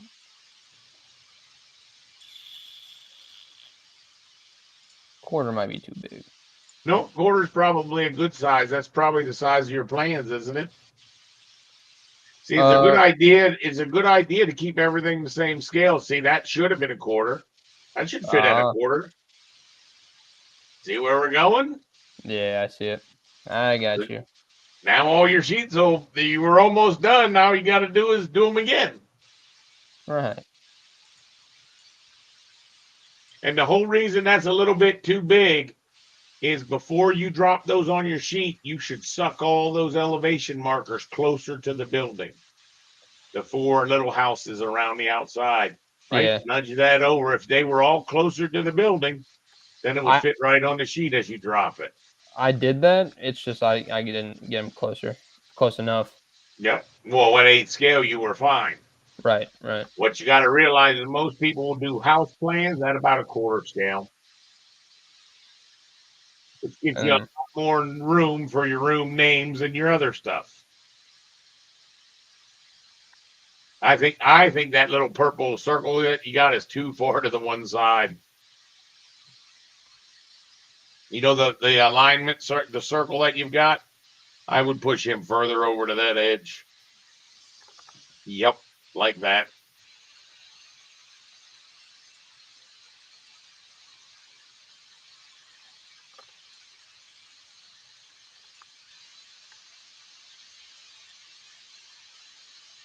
See how that pretty much fits perfect and makes a nice sheet now? Yep. And see what I would be thinking is most of my drawings would be at 1/4 inch. My elevations, my sections. You try to get them all the same. You don't want to usually mix those scales too much. Now, on a typical bigger size building, we're going to always want 1/8 inch. We don't ever want to not have at least an 1/8 inch plan, because otherwise you're not going to be able to get your room names and all your stuff in. And that's when we get into what? Dependent views, right? If the building's bigger than what'll fit at an 1/8 inch, then we got to start using match lines and dependent views, which obviously you don't get the exposure to until you work on a school or a real size project, right? Yeah. So that Tyler's not going to have an easy time doing that until he starts doing the Blythewood stuff. I don't suppose Robert jumped on while I was gone. No. I didn't figure he did. How was your lunch, though? You have a good lunch? It was very good. Had some barbecue. It was nice. Cool. Like I said, your job is to help Tyler. Mr. Tyler get to this level. I'm going to let you guys continue to draw, and I'm going to probably start drawing here shortly. But I'm in the room, so just holler at me if you got a question. If I hear you struggling with something, I'll jump on. All right? I do have a question before you get to doing what you're doing. Go ahead. For my 3D views, I have my level 1. I have my roof. But I would like to get, would I need to get this porch roof? This piece right here in a 3D view? Yeah. In a 3D view? Yeah, I mean, like, that way I can tag, or like, is it necessary? No, I don't think so. I wouldn't think so. You could do it. There's no reason you can't do it. I could probably just show it here, no? Yep. That's what I would do. Yeah, I was thinking about it as soon as I was. Which really means that your house, it makes more sense to have some kind of trusses up there that you actually get a second floor. Yeah. In other words, there's enough room that your attic space would be so large that someone would be like, oh, we'll call that a future attic. And you just want to plan how a person would get up to it. You would need to figure out the stairs, where a stairs would go. And maybe they go in that. What was that? You don't want to do. Oh, you're doing one of those split views. Yeah, I'm just looking at the attic space. I could have just hit it, but I thought this should be a little bit of a theatric. But yeah, I have a really high ceiling right here. I gotcha. But that whole area behind there, when you lower those walls down to the ceiling height, yeah, you see how you could from the garage have a stair that went up there, and you could have storage all up above. True. Right? Yeah, that could definitely work. I mean, the idea is with the 3D, you should be able to see these kinds of spaces. That's why it's beneficial to do this way in Revit, because you can orbit and say, hey, why would I leave all that space for waste? I could have a nice big area. And to be honest with you could even stub some plumbing up there so that you could have like a garage suite for your teenage child. You know what I mean? Yeah. And then as far as that goes, how would I get these walls to come and go down to these ceiling height levels? Well, pick on one of them once. See how it says it goes from level 1 up to the roof? Yeah. You could say it goes from level 1 unconnected. I don't normally use unconnected. I would say to level 1. It goes from level 1 to level 1 with a 9-foot offset or a 10-foot offset. Okay. I think mine are 12 foot. See? There you go. Yeah. I see. Would And you you want can it? do that to all of them. Right. Would you want it to cut like that? Yes, because I think it depends how thick your ceiling is drawn. But Yeah. I would think that what's going to happen is all of those would get framed to the bottom side of a truss. Okay. Do Okay. you know what I mean when I say a truss? Yes, I have an image in my head. I know what a truss is. You know what a truss is. You've seen them going down the road on a truck, a whole truckload of trusses to build a house, Yeah. right? Yeah. Those trusses would then sit on those walls, the two exterior walls, and that's how the roof would be built. Now you would have your truss manufacturer make you a special type truss that had a basic attic space in there. And if you looked at a truss manufacturer, let's see.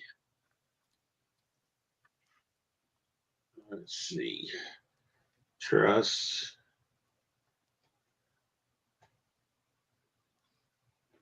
All right. So if you look at the screen, see this truss right here? See, if you use this shaped truss as opposed to one of these guys, this would become that room that you could end up having in the future. Yeah. And all it would cost you is having this is called an attic truss, An attic truss. right? Yeah. To give you an attic space. All right. Just a different way for them to frame it. Mm-hmm. And you can see here's another truss manufacturer. See, there's an open, a storage, a double bobtail. These are all the different kinds of trusses. Right. And that's what you sort of need to think about is how is that going to be framed? Now, when you start to build this truss, which is going to be a big part of yours, the nice thing is if you build this truss as a decent family, we're not even going to make it parametric, just as a simple family, and put it in there. What happens is now your sections, when you cut that section through here, you would see that truss. And that's how a person would know, oh, there's an attic in there. Okay. And that is a struggle for a lot of people on a residential house, how to build that truss. So I promise you, we will come back when we start dolling these houses up a little bit more. And I'll show you how to quickly build a truss like that. Okay. Because the trick is to make that real quick. But you can see there's all kinds of trusses. Okay. Yeah, I didn't know there was all that many. Oh, there are all kinds of trusses. It's pretty neat. Okay. Yeah. And remember, just like I did that search, you can do these searches too. Okay. Yeah. Yeah. Because there's so much you've got to learn. But for today, we're not trying to go to that level of detail. We're trying to get you and Tyler to both have these things sheeted. You're going to be much better at a quarter scale now. So keep going at your quarter scale. Yep. All right. What you got, Tyler? I don't know. Tell me, what are you struggling with? Let's see what you got. You're doing enlarged plans? Yeah, that's pretty good. That's pretty sharp. Now, why That's wouldn't your pretty- 3D? Why wouldn't your 3D view be the same scale?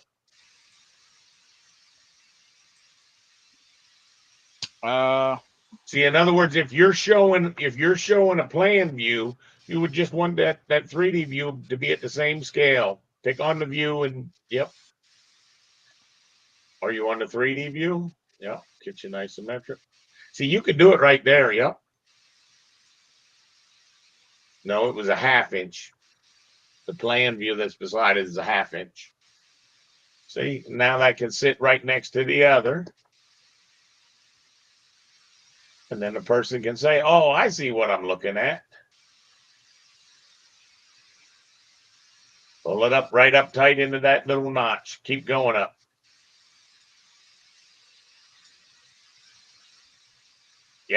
Up higher, like you were, up, up, up. Keep going up. Keep going You up. want it above it? Right there. Now pull that down.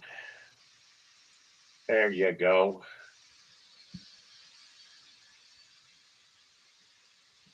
I'll show you what I've got on sheets just so far. All right. So that we haven't done too much with. All right. Another thing. What's some other things that go on cover sheets? Anybody want to chip in, Eric or Misty? General notes. General notes. Thank you, Nathan. What else? You like Abbreviations. Yeah. Abbreviations. your code, like your general code Oh, for the building. usually what's going to be done. You're not wrong, but you're thinking more of a building. Typically, what's on a house is going to be called an appendix B, and that's going to be all the things that tells how many stories, how many square footage. It's basically a rundown. Another thing that a lot of times an architect will put on there is the architectural narrative, and that might be saying this is a 2-story 2-car garage, approximately 3,400 square foot house with vinyl siding. It's just a narrative describing what the house is to get people on the same page. What about your index? Where's your index of your drawings? Sheet list. Your sheet list. Yeah, where's that at? I haven't added Show mine him. either. Well, then you guys can do that together. You'll do it, and then you'll show him how to do it on his. Yep. All right, go to your next one. Needs door tags, window tags, wall tags, and some dimensions. Other than that, you did put some dimensions. I hear you. The dimensions I had are just from there when I was drawing it, so I could Gotcha. remember trying to Gotcha. have. Yeah.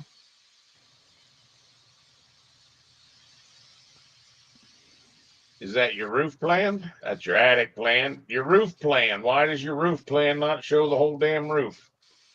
I think it's because of my elevations, the way they're set. Where are they? I'll show you. Nope, it's your view cut range. Go into that view, double click on that view. Change your view, view range. Make the top of it not be 7'6", but make it be 20 feet.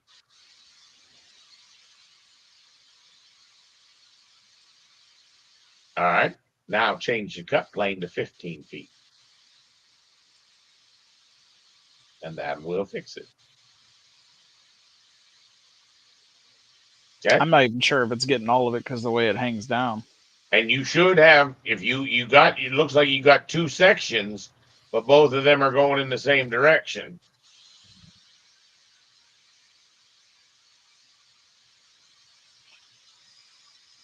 Just saying that number you're in there has to be as low as the other one. I didn't think that was going to add anything.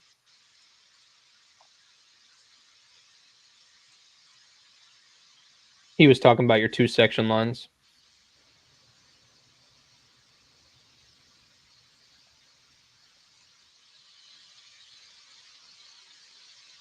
What am I doing wrong here? What do you want to do? Show everything that's on the ground? I would make the view depth unlimited. Not necessarily all the way, but. Well, a lot of times on roof plans, that's what we show. So try making that view depth unlimited. Watch what happens. See, now you see the cars down below, the sidewalk, any of that kind of stuff. Yeah. And then let's go back. Ceiling plan, nothing.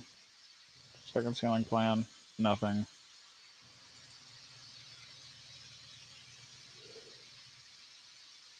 Mm-hmm.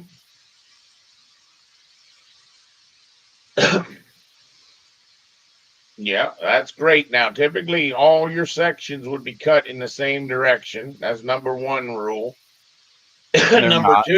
Number two rule. No, you got one cut in one direction, one cut in the other direction. The other thing, if you remember, you're supposed to be trying to hit things of importance. So show me your first floor again.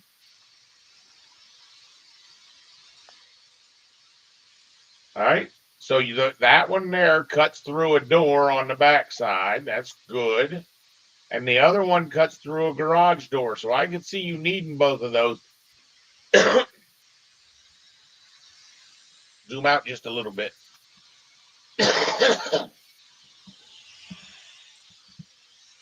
See, me personally, I would have cut that section in the other direction so you could see the fancy kitchen. So if you just flip that direction of that guy, pick on his line, hit that little flipper arrow. All right, now go look at it. You'll see the section's going to have a lot more filled out. You see what it's got down in the bottom? You see how you can see the living room. You can see the bedroom. You see where we're coming from? Yeah. Now, I don't know what happened to your two call outs, your wall sections. My guess is when he flipped it, they went. Yeah. Yeah, that's exactly what I would guess too. But now you would also want to cut a section through that thing that's showing your garage door. Okay. So in other words, if you go back to the floor plan,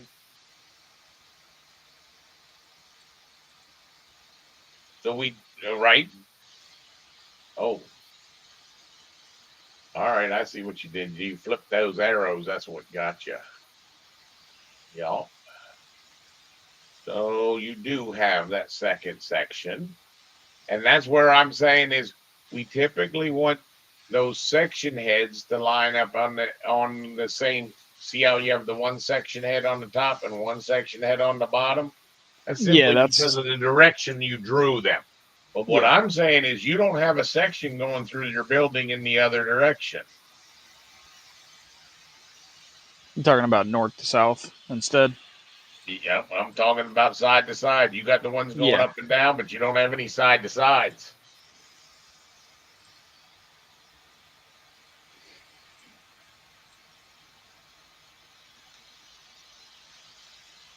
Once again, that's where, okay, so that it would be worth that to see that stair.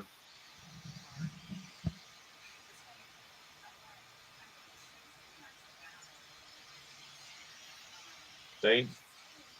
Yeah. And you see how it shows that balcony? We never would have understood that balcony if we didn't see that. Right. Obviously, you'd want to get more detail. Now, the problem that I am seeing is, I don't know, Nathan might have the same problem, is do you see how your walls, you don't have your walls down to the footing? At the bottom of the wall? No, the exterior walls. Yeah, I haven't placed that. Well, what's going to happen is when you cut your section and then you place that, you're going to have to go move all your crop boundaries. So what you learn after about 5 years is, well, doggone it, if I put the biggest amount of objects in and then cut my sections, it's less work for me to do. See, because otherwise, if you cut your sections before you do that, notice where the section stopped. If that wall was protruding down there 4 feet and then you cut your section, it would automatically make the section be a little bit deeper to capture all the objects. And that's a reoccurring theme that's going to happen. It's sort of like the crop boundary. You know how we had to pull those elevation markers in? If you prep your model a little bit more before you start putting it on sheets, it's easier to put it on the sheets. And that's going to be one of those areas where you're putting all this stuff on the sheets, and then you're going to add your crawl space, and then all of a sudden, oh, doggone it, I got to go to every sheet because now that's sticking down below, and it's on top of the other section that I already cut. And it just takes a while to do that, and you're not going to get all that stuff right on your first job. But I'm just trying to explain to you that you want to pay attention to that. Now, typically on these building sections, what ends up happening is, because it's at a smaller scale typically, we try to show the walls, very common for most people on building sections, to not try to show the sheathing, the stud, all the little things in there. But what you like to do is you like to know where you're actually cutting objects. keep going. That's it. So, what my recommendation is, a lot of times on building sections, if you said VV and you picked roofs, walls, and floors, hold your control button as you do it. Roofs. Are you watching this, Nathan? Yeah, I'm watching. Roof, walls, and floors. Now, do you see where the cut pattern is? Show me where the cut pattern is. Hit that and make it a solid fill and a dark gray. And okay. See how much nicer that looks as a building section? Dude, we did that before. I remember. Dude! I like when things stick like that. Damn it, man. You could also write a filter for that, couldn't you, Nathan? You could. You could have a filter for my architecture objects, and that was roofs, floors, walls, maybe a couple other things that you might think, and you could put the hatch on that way as well. But do you see how it makes the view pop a little bit more? Yeah, I remember. I really liked the way that looked last time. All right, keep showing me the rest of your views. The rest of your sheets, I'm sorry. I forget which one we were on. We were stopped at the roof. Then you did the ceilings. Okay. The ceilings are going to be a little boring for right now. The elevations, I don't think you'd get a bigger scale. You might get 3/16, but 3/16 is not a real pretty scale. You could live with an eighth. You really like it to be a 1/4 inch, which would mean you would probably need 2 sheets instead of just one. Show me your building sections. See that one compared to the next one. Go to the next one. Watch how much nicer the next one is. Oh, I guess you didn't put that new section on yet. No. Now, that's where I wouldn't be lazy. I'd try to get those. Why didn't those two fit on one sheet? That was just laziness on your part. You I could have thought it fit was both. just, You could have fit both of those on one sheet. I Do you- guess. Do you also add roof for the architectural objects filter? I'm sorry. Yes, you could. Mm-hmm. Okay. I thought I was being not lazy by making a second sheet. No, it's actually there's so much empty space on there. Number one, number two, the only real job of a building section is to show a person where the wall sections are. Okay, that's Okay. why I would combine that into one sheet. I don't think you get 3. Yeah, you probably could fit 3 or 4 sections on there, believe it or not. You'd have to make everything a little bit tighter. You have to work, you have to pull those elevate those level lines over. But those two would fit on that same sheet. Okay. Go to your wall sections. That's going to be the very barren one. Not bad. Eric showed you how to do the break, or someone showed you how to do the break between. Yeah. Now, the thing is normally, okay, so big question I would have is why do you have a level 4?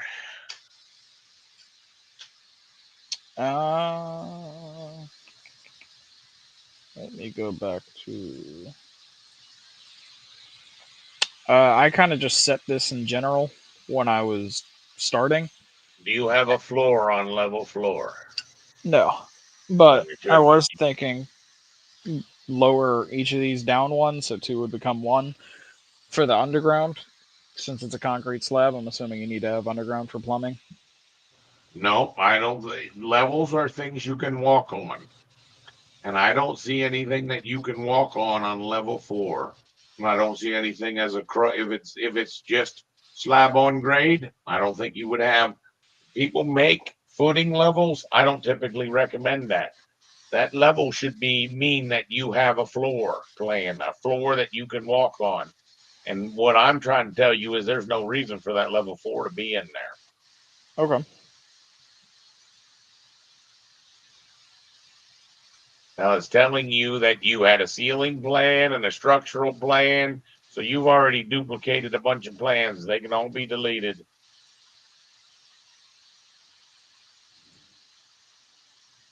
Okay. And then kitchen you saw. Bad scale. They too empty of a sheet. You got to fill out more of the sheet. That's less than 25% of the sheet that you're actually using for graphics. So make Why it not? smaller or bigger. I'll let you figure that out. You need to fill the sheet better than that. Show me your 3D floor plan and attic. That was the one we just deleted. Yeah, okay. I don't know what those are doing.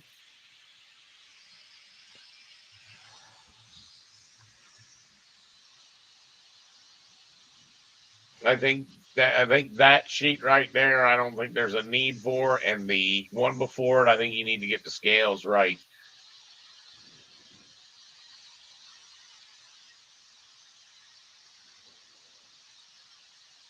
You can actually pick them both at the same time. And if you're done everything at a 1/4 inch, you should do those at a 1/4 inch. And I think if you were listening to what I was telling Nathan, all of them should be at a 1/4 inch for a residential house, unless it's a very big one. See, so those two should fit on that screen.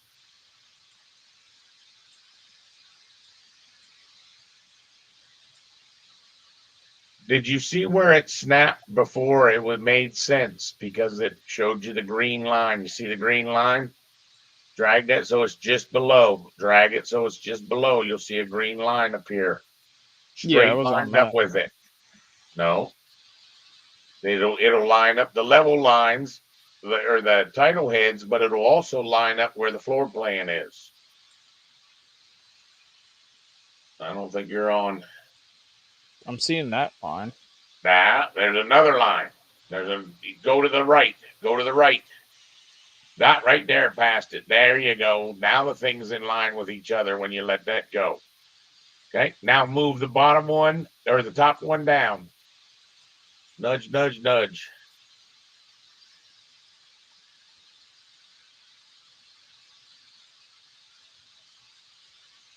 Keep going. You're going to move the bottom one a little bit lower.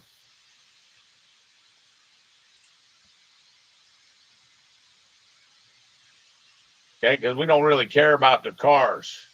Now on the bottom one, enable your crop boundary. Double click into view.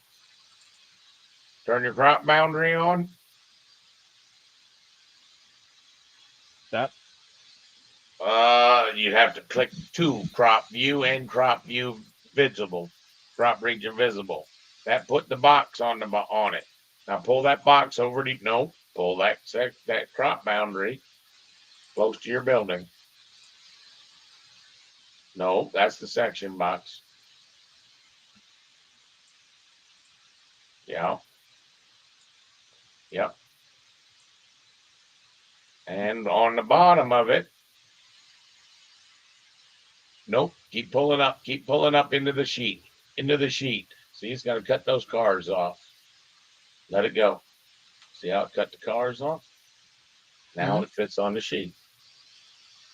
Get your view titles in a place where they're logical and make sense. And that sheet makes a heck of a lot more sense then. See, you want to fill that much of the view. Click on the view, and then the dot. Nope, you went into the view. You double clicked on the view. Double click in white space once, and then do it. There you go.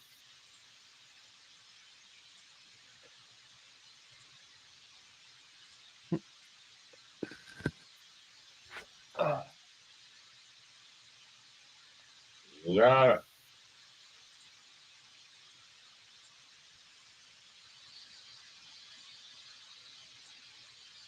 See how much of the sheet is covered by ink or by drawing? Yeah. Go back through your set and make sure they're all got that much covered by the drawing.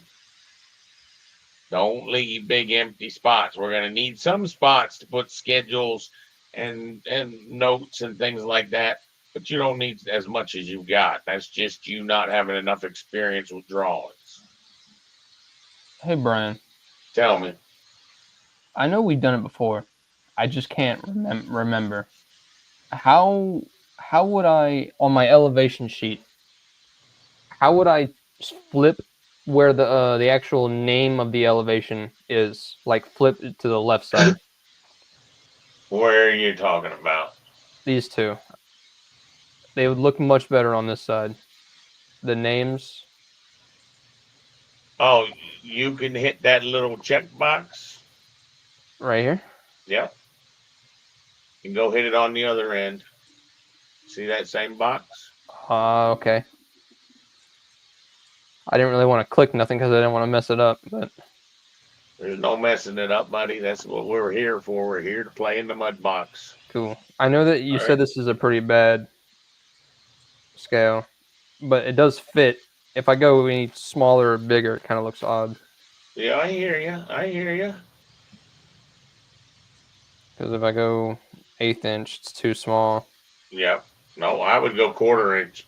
The reason I'd go 1/4 inch is because your plans are at 1/4 inch, which tells me that the two side elevations, Yeah, I would put them on the second sheet.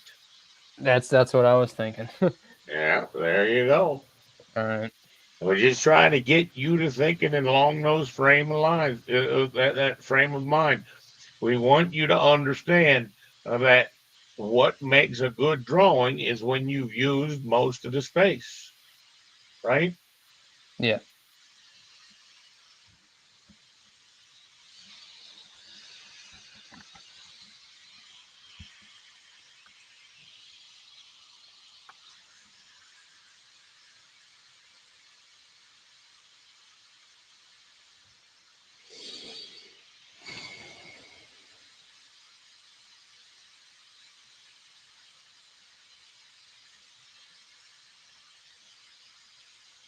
Doing too bad. You won't have to work too late tonight. You still have to do some tagging and some dimensioning. But if you guys are both getting to that level, give you some good pointers. Try to clean them up. Try to tag your doors and your windows. Hey. Even if they're just like they are right now, you just throw the tag in. Even if it doesn't mean any sense to you right now, Yeah. it's at least text, and we'll show you how to fix it. Well, as of right now, I have a 5-hour and 44-minute timer going. So I got For 10 how much hours. time you got to get in? I hear you. And I'm gonna take a screenshot at the end of it, and I'm gonna I send it to hear you every you. day. I hear you. You're staying on this damn program, Brian. I hear you, buddy. So Well, if I finish away. this, I'm gonna be in the room. that's fine. I'm just gonna be sitting here relaxing. Eric or Misty can help you too. Just keep trying to get now. Go back to that. Go back to that last thing. Yeah, Now look at how you chop the porch off on the one side. right here. Why? You got all that room over there on the side. Why not have that thing? Well, because you don't see your crop boundary, so that's part of the reason. Turn your crop boundary on, right? See, why wouldn't you have showed that? That's a good question. All right. It is a good question. Remember to just keep flipping through the sheets. Your next step checks your last step. Yep. You think you'd ever draw a set of blueprints in one weekend? 2 days? That's not bad. That's not too bad for the level we're at least. Yep. Keep helping Tyler moving forward. Don't let him get frustrated. Don't let him go away. I try my best. All right. You guys be good. Yep. Appreciate it.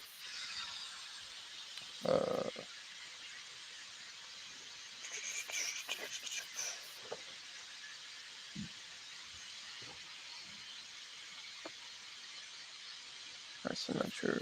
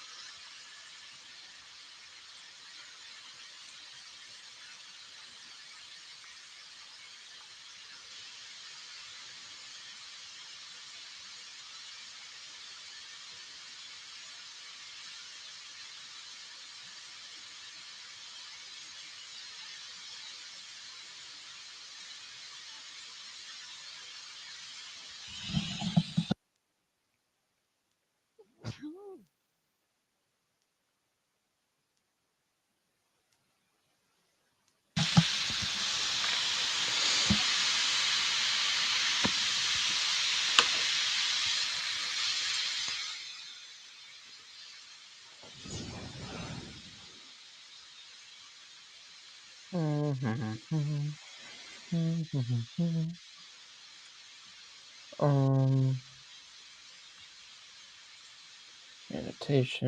section.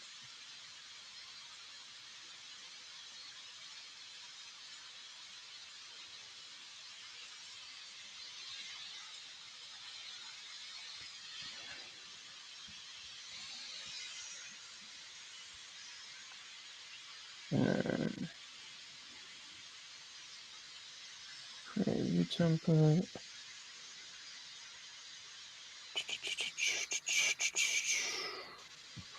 Isometric floor plans.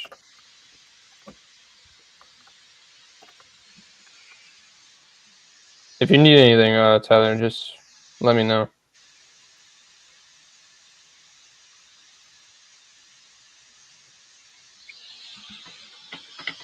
I'm just kind of staring at my kitchen, trying to figure out. I don't know. I think I'm just going to tag a dimension for a minute.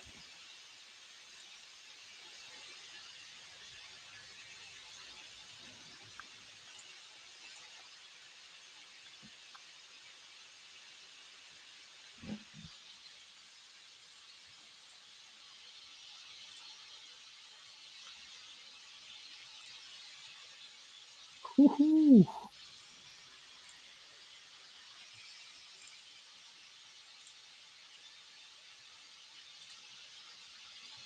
Why is that doing?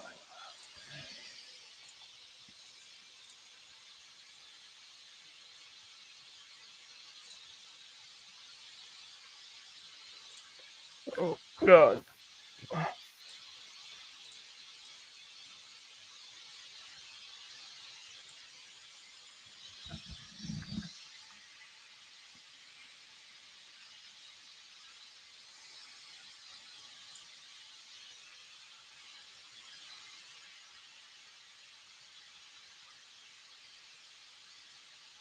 Why is that sitting like that? That's why.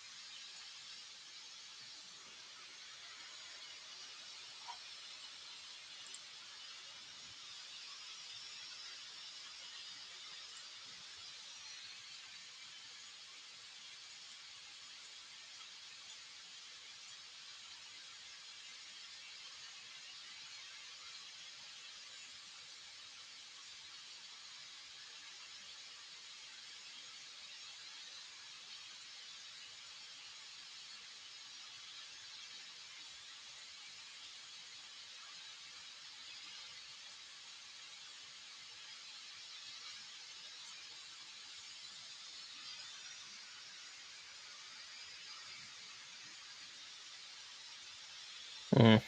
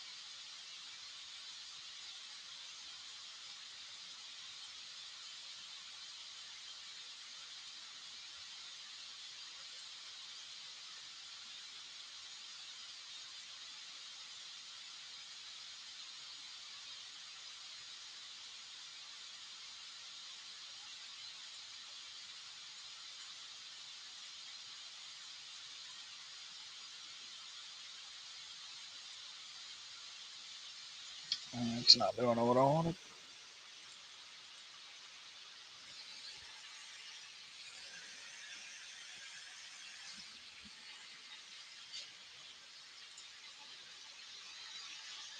Oh God.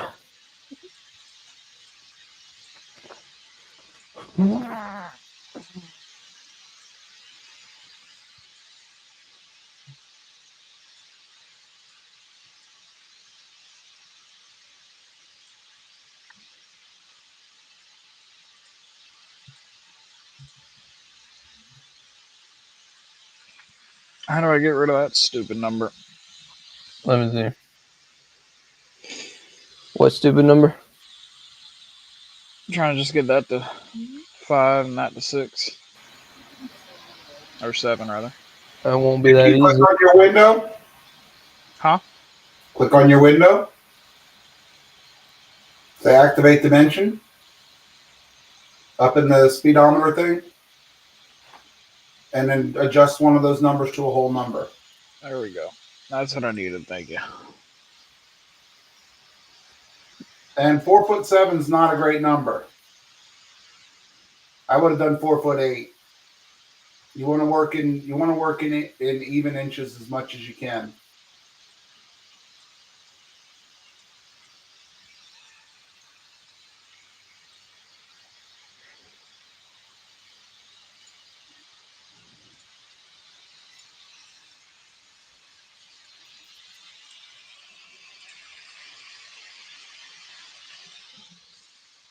Dial her back up.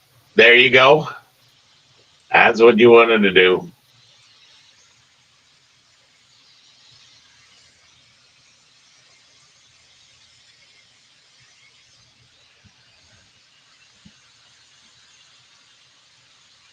You made both of those 8 foot, it would be 8 foot, 12 foot, 8 foot.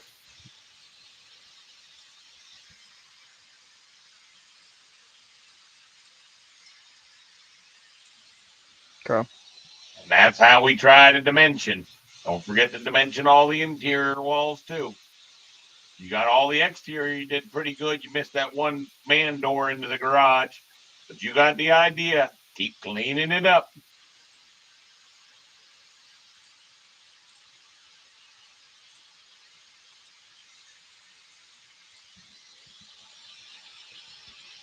What were you struggling with, Nathan? That was, oh God, yeah.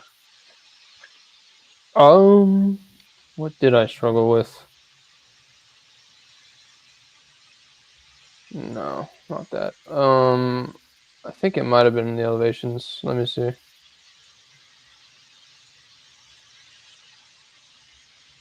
No, I don't know. All right.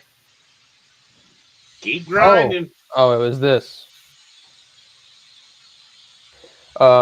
What's bothering you? I hid the elevation lines because this one was far out here, Yeah. and I figured since they have the title in, I mean you can kind of tell, but is it better to have them regardless? I like having them on. Some people don't, though. Some people don't like to have them on. Okay. And see, what I would be saying is if you made your section box back closer, you could get that level line to show and it wouldn't be off the page. Oh, Not you're talking your about crop actual boundary, your section section box. box. Right? But you turned it off already. Yeah, I see. So See, now if you turn your level line on, how do you turn your level line off? That wasn't the one. That wasn't the one you were thinking. I had hit it in view. All right, that means you got to hit that light bulb down in the bottom, not the one you picked on, but the light bulb alone. Right here? Keep Oh, going this past one. the eyeglasses. That one.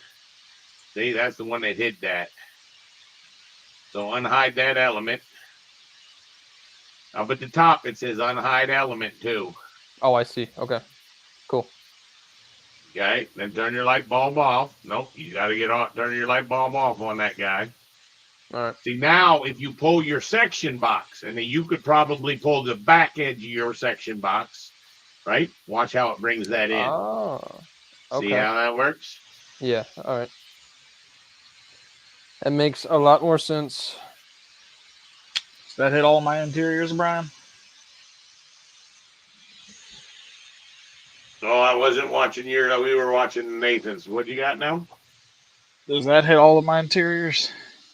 Well, what I would do personally is I would pick a dimension, pick your dimension, hold your control button, pick a wall.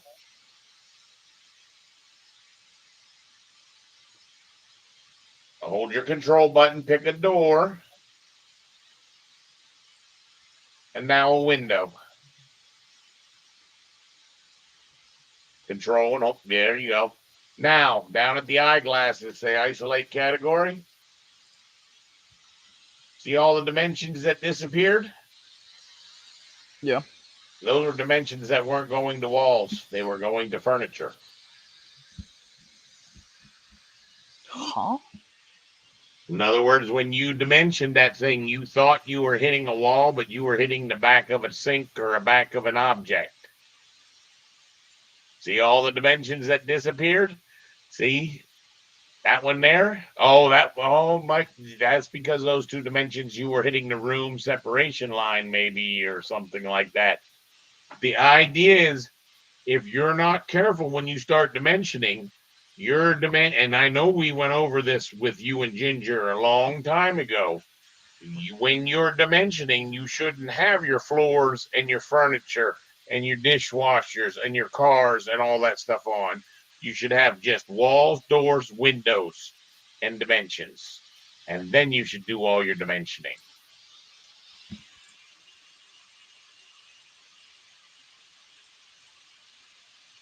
Not floors, not floors. You didn't pick the dimensions. Dimensions, doors, walls, windows. Say okay and say isolate category. Watch which dimensions go away. That eyeglasses, isolate category. See all the dimensions that went away? Those were ones that you weren't dimensioning to the wall. You were dimensioning to a room separation line. Why would we dimension to a room separation line? You thought you were hitting the wall, but you weren't. So it looks like just that one. Everything else looks like it's hit. Yeah, but you didn't hit all. You see, right now I would be dimensioning all my interior walls. See, so pick in white space, go to dimension. Correct me if I'm wrong, but they're hit this way, except that one, and then these two doors. Oh yeah, I guess you're right. I was just making sure I wasn't crazy. No, well, see, what happens is that's not typically how we dimension those exterior strings. They normally wouldn't include those inner framed walls. And you see those two windows that you're missing right there above that one room? You see the 15-foot 10? Yeah, you didn't catch those two. No. See? So that's why isolating just your walls, doors, windows is so much more beneficial because then you can make sure everything's tied down. Now, what you typically wouldn't do is that string of dimensions right there. You see that 2 foot? Go up to the 2 foot. That we would never do. Your dimension, you see that dimension is an exterior string. That's all about the exterior of the building. That's why we put the dimension on the outside of the building. All of those interior dimensions, you should be on the other side. Plus your 24 foot on that might work on that one. That might work on that one. Yeah. But you didn't have any windows to zoom out. What about the window in the kitchen? See, you haven't picked him up. This one? No, I guess you have picked him up. Where's the? I see what you're saying. A couple of things, and I just found this button, which that's nice. Yeah. You got to pick once in the white space when you're done, just like dimensioning.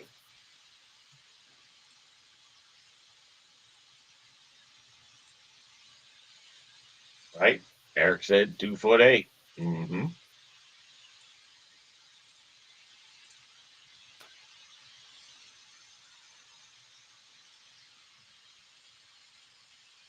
And then how do I remove that right there? Just that little pink thing?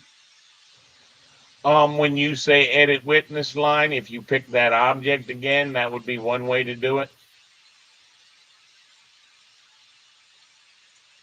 See, that's that room separation line. I'm thinking. And then I got to tag that. You didn't dimension that closet depth, right?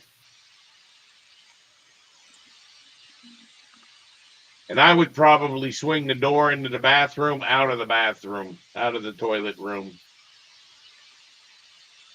You should never have two door swings hit each other. That means if they opened up both doors, right? Which means that now that next door down, I would push down just a little bit so that it didn't open up into the other one. And then and just nudge it down. You got it. Yeah, I kind of had that on purpose, but I see what you're saying. Well, plus that door right there, I wouldn't swing into the opening. I would swing that against the wall for that linen closet. Yep, right? Wouldn't that make more sense? Yeah.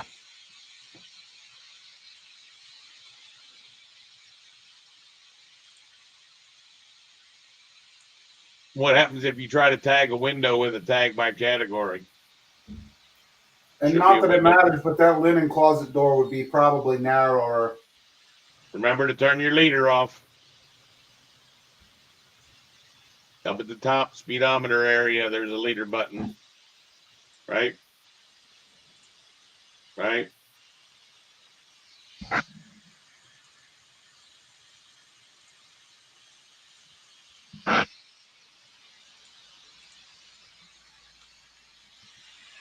And the same thing for the doors.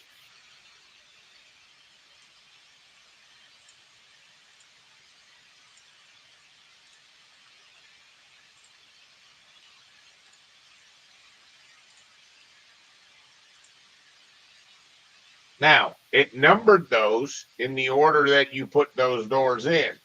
What we would typically do is we would start at the front door and he should be door number 1.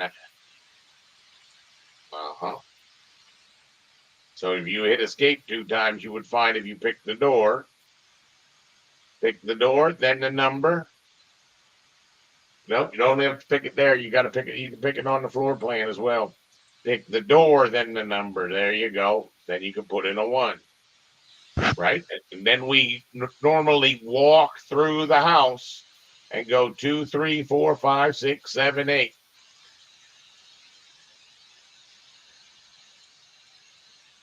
See, that one I wouldn't have made 3. The reason being it's not walking through the house. See, in other words, the first door you get to is number 1. That one would be 3. Then the next one up would be 4. That's all right. It's just warning you that you got 2 number 4s. Now that's a 5. Now that's a 6. There you go.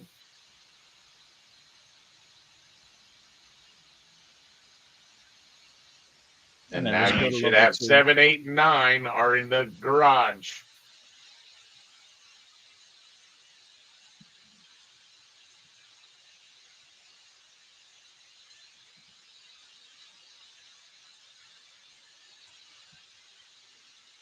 There you go. Now you're more prepared to have your door schedule when we do the door schedule. Now the windows, those are all going to be by type.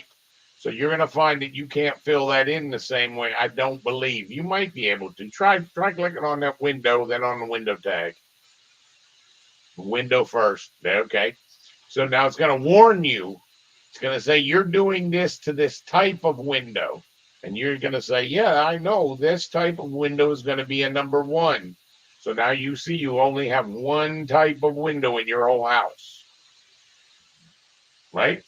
which is unusual because normally the window above a sink is going to be a less tall.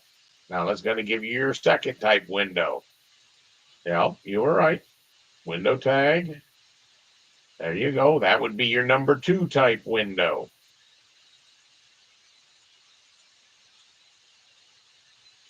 See, then you only got 2 different types of windows.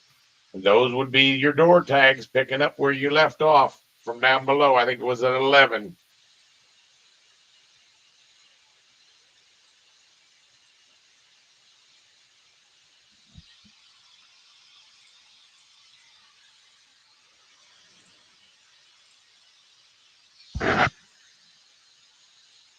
Looks like the Now door look, number you can click on that number right now. You can click on that number right after you put that tag in. Now, you lost a chance. When you tag that door, you'll notice that it's highlighted in blue, ready for you to put a number in. See, go to 13, then to 14, put your bathroom that door in that you missed. You're getting there. It was there. I don't know what happened there, but it didn't let me actually type when I placed. I tried. Oh, it does. If your click sequence is a little bit off.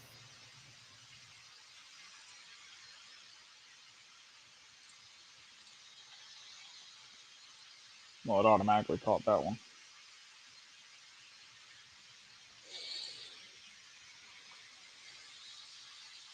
Yeah, that door was there. I don't know when that happened.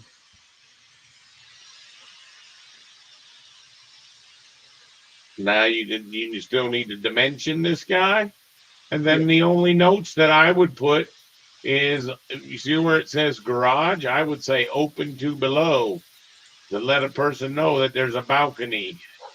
I know you named that room balcony, but you don't, and you almost want to put a tag for that. There's a metal handrail up there so that a person knows that it looks down into the garage.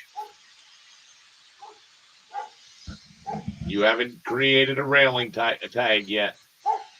And I don't that's think where it we might be using multi-category tags. We might be using material tags. There's different ways to tag it. I'm just saying you need a little bit more text on that plan and the dimensions, and it's pretty close to being done. See, so if you clicked your multi-category tag, try that one. All right, so you don't have one. So say yes, I want to load one. Do you remember how to load the multi-category tag? Okay, so you have it here because you got that. It was in there. It was in there. Imperial. Now, annotations up at the top. Oh, you got it out of order. Now, find your multi-tag. You see, click on the word name. Click on the word name up at the top. Then that stuff's in alphabetical order. Then you want a multi-category tag. Try it. Now try to hit that handrail. That's the floor. I don't care if you use tab or move your mouse. You got to pick that rail. Don't you have a handrail drawn there? I definitely do. It caught it a second ago. Yeah, well, I think you might have deleted the handrail because I don't see it. Now look. Maybe the multi-category doesn't work on handrail. I'd be surprised.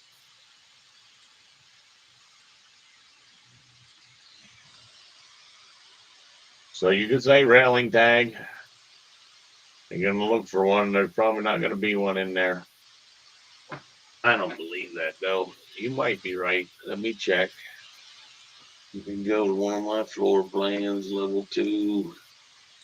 Would it be a detail item? No. Architectural, maybe?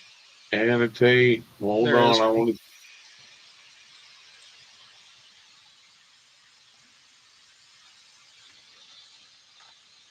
It was in architectural. Yeah, the railing does a multi-category tag doesn't work on a railing. How stupid.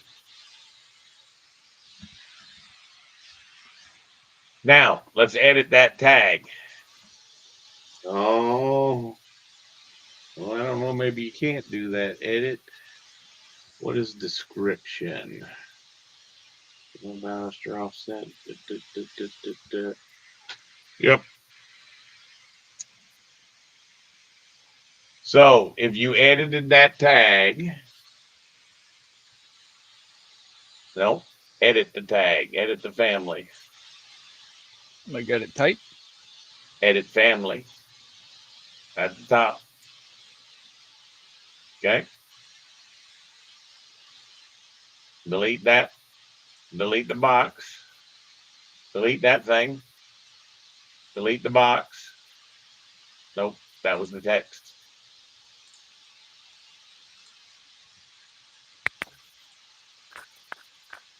All right, now pick that guy and say edit label.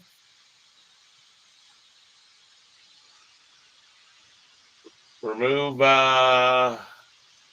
what we want is we want the description. Say okay. Stretch it wider. A bunch wider. A little more wider. Now load that into the project. Say overwrite. See how it has that question mark? Say fancy handrail. Click on the question mark. Click on the question mark. Say fancy handrail.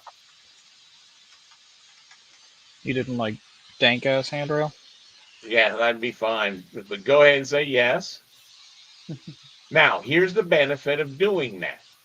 Zoom out. See your section going through the long direction of the building, the one that cuts that handrail? Go to that. You got to You not double just click on double its click it? head. Nope, don't click on it. Don't click on it. Just click straight on its head. Double click. Once in white space, now double click. Now go to that handrail and tag that handrail and watch what it's going to tag it.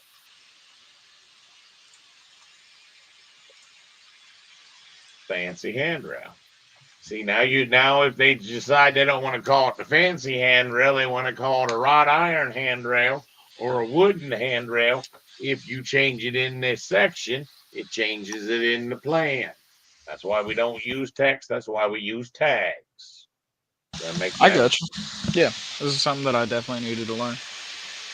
And you see, what you would see now is if you picked on that handrail, pick on the actual handrail, where you would find that is if you said edit type, look down on descriptions, scroll down, see where it says description. See how that works? Oh, maybe that's why. Because it's What's for that? stairs. No, that's just the assembly description, which has to do with the assembly code. That's the Okay. lookup table. So now, obviously, we would put a leader on that typically and point to it. Right? You know how to do the leader. Just like all your other tags. Leader line, move it up. Yep. That's exactly about like we do. Now, don't forget to add the arrowhead to it. Edit type. The arrowhead comes from the edit type. Right there where you get to pick the arrow. Usually do a 20 degree. Usually do a 20 degrees, correct.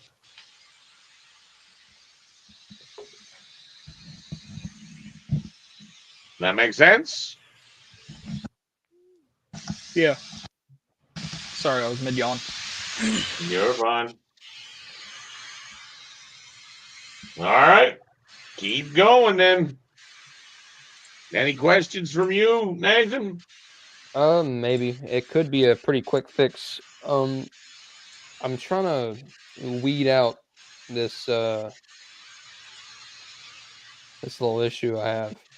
So What's that? I didn't want to keep this coloring. That way the tags will show up nice and clean. Well, first of all, you should turn your shading off in this view. You got your shaded view on. Oh, so just hidden line. Yep. Okay. Oh, then I can just go in and turn the patterns off. There you go. All right. And you could do that with either the filter or with the, yeah, that's not cut, projection. patterns. You see, there's two Project. patterns there. Right. And you would just Say not visible. cool. Okay, yeah, that's what I wanted. All right. Yeah. Cool. All right. Appreciate Well, I'll wait for to hear you whining or crying, or if I see you doing something silly. it. Okay. All right. Yep. It'll probably be the latter.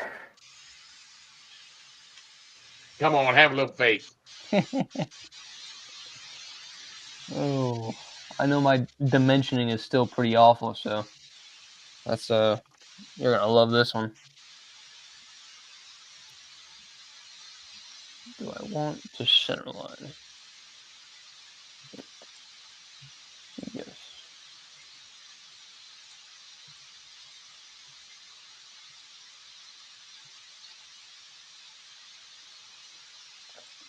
Ah.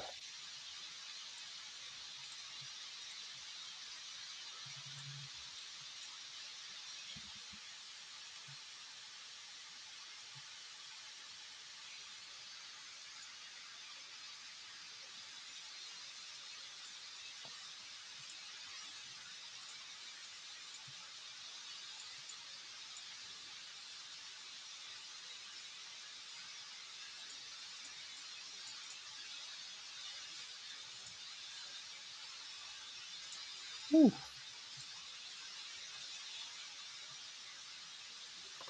Why is the floor still coming back?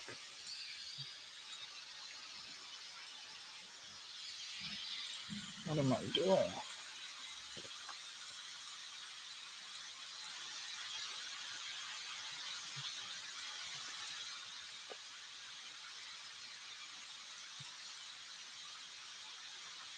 A little experiment. A little experiment right here.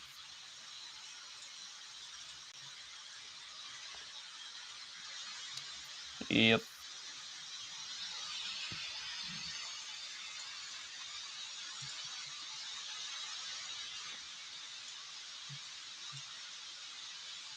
Mm.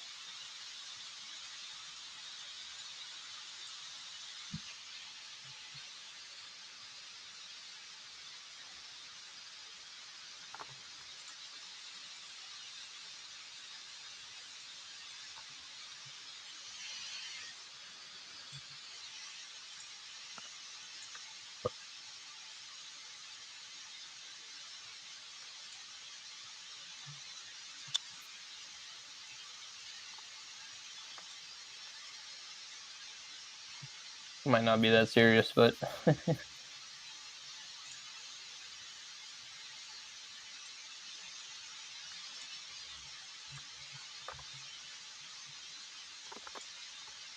I keep hitting the fucking floor.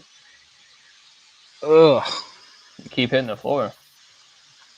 Yeah, the fucking floor that Brian was talking shit about, I'm starting to understand why he was talking shit about it.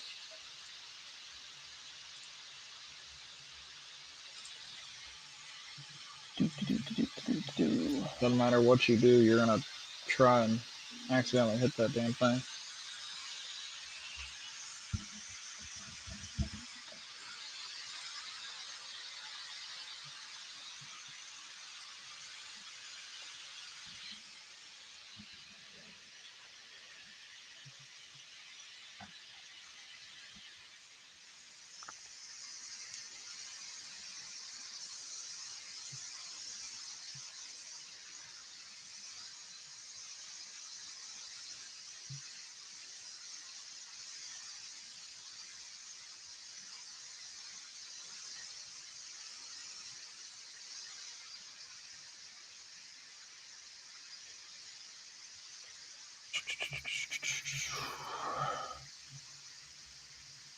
All right.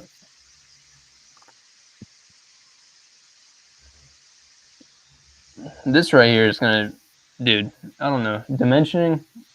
I'm gonna have to get so much better at dimensioning, man. I absolutely suck at it.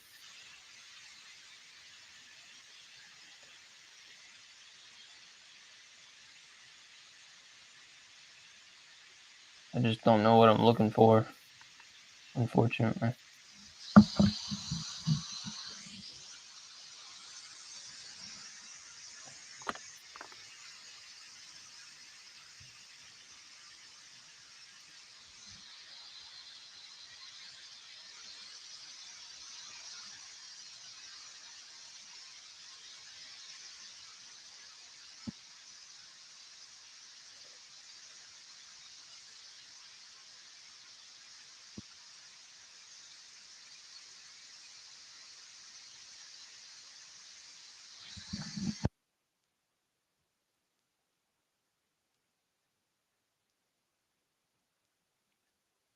Need those to stay equal.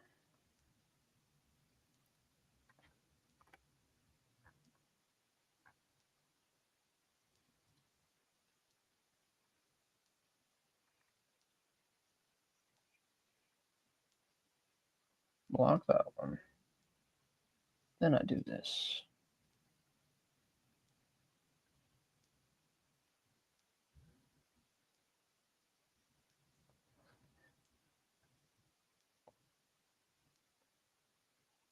Okay.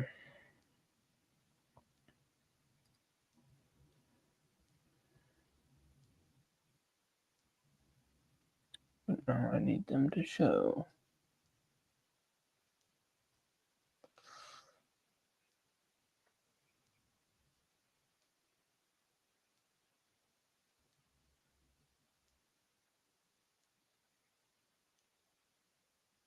And Brian, would I just add another string of dimensions to show the actual dimension itself?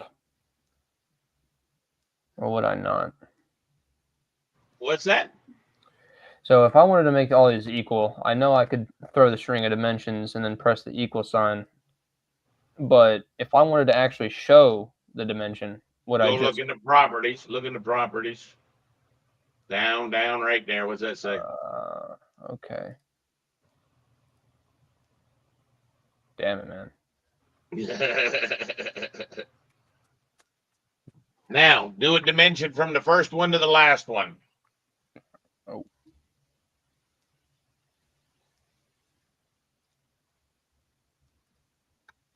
Now pick the last one. Why'd you make that be 55 feet? Magic. That is magic, isn't it? It sure is. I'm giving you all my tricks. Oh, I'm gonna need them for this, man. I'm not good at dimensioning. I need to get better at it. How do you get that 0 away from that 0 foot 6 inches? This? Yep. How do you get rid of the 0? Oh, dude, I do not know. That would be one way. That's not where I'm looking. Okay. Go to your manage. Manage. Units. Where's Yep. that? That's you were there. Project units. Length. Suppress 0 feet. You'll want to remember that because that's annoying when that 0 foot 6 comes up. And then you could pull that 6 out and it would put the little arc on it. Now, I would be curious. Oh, because you did those. That makes sense. Yeah, I wanted to keep this one to stay where it's at. Yep. Nope, that makes sense. Like I showed him, remember, before you do your dimensions, you should pick a dimension, a door, a window, a wall, and you should isolate category. Okay. All right. Otherwise, you're going to be dimensioning to the corner of the bed. Boom. Something like that? Yeah. Nope. What I'm saying is the only thing you should have on right now while you're dimensioning is walls, doors, window. Remember? Yeah. And I know that burned you on the last time back in December. Yeah. Right? You didn't have one dimension. You needed one dimension selected as well so that you would isolate the dimensions. A dimension. Nope, not a wall, not a floor. Dimension. There you go. Now you do your isolate. Now you're ready to go ahead and dimension. Very important step, because I'm telling you, you will cry when you realize you've dimensioned all your kitchen cabinets and dishwashers and things like that. Because then when you pick on the wall and you say, why won't the dimension turn blue? Because you didn't dimension the wall, you dimensioned the furniture that was on the wall. I would not do the interior with the exterior. Those three interior walls, I wouldn't do them. I would do all my exterior stuff and throw those dimensions outside the building, and then I would do all the interior stuff inside the building. Kind of like that. Yep, kind of like that. All right. Now, what Brian, if you want to go ahead? go ahead? No, go ahead. I'll ask you in a sec. All right, what if you wanted those dimensions not to go to the center of that exterior wall? Zoom into the corner of the wall. Oh, That wall right there. Yep. Zoom out just a little bit. Zoom out. All right. Escape 2 times. Now pick the dimension on that's going to the wall. You see the little blue dot? Nope. That blue dot. No, don't drag it. Just click on it. oh, right. It'll jump. Right? Remember I showed you that. Yeah. See, that's how you can get it to go to the exterior of the wall instead of the center line of the wall, which is typically how we do it. So you want to do so? It's typically to the exterior. Correct. Right? And then you would pick the dimension above it too. Now, what's that dimension? You see how that's 50, 80 feet, 10 and an eighth? Yeah. Why wouldn't you fix that? You see that? Look how it, see how it fixes itself? There you go. Right. And then I can just. Now, if you notice, yep, that's right.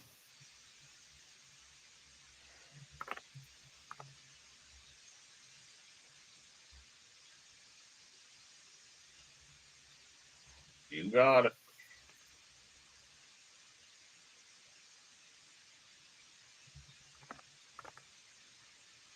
What'd you need there, Tyler? Struggling with this, trying to get it to be nice numbers, and it just keeps fighting me. Where are you struggling? I got 4 sets of not nice numbers. Every time I change it here, it goes there. Change it here, That's because if you dimension from that exterior wall to that interior wall, you would find that's where your bummer number is.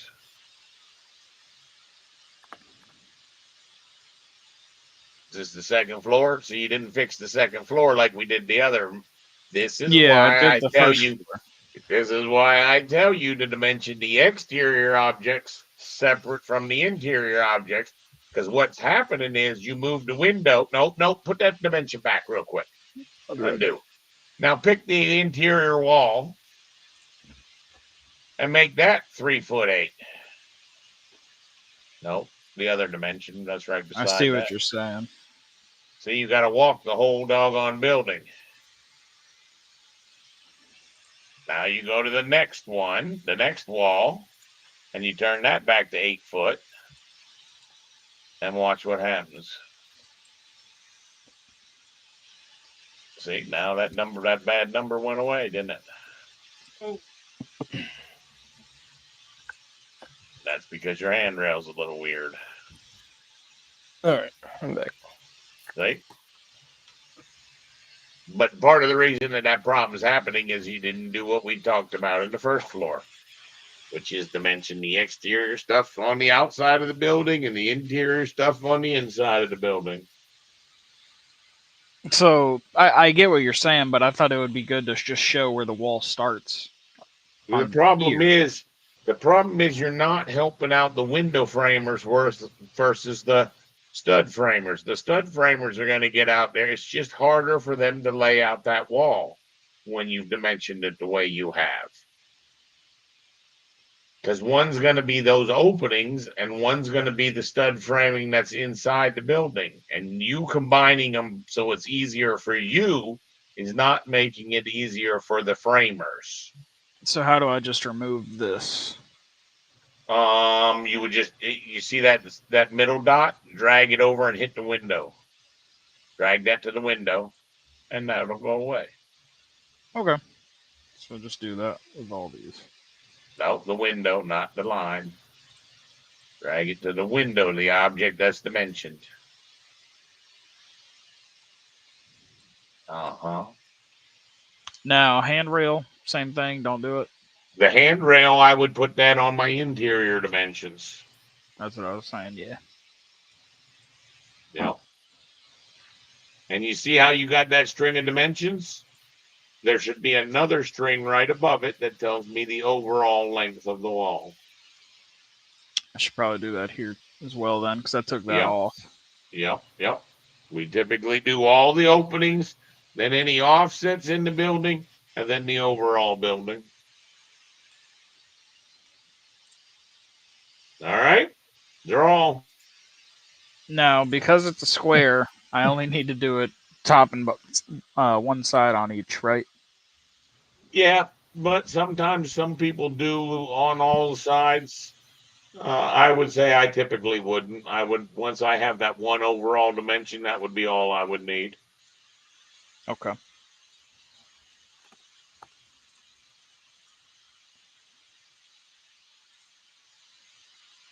Show me how to make those dimensions go to the exterior of the wall instead of to the middle of the wall. Zoom into that corner. I just showed Nathan that.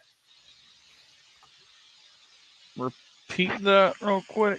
Go to the corner of your building and show me those dimensions. Go to the very corner of the building. Nathan, tell him how to show that so it goes to dimensions to the exterior of the wall. Click on the dimension Oh, itself. yeah. You click that. There Okay. you I was go. misunderstanding Okay. the question. And I know There when you you're go. setting it, you could do tab as well. Yeah, there's a couple things you can do. All I'm saying is I wouldn't typically dimension to the interior of that stud. I would be going to the out.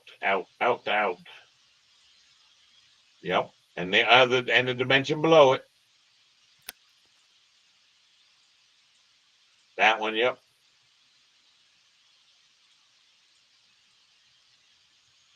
Now I have the weird numbers back. Well, that's because you got the 49, 0 and a quarter to the outs, Yeah.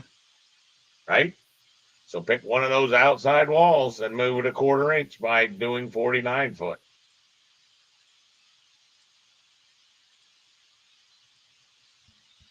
But that ruins my center to center. Well, then make that one 49 and an eighth, and then go pick on the other wall and do a 49 and an eighth, and then you wouldn't be ruining your center to center. Wait. Huh? Pick on the upper wall. I'm going to do it right here, for example. Hold on. Because you just confused me. All right. So this wall? Yeah, this and make scenario. that 57 and an eighth.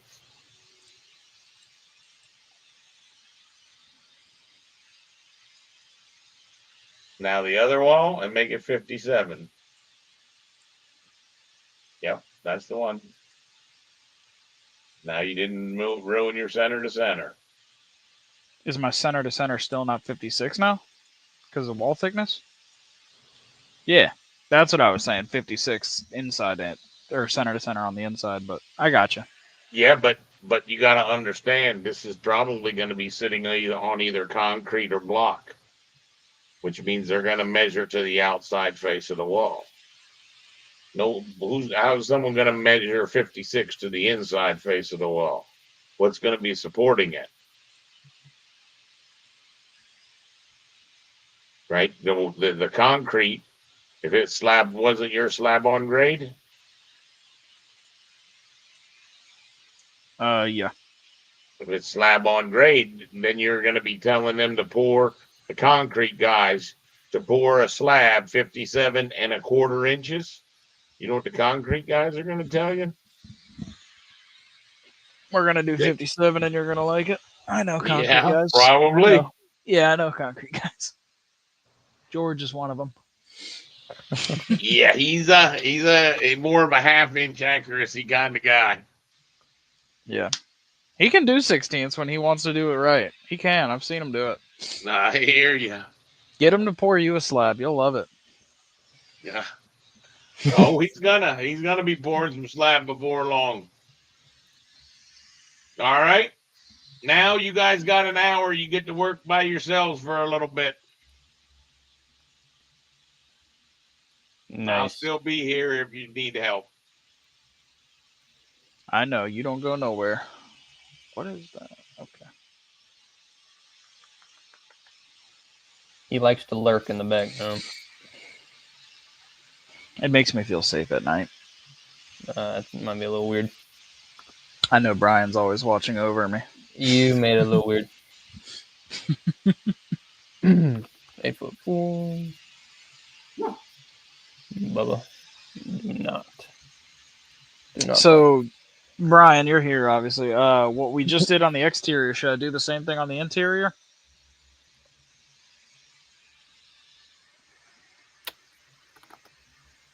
He said, I'm not fucking telling you.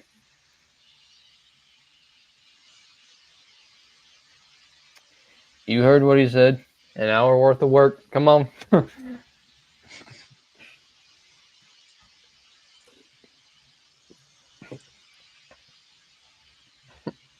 Oh, God.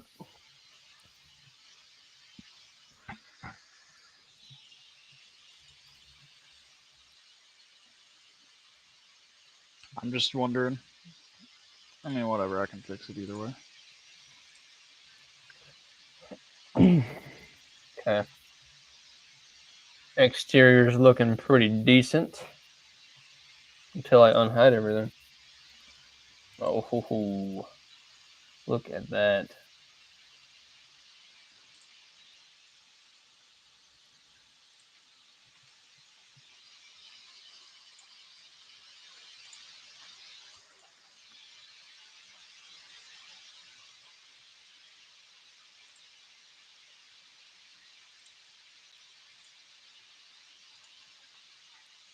Oh,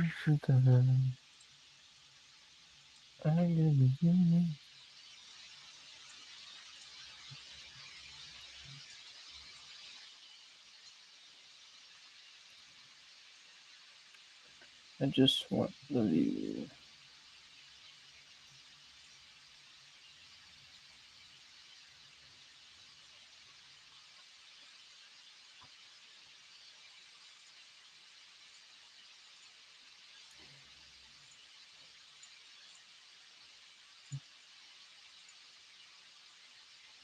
Cool. Cool.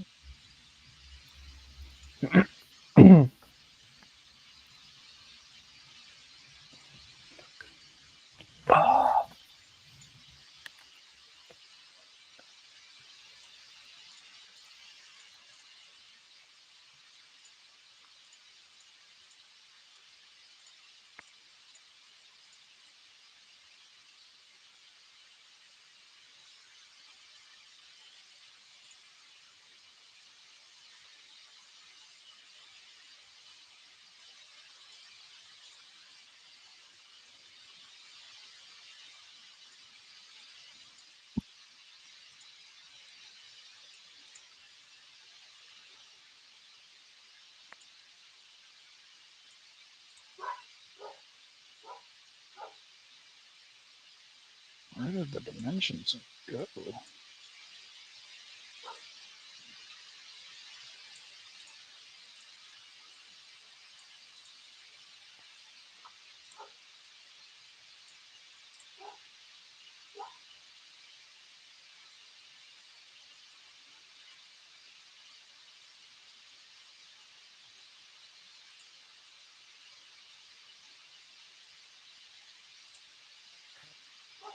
Okay.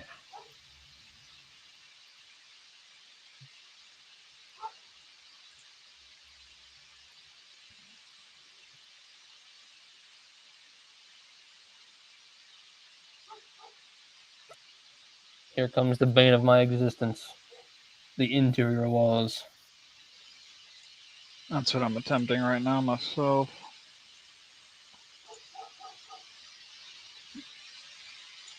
Oh, God.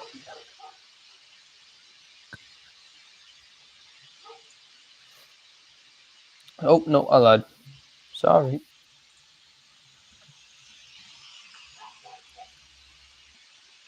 Make that one.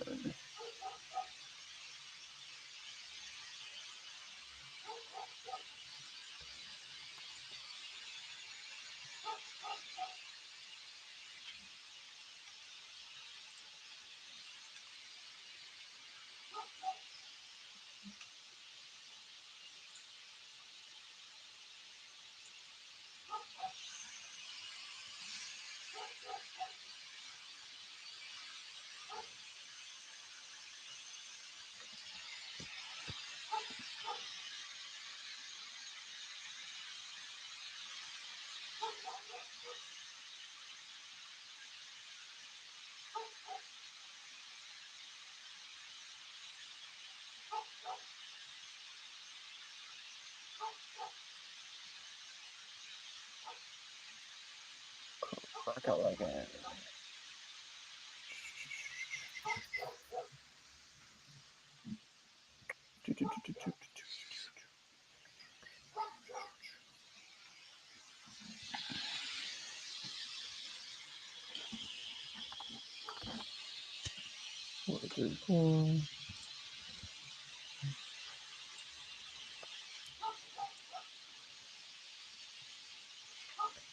I need this.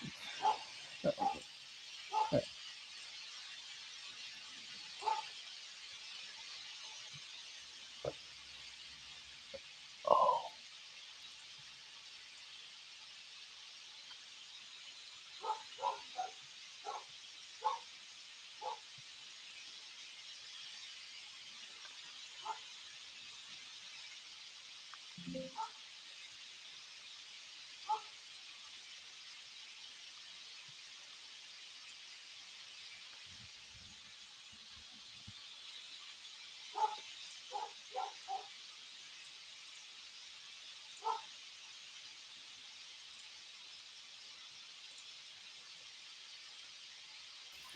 You see how you got that 0 dimension?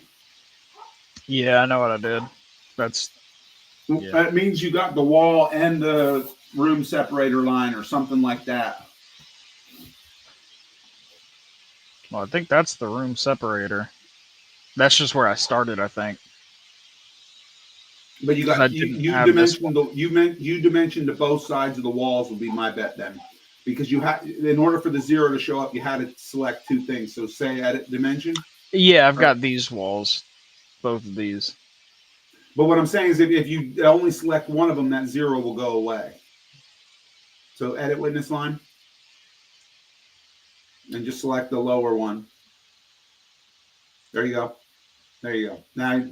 Now that one, you gotta click in white space to get that to take effect. Click out in white space. There you go.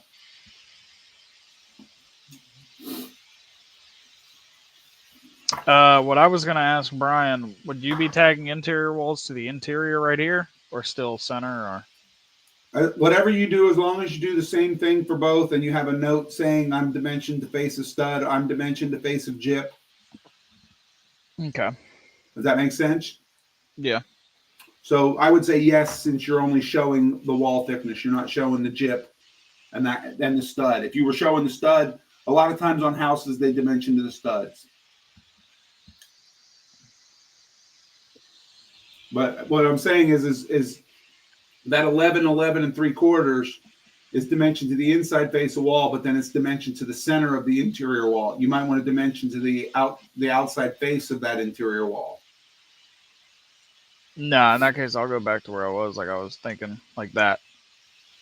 Yeah, but see, that's the center of your wall. What is that? If you don't know what the center of your wall is, then it does you no good. I'm just trying to let you know that that's the general, what you want to do when you're dimensioning stuff is you want to have the same practice throughout. You want to either dimension to your finished materials, or you want to dimension to your stud, or you want to dimension to the center of your construction. But you want to try and keep that routine throughout. That's all I'm saying. Yeah, see, I was doing all center of wall, and he had me change it because To that's how I outside was used face? to it. Yeah, because that's how it was at Century. I mean, we did column lines and stuff like that. You know what I mean? Yeah. Well, But you that would was on the Century. This is outside, you would do different. the Yeah. outside faces. On the inside, I don't have a problem with doing the center or the jip. It doesn't matter to me. It doesn't really matter to you. It matters to the person you're working for, how they do it, and then it matters that you just keep up consistency. Yeah. Okay. Because all of these, I think, they were center. Yeah. Yeah. See, some of those are not, but some of them are. You'll get the hang of it. It's okay. I'm gonna step out for a quick smoke. I'll be right back. All right.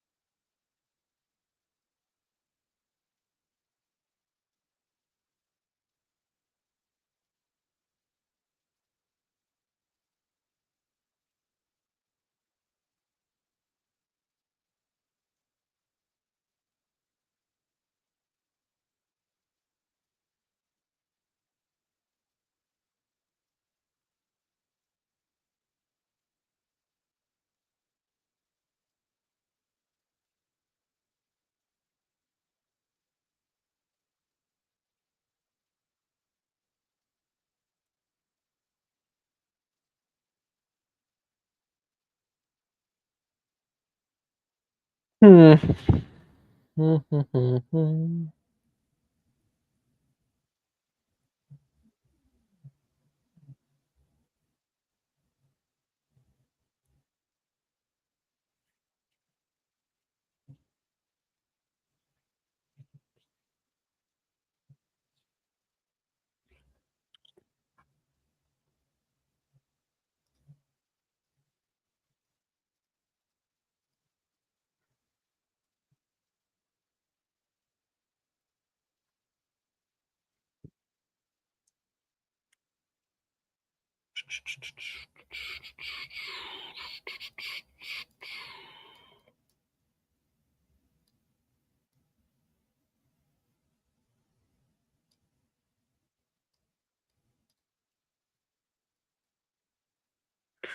Alright.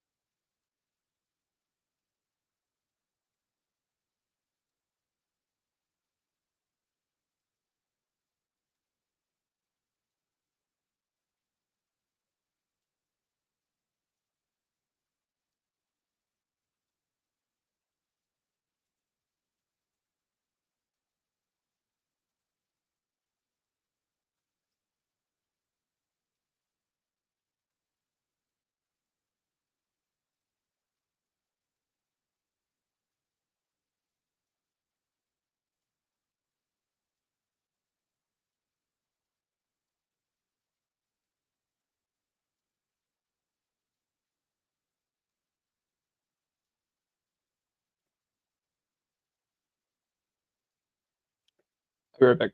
I'm gonna use the bathroom. Oh god.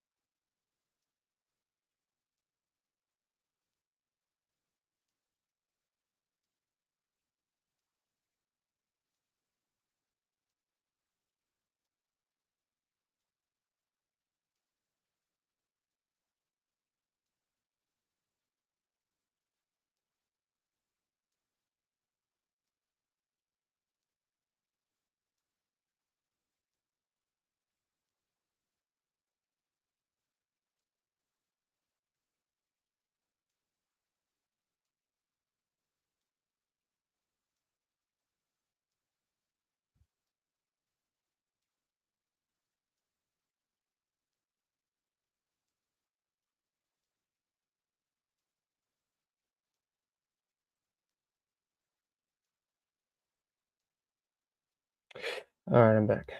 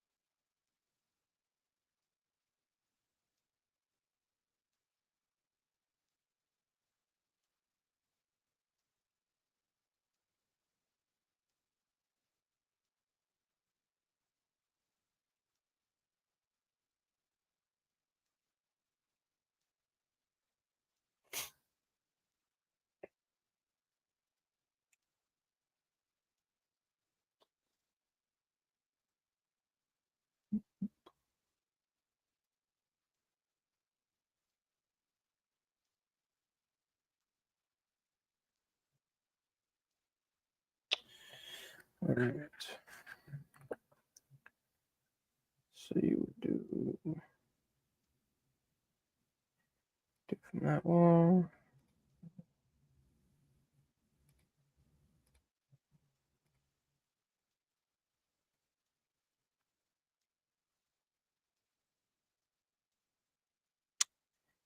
Really?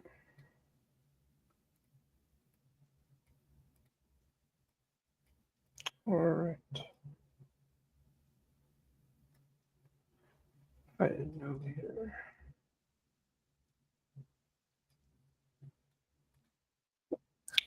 There we go. I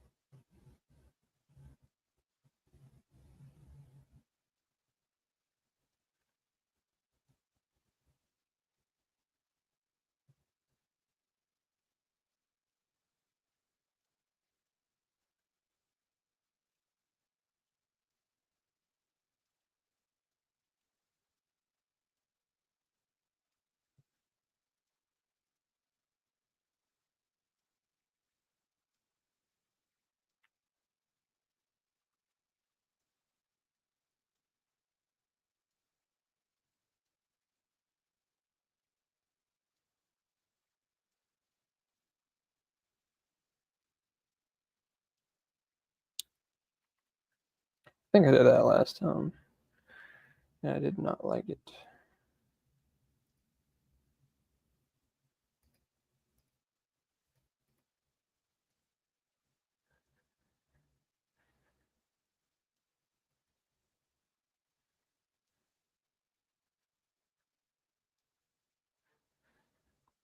so I got this whole room. I think.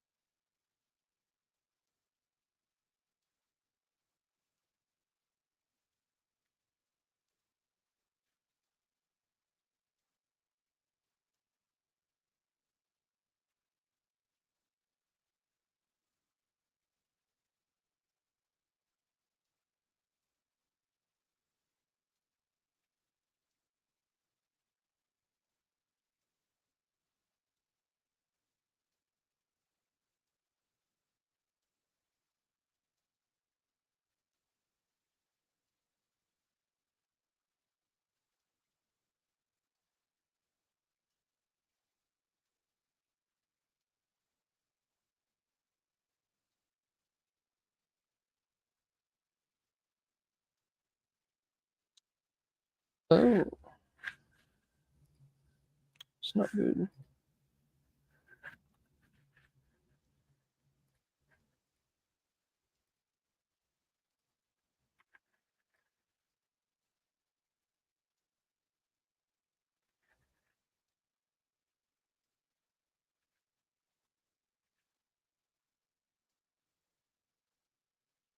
Gotta fix the overall first.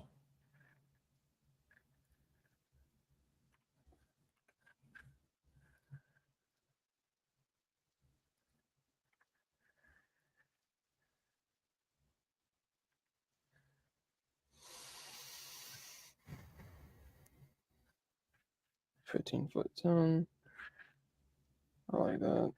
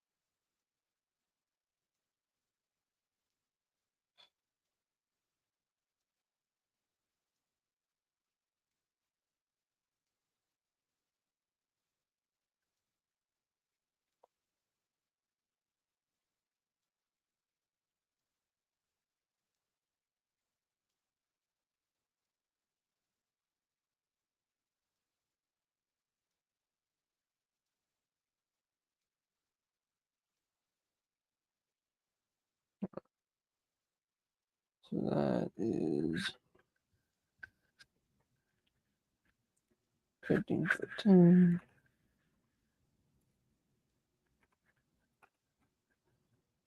I don't know.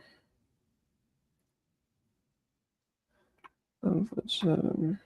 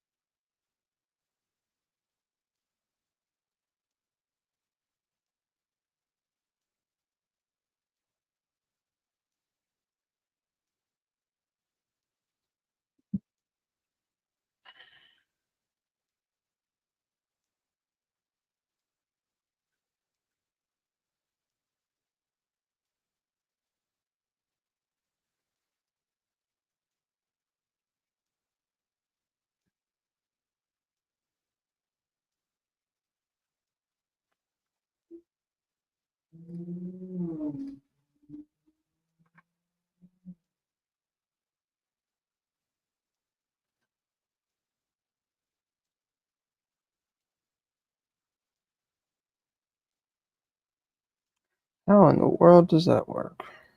This is 5-inch wall.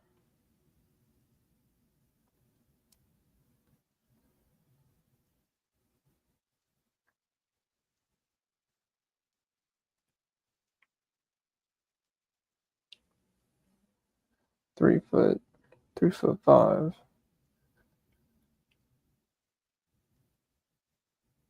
Plus 9'6". Am I dumb?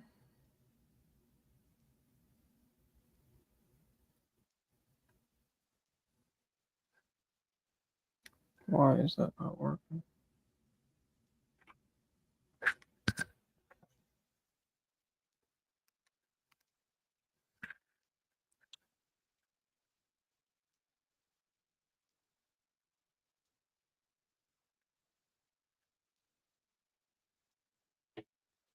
Let me see.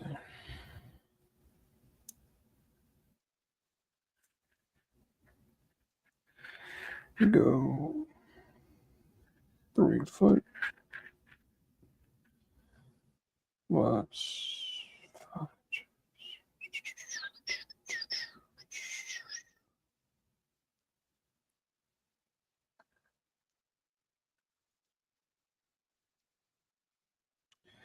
9'6".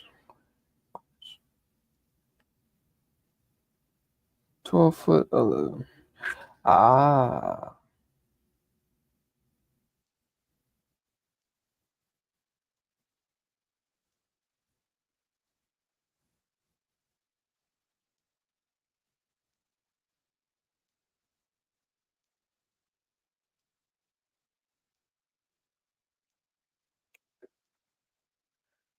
Damn gypsum.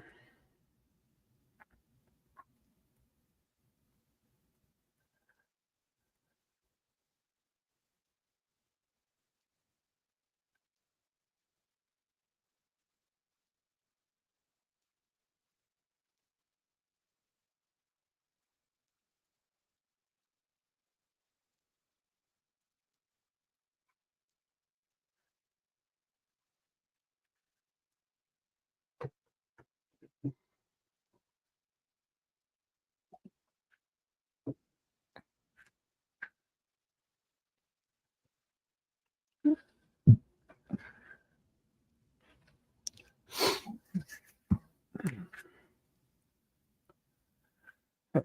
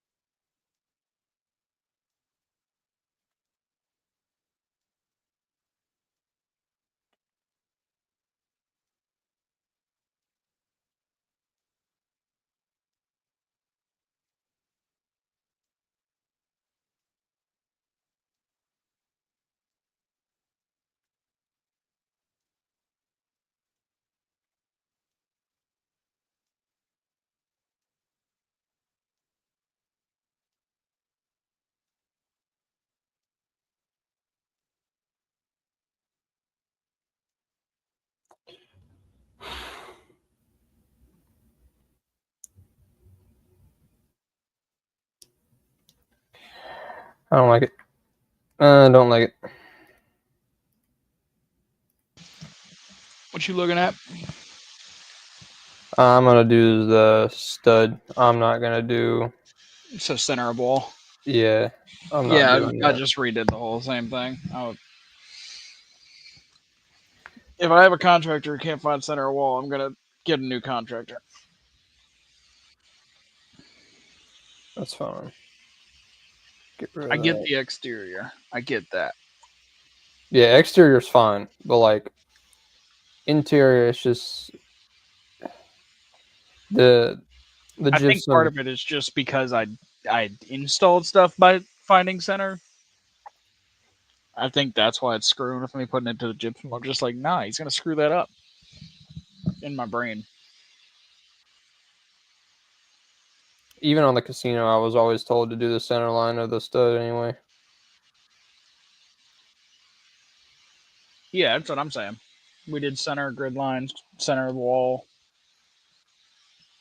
If you have an 8-inch wall, you add 4 inches to your measurement if you're measuring from base. Right. Yeah.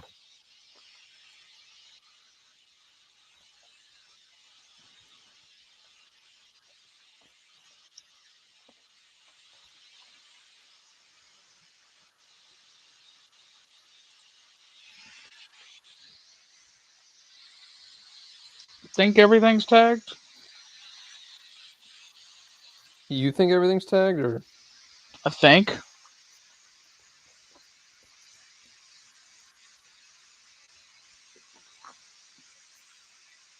I'm sure I'm missing something, but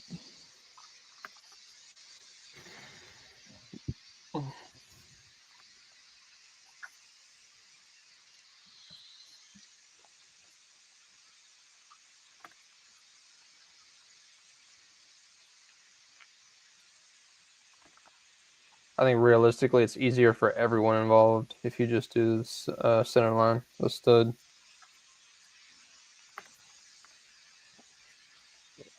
that's Easier my on logic. me, easier on everybody else building it.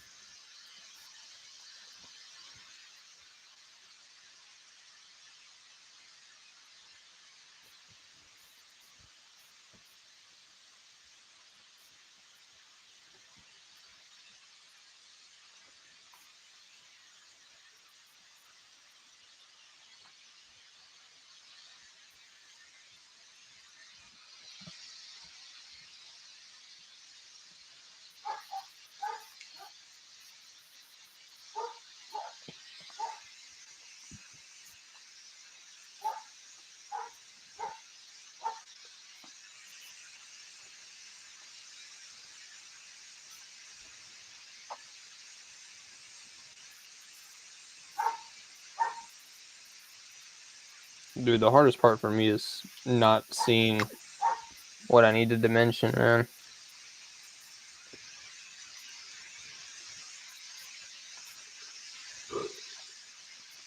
Fortunately, I do think some dimensions kind of cover others if you have it pretty symmetrical. You'll get quicker at it. Remember, this is your first go at it. You don't necessarily understand it. The longer you read drawings, the longer you see how other people do it, the more you pick up little tidbits of what you need to grab. Yeah.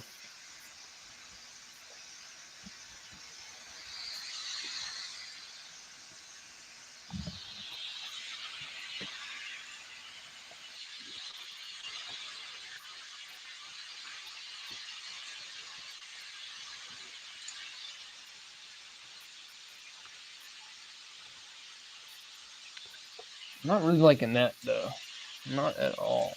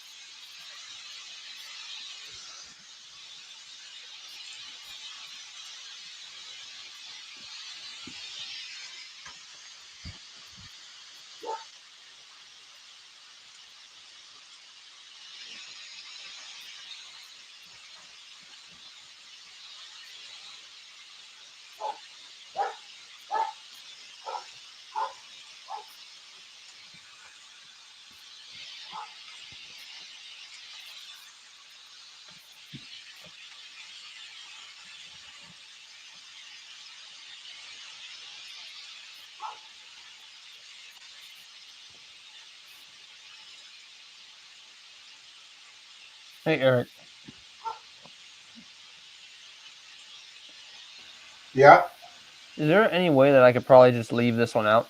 This measurement right here? Why is that? Because it's junky? Yeah. I think the reason you're getting junky numbers is because you're going to the center of the outside walls. The center of the outside, what's your outside wall thickness? It's an 8 It's inch, same as mine. 8 inches, but you got inch and a quarter and then 7/8. See, if you're going to the center of the wall, you should get an even number. But if you're going, what's your overall dimension from outside center to outside center? See, it's outside the edge, outside face. See, you see where the variation is going to come in? What's your dimension from the center of that wall to the outside face of that wall? From the center of this wall? Zoom in where your dimension is the center of the wall.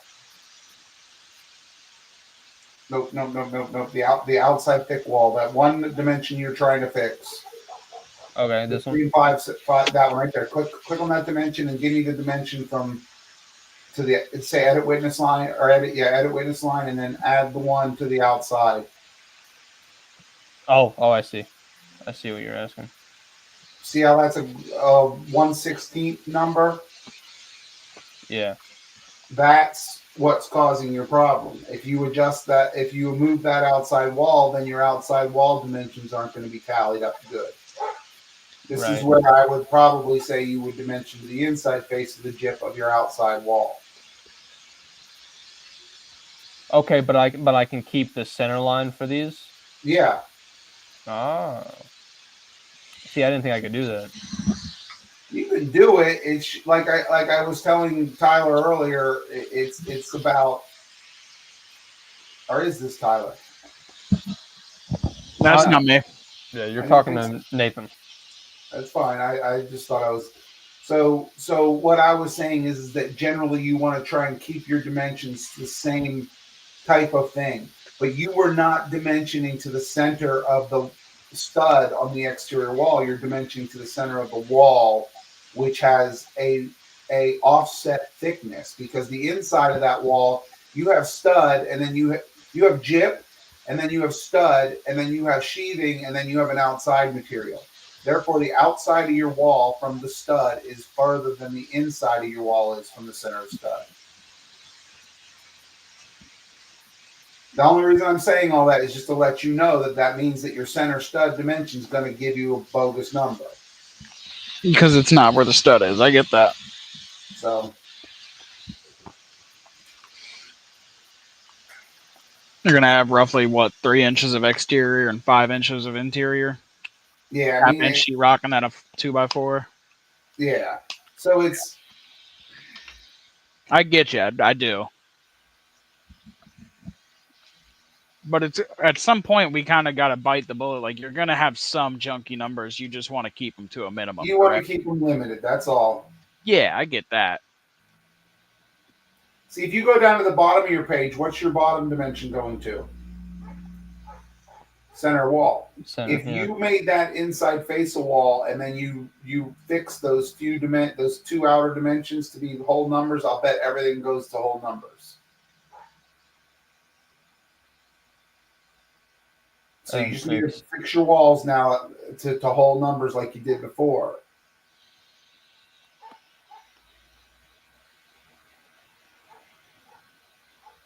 And it might not be whole numbers. It might be 4 foot 2.5. You know, there's certain dimensions. There's just certain dimensions that as you learn construction and whatever, you'll see, like a hallway dimension.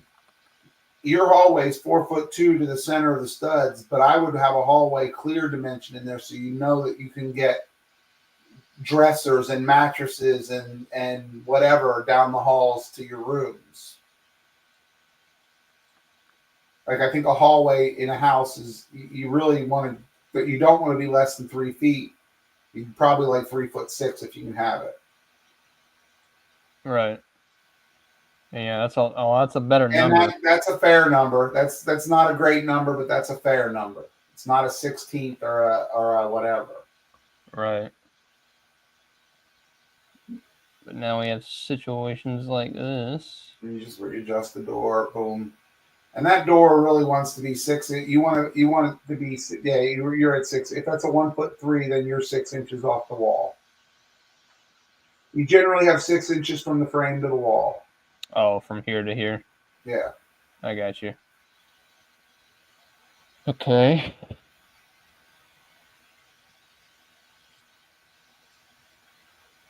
So I guess I should probably do the same thing for this then, huh? Yep. To the center. And then you should find that all those will make a lot more whole numbers. You fix that one. You see the top wall, the 2 walls on both sides of the whole number are bad, but when you get this in here, you should see a whole numbers.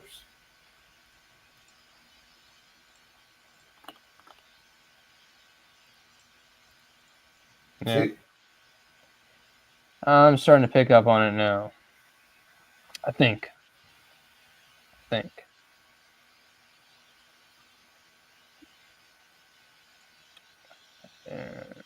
We'll take the casino, we'll delete all the dimensions and see how quickly you can dimension it.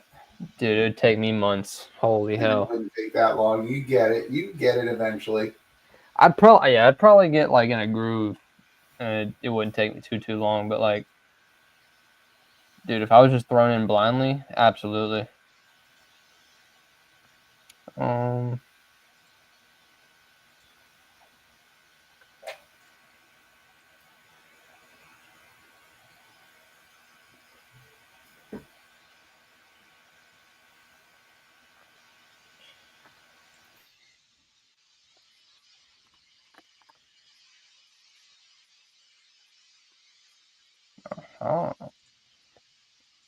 I'm starting to enjoy this a little bit more.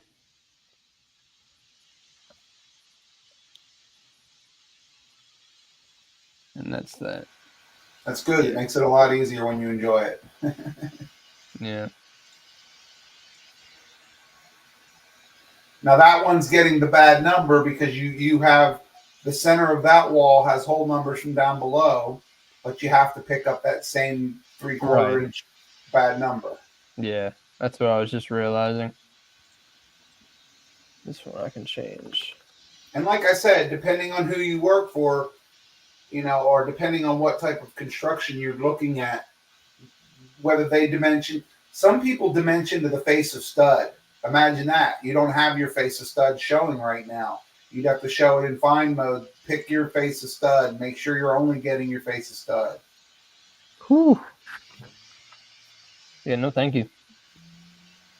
Well, I say it like I'm probably Well, not gonna. there's something to be said for it. When you're dimensioning face of stud, think about it this way: when they put the stud track down and it's already down for the exterior walls, they don't have the jip up yet. So how can you dimension to the jip? Right. So if you're dimensioning to the face of stud, then they just snap that dimension to the face of stud for the next wall, put the face of stud on that one, and they keep going down the track that way. But you can do the same thing with center of stud. Right. The least likely dimension you would see for residential, in my opinion, you don't see a lot of people dimension to the face of jip. To the face of jip. Yeah. Face of jip is an easy dimension for the CAD operator, the BIM operator. It is a horrible dimension for the people in the field trying to build it. Because what they have to do is they have to take that dimension and then they have to add 5/8 of an inch for the jip thickness and then put it down. Yeah.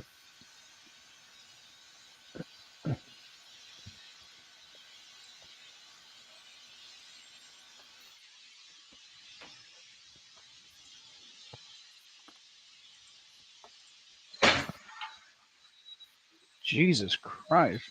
I'll be right back. Okay.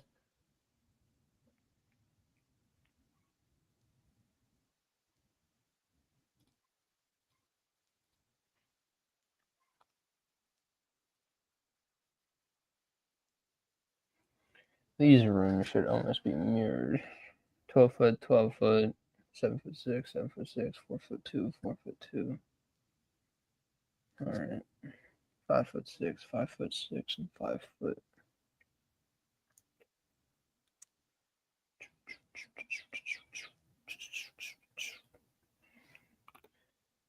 Now, inside face. All right, I'm back. Sorry about that. You're good, man.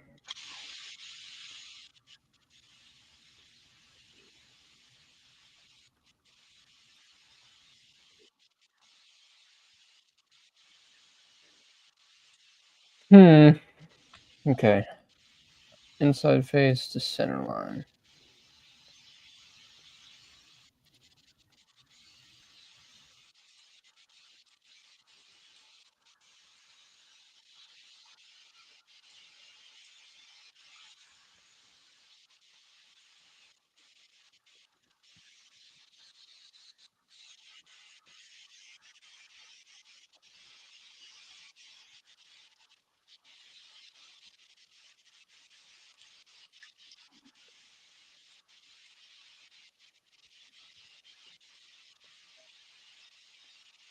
Is that a horrible number? 19 and 3/7/8? 7/8 isn't nearly as bad as anything with a 16th. You can help it. Getting it to a 3/4 would be nice, but Again, though, with an 1/8 inch, that could be jip thickness. So 7/8, 8 isn't bad. 16th.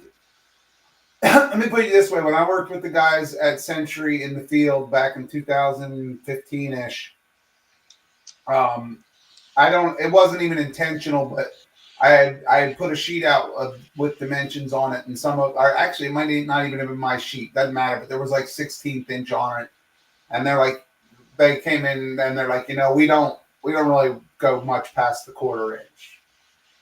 Right. So even if they see 7/8, they're going to 3/4 or they're just rounding it up. yeah, An 1/8 of an inch in construction is not coat of paint. Yeah, exactly. It's not hard to be off by that much. All right. Well, I think if all these, no, I lied. I got more. How the hell do I keep this one good? So I want to keep these columns center and even with this door. After you have the door centered by your good dimensions, then you want to recenter your two columns there. Your porch might need to get longer or shorter on the one end to secure this number right here. Yeah, I would think that the post. Okay, you have the two posts around the doorway, and then you have one more post to the left. That one to the left, put that one right there. I would almost line him up with the face of the wall. So do like an line. That's going to push him a little bit far, but it might change. It might cause you to pull your porch in another foot on the left side or something. I'm just saying that's how I'm visibly seeing it. If that's not your design, don't worry about it. To get those numbers where you want them, the two that have the equals around the center line of the door, what is their distance between the two columns? I'm sorry, this one right here, these two? Yeah, what is that distance? 12 foot? Yeah, 12 foot. So I would just make the next one 12 foot. And then the next one would be 12 foot, and wherever that lands, that's where you pull your porch back to. Make that 12 foot and then make this one 12 foot. Yep. And then all those other ones would need to line up with that one. Right. Well, that one wouldn't be. I would use an align for all those guys. Just align them to that bottom line. I think you can align them to the middle of the column.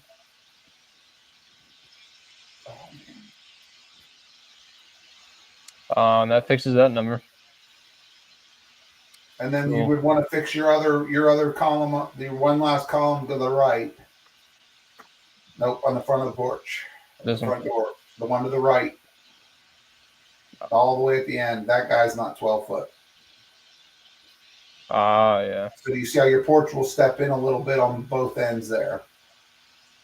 Yeah, I see. It is a little off, though. It's a little thicker down here, a little thinner up here. It don't matter.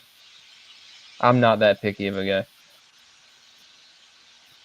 I mean, there's other ways to get that where you want it, but I'm just telling you, if you leave the overhang on both those ends longer, you know what I mean? You want the overhang to be the same all the way around. The overhang of your porch. You know what I could do? What if I did that, and I did that, and then, nope.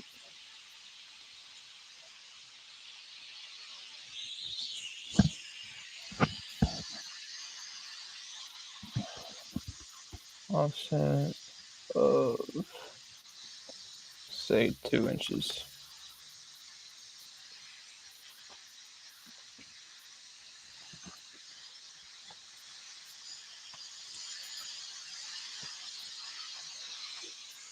Kind of like that.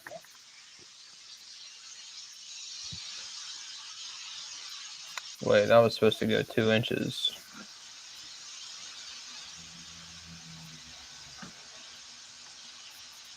Uh-oh.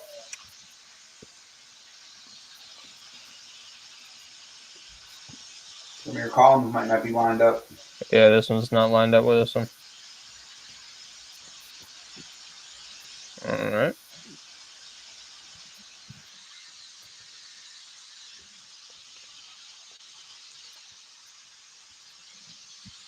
That's what it was.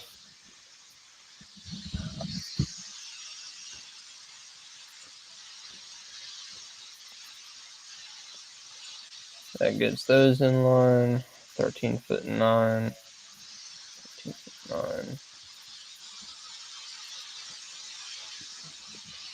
9. And then dimension 2 inches. 2 inches.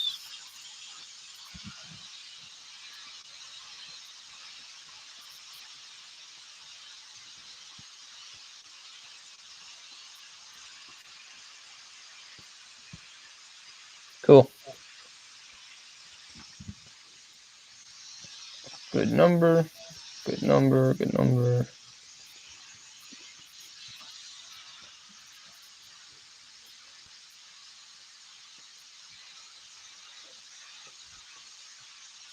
Well, considering, I think I did pretty well.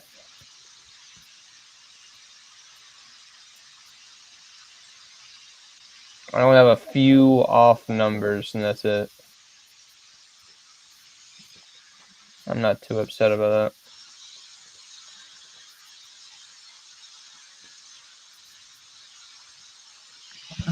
I think I cleaned all mine up. I at least got them all into one area.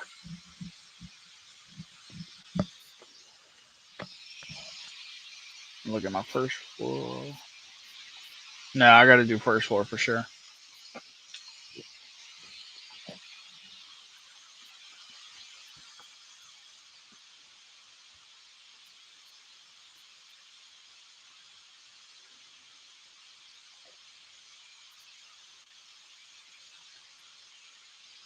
Oh, you know what though? I bet.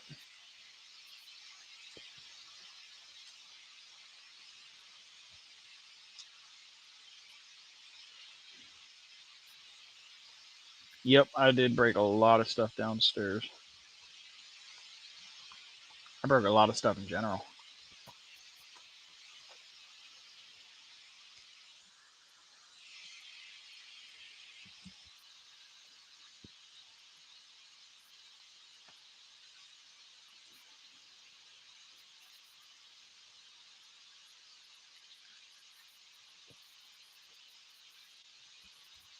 You broke a lot of things.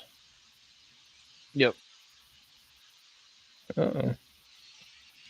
It's all good. I know.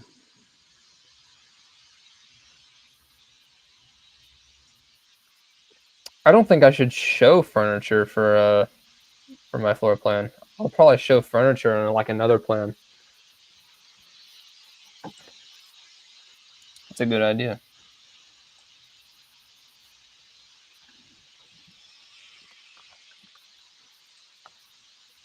Furniture.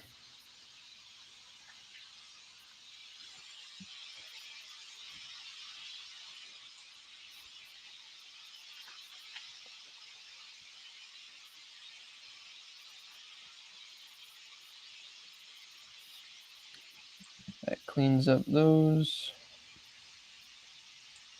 That's a little odd.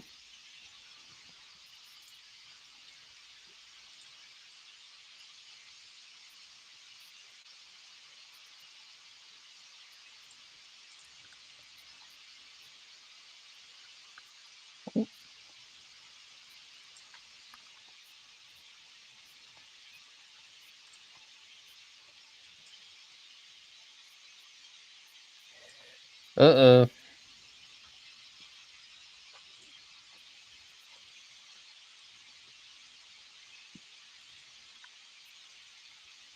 Shoot, yeah. Do a little bit of that. A little bit of that.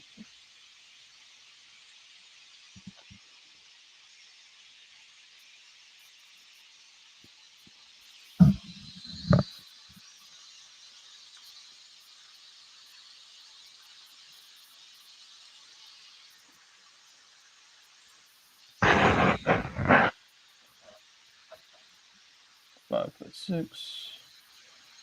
3 foot, 3 foot. Ooh, that's what I missed. The interior doors. For all the others. Alright.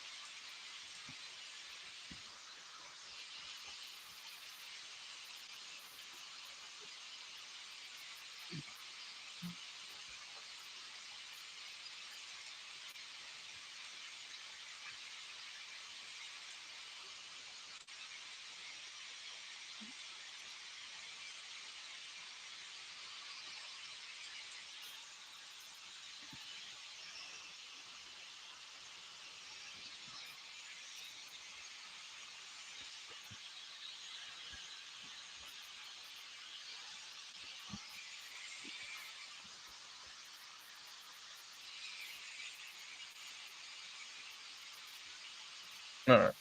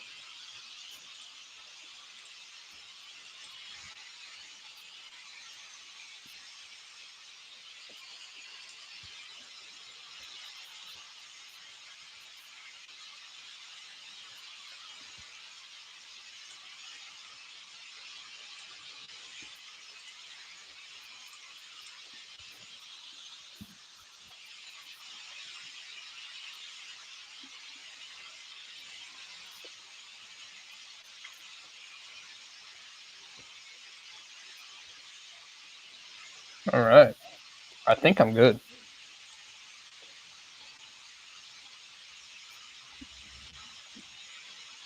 Now let me gander.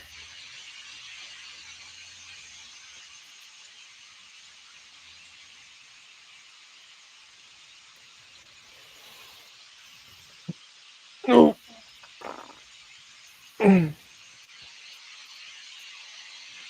Oh, buddy. Have you looked on it on the sheet? Make sure none of your dimensions are going off the sheets. Yeah, that's where I'm at right now. So far, I'm good. And this is the only floor I really dimensioned, so. Mm-hmm. Is that a good sign? The list of them, and then throw some dimensions on your building sections and wall sections. Oh, yeah. Most of your dimensions on your sections are going to just be floor to floor dimensions. Actually, I should probably get some of my elevations. Elevations as well. Yep. Make sure you dimension your floor to floors. How would you do that? Would you just throw one right here? Yep. Boom. Done.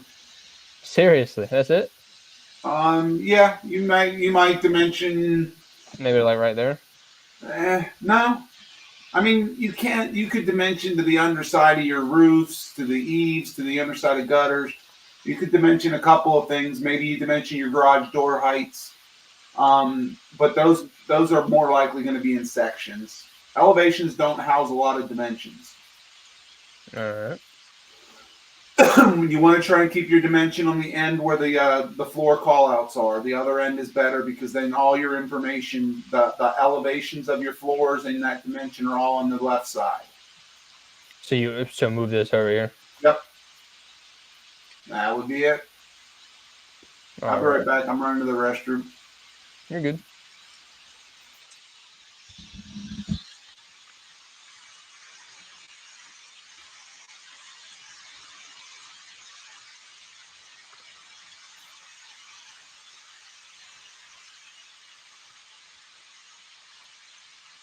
Aha, I found the strat. I found the strat.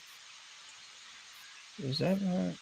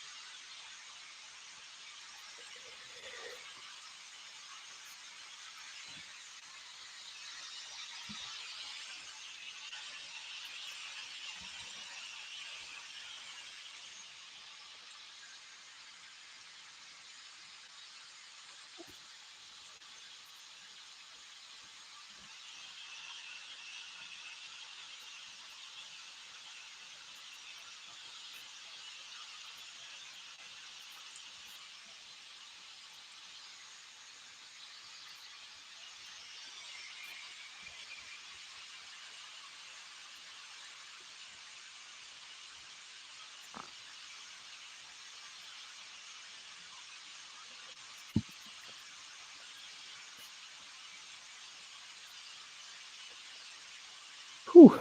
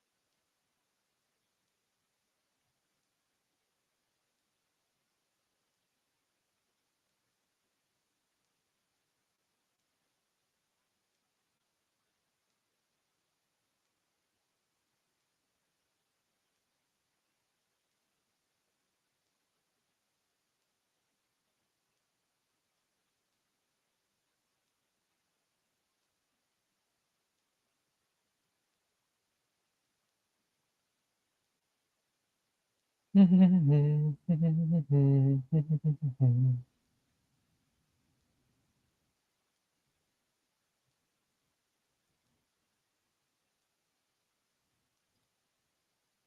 gotta add all that. I think I'm pretty good to go. Now I do have to duplicate these.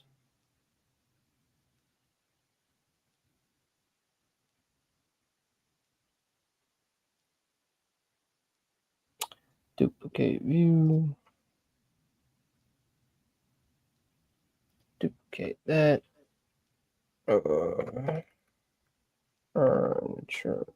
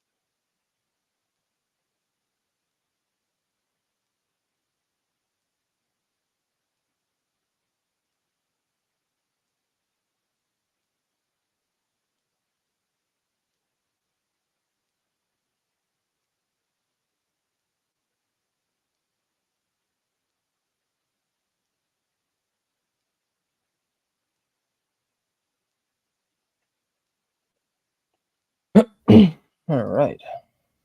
Level 1 furniture.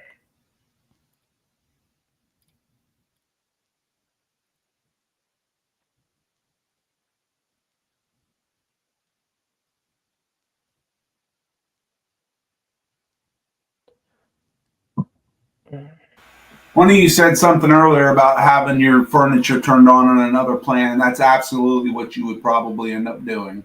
Yeah, I was just gonna make another plan, make another sheet for it. Oh, I may keep the kitchen in there. Maybe the kitchen and the actually no. Should I turn all that off in this view as well? I would keep casework on. Casework on. Yep. I think furniture turns off. Think of it as anything that moves in and out of the house. Anything that's built in the house and stays in the house. you can leave on. I'm trying to think about what I should do for the fixtures, the plumbing fixtures and all that. Should I probably just put them in and then just gray them out in the furniture set? Again, I would think that would stay turned on. All right.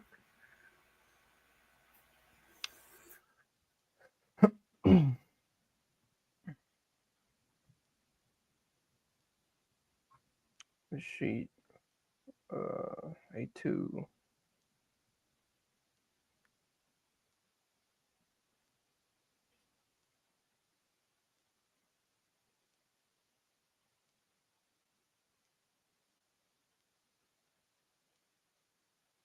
A2.1.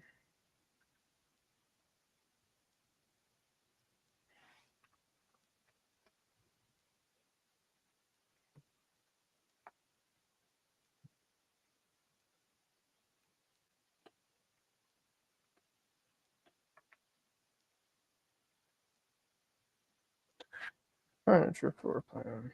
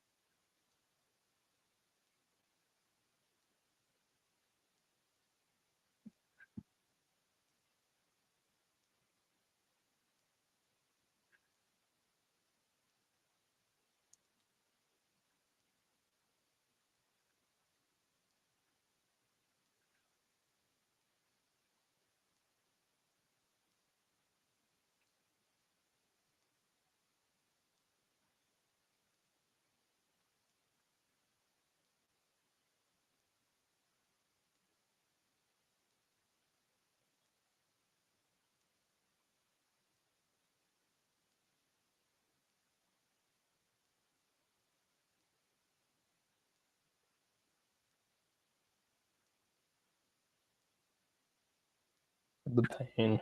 That is just strictly pain. Okay, I got the furniture floor plan. Roof plan. I kind of want to see that. So if I do underlay,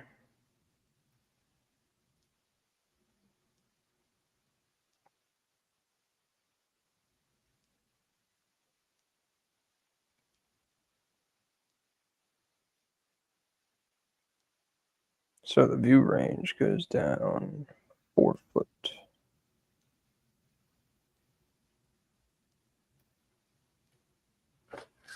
Just play with this a little bit. 10 foot. Nope. Make sure you put a slope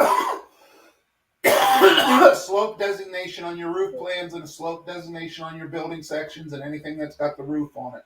Oh, yeah. Good idea. Good idea. And you might even put a slope arrow on your deck if you actually have it sloped. You probably don't have it sloped though. I have a question.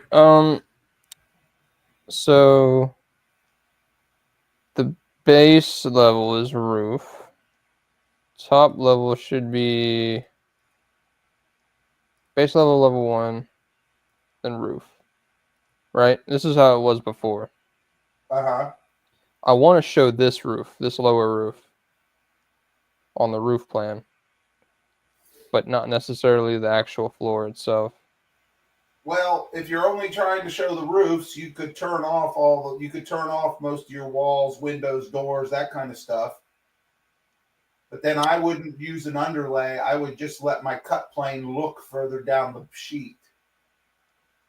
So the bottom would be unlimited, maybe. The bottom two numbers would be unlimited, undefined. I can't remember what it's called. Like that. Yeah, but then turn your underlay off. Is that in here, or is No, that? that's just over there. I thought you clicked on something over there and made your underlay come on for the floor below. Up. It's only got 3 columns in it. Oh, I It is right see. there. I see. No So underlay. no underlay. There you go. And that's it? That's probably what you're looking for. Cool. All right. And then, yeah, you would do your slope, spot slope.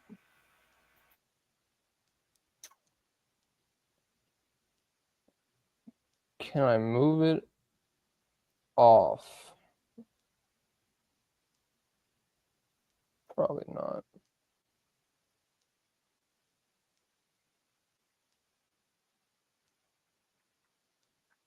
What is that? Why is that showing through, man?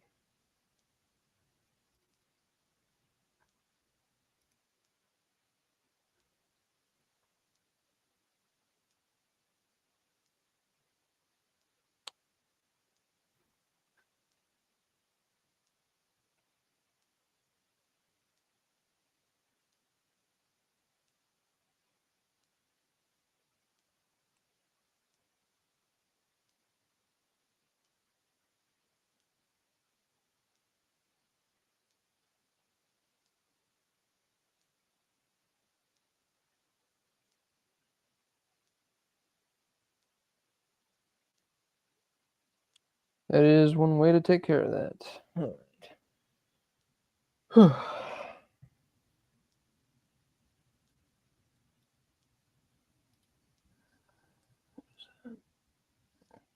Foundation. I don't want to see that either, so add concrete visibility going. That didn't do it, okay. Ah, that's why.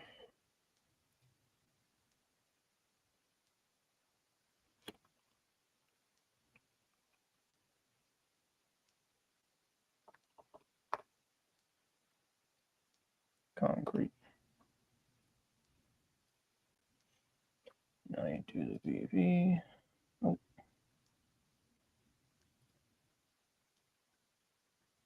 Oh, that's why. And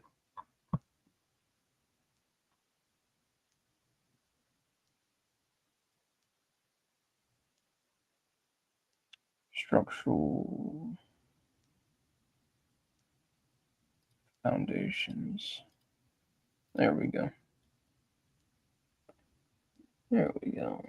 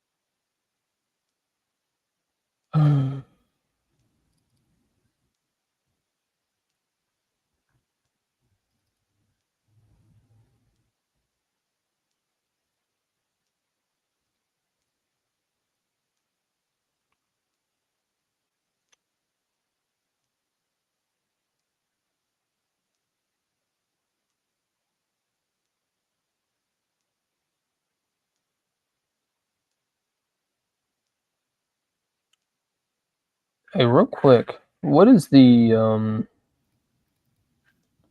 best way to probably do the let me see. Roof. Your windows above your porch, are those bedroom windows? No. These you'll see these from the inside of the great room or the living room and the kitchen. And then So it's open to the second floor. no, just first floor. Here. You only have a single floor, right? Yep, just a single floor. Okay, and that one's got a high ceiling. Okay, I got you. Yeah. This one, I'm not too sure. I'll probably just delete this one. But I figured 3 looks nice up front, being above the windows and the door and the window. Yeah, you could just have it open to open or dead space. That's not. I don't think that's too huge a deal. Natural light in the attic. Yeah, true. Plus, that's actually true, because if I want to eventually make stairs going up this way and make this into a second floor, I could do that, and that would work.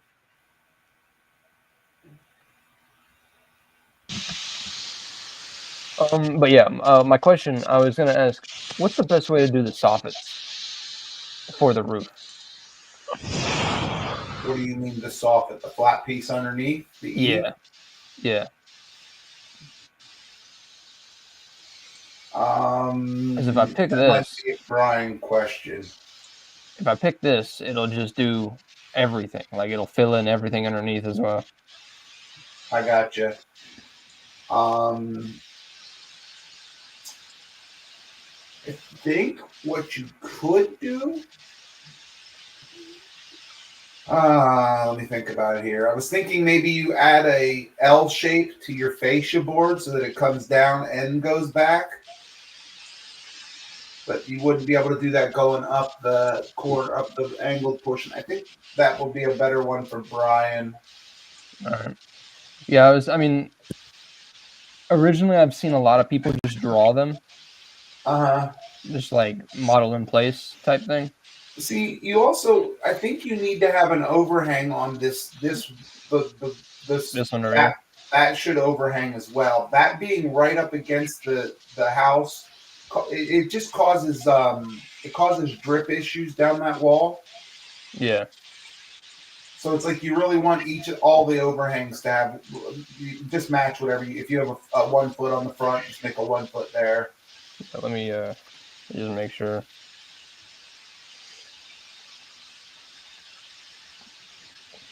They probably did it from center line. Hold on. Oh god, what am I doing? Dimension. Center line there. I got a quick question. Eric, Yeah. foundation, trying to get it connect and just tie into being one footing. It does not seem like it is one consistent piece. It seems like it's two for some reason. I try and just drag it over to connect it, and it's just not.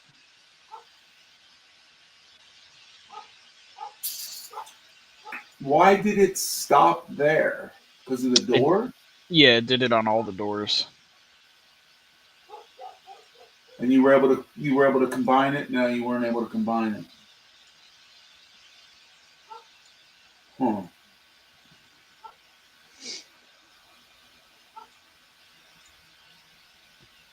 And that might also be a Brian one. I don't mess too much with the footing and the foundation stuff.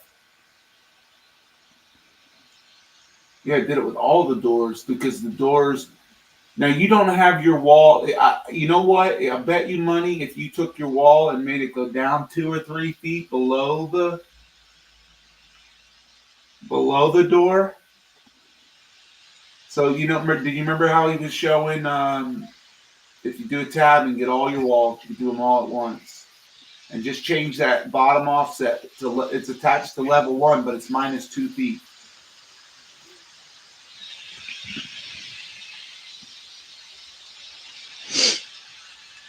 Okay, now put your things on there. They shouldn't break up.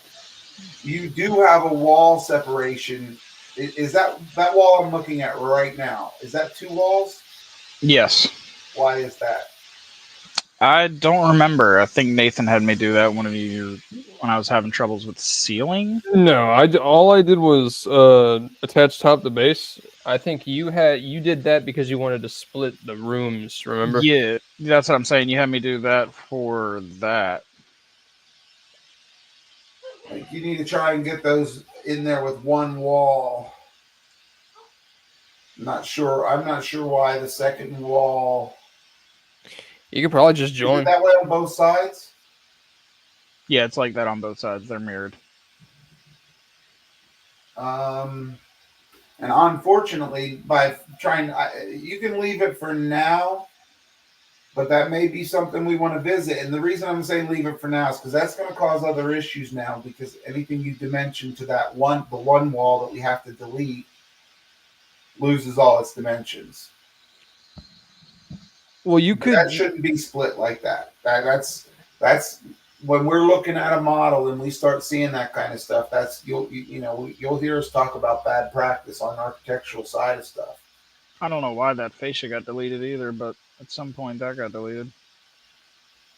Well, you can add that back, but I'm just saying, don't worry about that wall thing right now. What was your question? Try your footings now.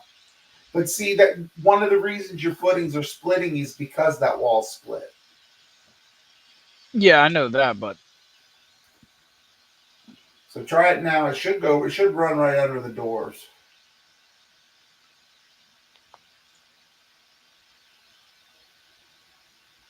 Yeah, see, it stopped at the wall split. Yep. Are you tabbing and getting all the walls? Is that what was happening there? Yeah. But you can still see it. And you won't see it because it's essentially joined them, but that's just, for lack of a better terms, because we're working on foundation, that's building on a flimsy foundation, having that wall split like that. As far as the other, that's the footing. I don't think you need to fix it, but he's exactly right. You want to try to prevent that from happening, but being as far along in the job as you are now, I don't think I'd want to fix it, because if you delete the one wall, it's going to delete the doors and the dimensions, just like Eric was saying. try not to let that happen again. And generally your foundation, your footing down there is, it's not going to be run right at the base of the door. That's why you have that wall offset there. Now, in doing that, you have to build yourself a little slab out there for a porch or whatever. Yep. And Yep, my you AC should put unit's a not little fine. porch. You should put a little porch and a little roof. I don't know why that one's up high. What is that? Oh, I got to call Ashley real quick. It's my level line. No, the black thing. That's my Oh, AC unit. What is? Oh, okay. And it's sitting on the level line that I had before we just lowered everything. Well, we didn't lower the level line. Remember that. We just I lowered know, the wall. And so you'll need a driveway to get your garage door, a piece of slab for your driveway for your cars to sit on. You'll need a little bit of a porch and a Where the back porch. And then maybe just build yourself a pad for your AC unit. No, my A lot floor of is that'll be covered up. ridiculous. A lot of that'll be covered up when you do the landscaping. Don't worry about all that stuff. We'll do that on the landscaping side. Well, I'm saying my floor is now also 2 feet from the footing. Is it? Yeah, because my floor was at level 1 before we lowered the Oh yeah. Your walls. floor wants to stay up there. That's fine. Yeah. Unless it's slab on grade, but I That's what it was. oh, okay. Well, then the footing wouldn't be this way, because what would happen is then at that point the slab would be poured out past, and they would build onto it. But there would be a turn down. There would be a turn down footing at the edge. So that would mean you would add it to the floor, not the walls. In other words, the way a poured in place floor is going to go is that concrete's poured all the way out to the outside face of wall, and then they put the studs right on that poured slab. Yeah. And then that slab is thickened at the ends, like you're seeing with that footing there, but it's just going to be poured thicker floor, not actual separate footings.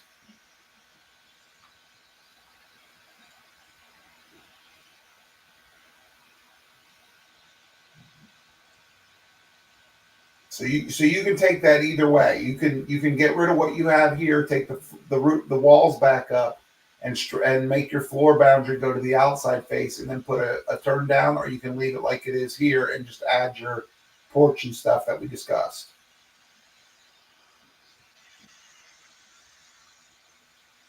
I don't know. Just let it like that for now. Think about it.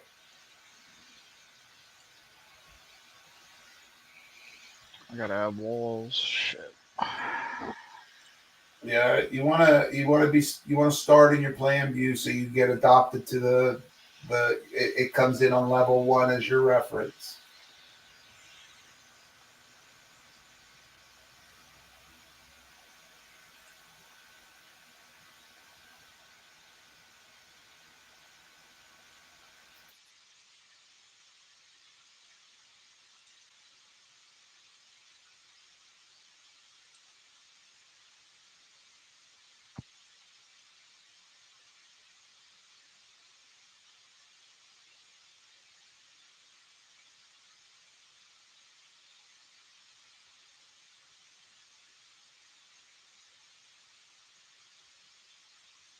Wait, what the?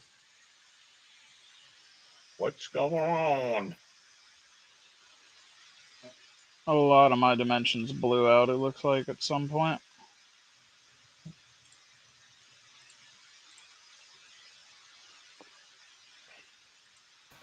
What's that?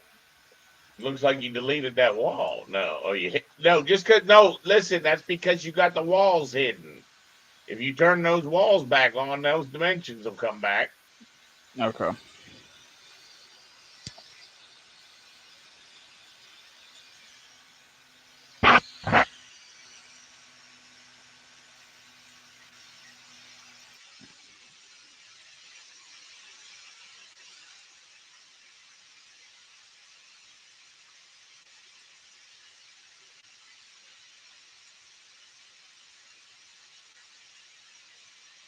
What are we drawing?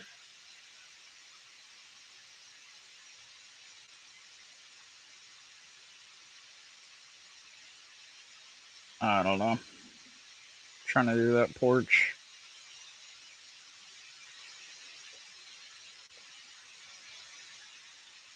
Porch. Don't you have to have walls for the floor to actually place? No, no, you absolutely don't have to have walls. Well, teach me something. All right. Now draw a floor. Now look at the draw lines. Nope. Now look at the draw line command. You can draw any shape you want.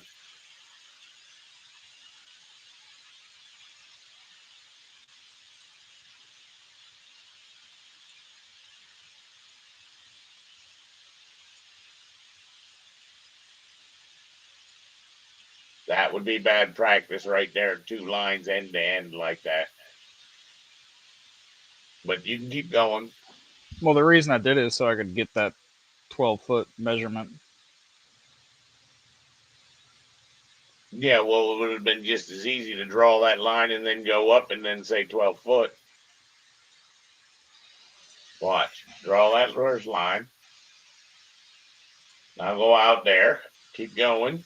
Now go up to right there. Now go up. Go back to the wall. Now, when you pick that one purple line, you should see that 12 foot. You can finish tracing your edges. You got to close. You got to trace over the walls. Down to the corner. And close it. Now escape and then pick that. No. Hit edit.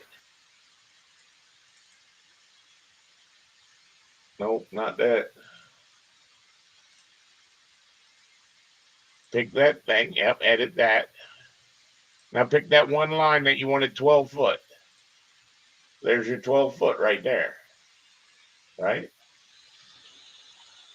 That's how we draw. Now that symbol that's on there, you probably want to get rid of that. You don't need that span direction.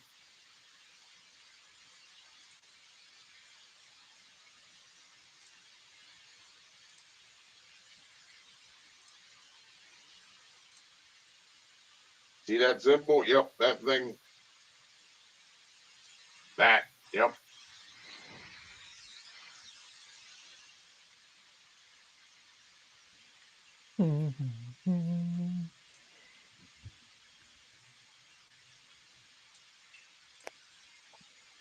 Oh boy. Dude, if I knew how to build families better. That'll be next week.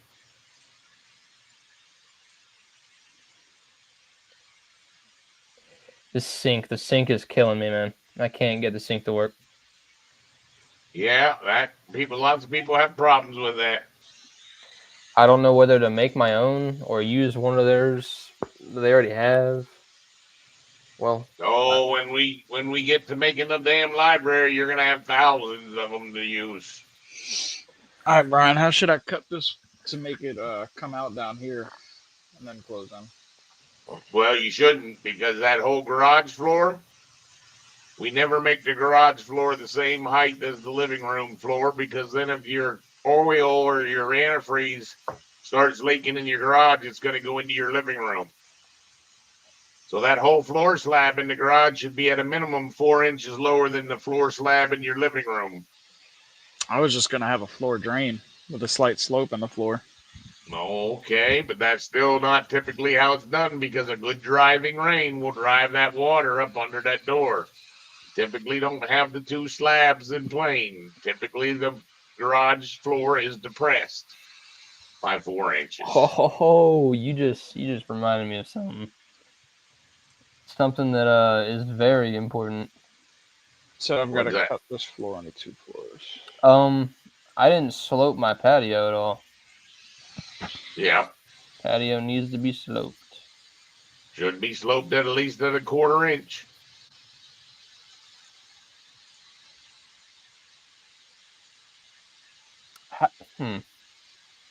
Okay.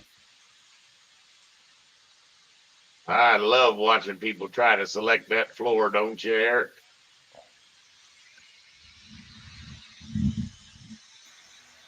Yeah. It just takes some time, and you just got to get into that sequence of how you're going to select it.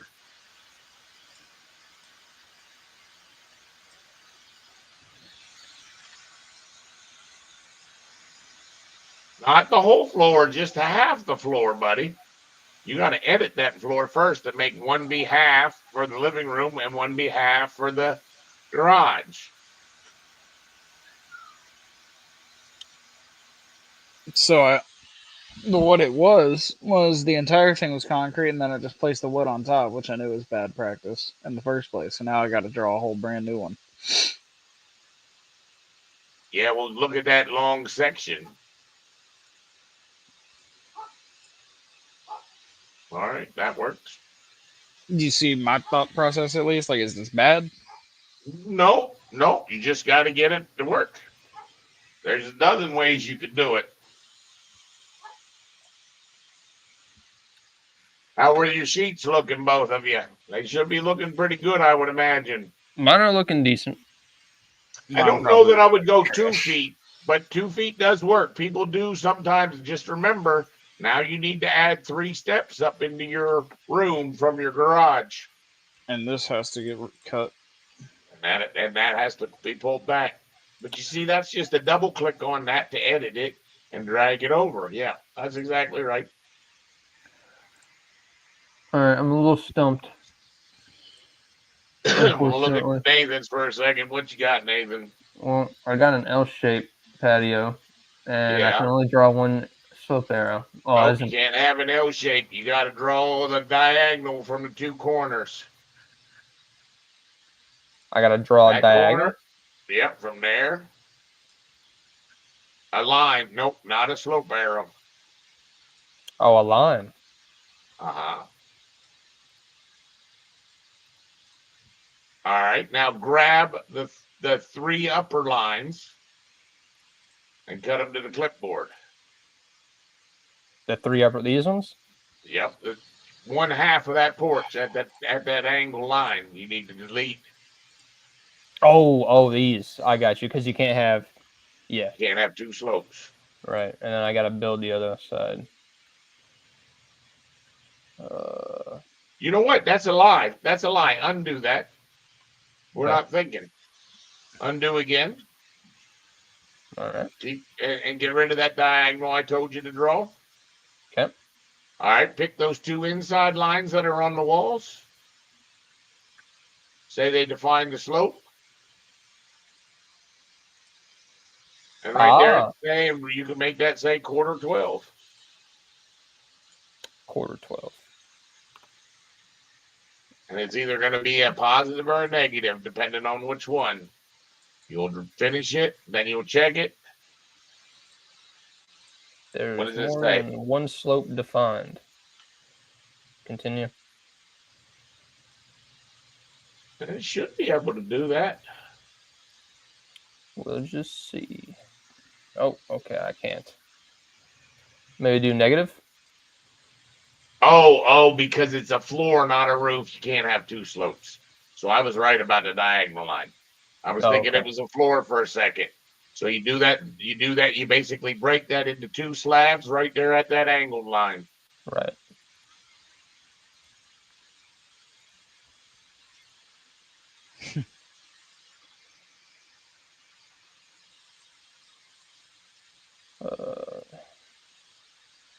Control V, 0. Control V. Did you copy those? Did you do a Control X, or did you just delete those lines? I just deleted them. Let's see, if you would have done a Control X, then you could have pasted them. Whenever I've got something that I've got to break in half, that's how I typically do it. I grab them there and I say Control X. All right. That's probably and then the new one, and then Control V and 0. Cool. And then draw that diagonal. Yep. You got to hit finish. There you go.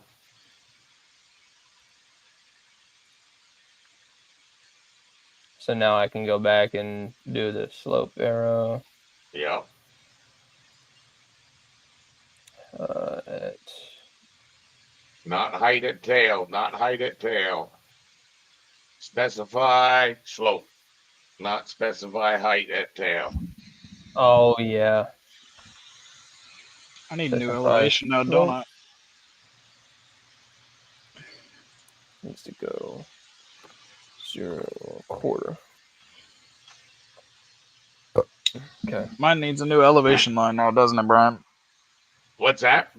Mine needs a new elevation line now, doesn't it? No, you don't need to do a garage elevation. No, I don't think I would do a garage elevation.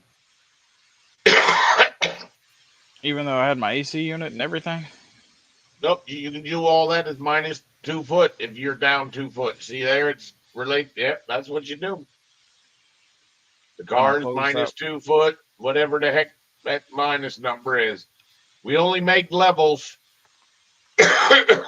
Well, theoretically, you could make it a level, but if you add too many levels, it gets difficult.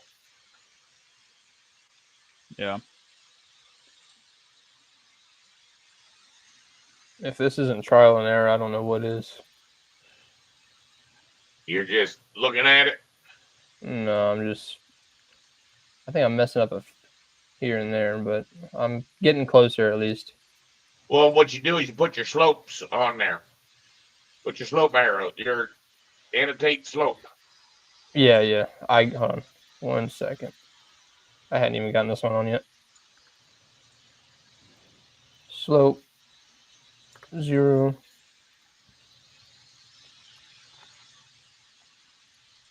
Nope, that's got to be minus. Yep. You can do the minus. Nope, look, hit X on that. All right. Pick that thing again and look, there's the slope. You can do the minus right there. Cool. All right. All right. Now, what were you saying? Now, what I'm saying is in the plan view, if you went annotate and put the slope arrow on it, spot slope, there you go. Now you know it's sloping away from the building at 1/4 inch. Nice. You actually got some drawings that are looking like drawings, guys. You need to add that turn down. When we split that slab, you lost a turn down on the one. Yeah, right, because I deleted it. Right? Just pick on the turn down right there and say create similar and select them.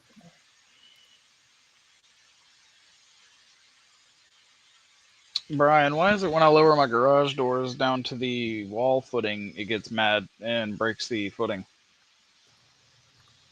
Go 1 inch above. Go down 1 foot 11. Minus 1 foot 11.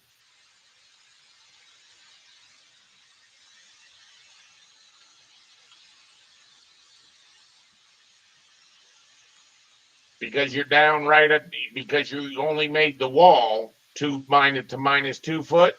That wall, that's why it's doing that. Gotcha. And the truth of the matter is, you wouldn't have a wall footing right there. You would have those two slabs would go up to each other. Right. I get that.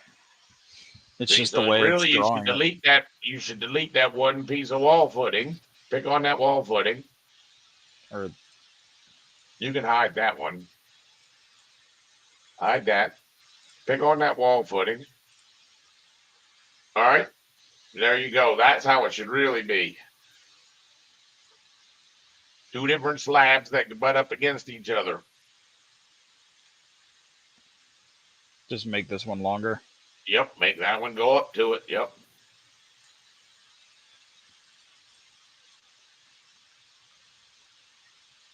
That's exactly right. Drag it up there. You were doing good.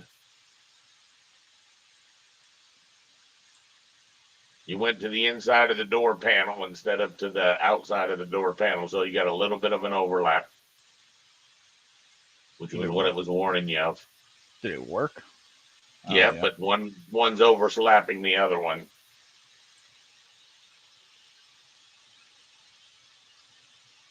There you go. That's where it's supposed to go to.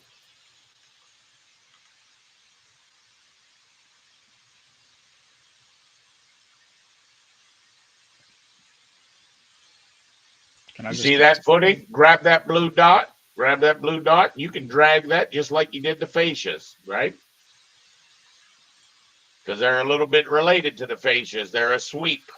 The fascia, the turn down slab, the gutter, the wall fascia, those are all very similar objects. I don't know when or how, but at some point my fascias got deleted. Well, I do recommend you fix them. Oh, I'm gonna. It's weird because it only did it to the front and back, but it kept the gutter on the side, so I knew it wasn't just an undo. No, you probably had it selected and deleted it and didn't realize it. That does happen, especially when you're first starting, till you get your clicks underneath your belt. So what's the deal Not here? that front edge, remember? There you go. I caught myself. What you got, Nathan? Let me see, because I have That's because it's sloped. That's a bug in the software. It's very Right. frustrating. You can't put the turn down edge on a slope like that. Okay, and since this one was already here, it kept it. It allowed it. Yep, that's correct. But it's a bug in the software. Right, and I probably shouldn't keep it, huh?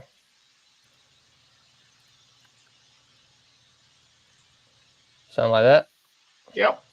It really, what'll happen is if we were cutting a section out there at the edge, we'd have to fake in what that turn down looks like with a detail component.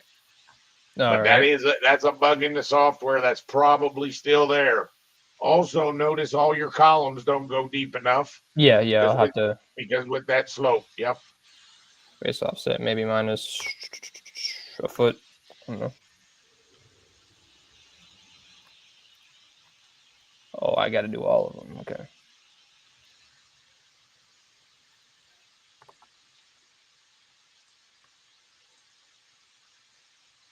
Now I get to build steps in the garage.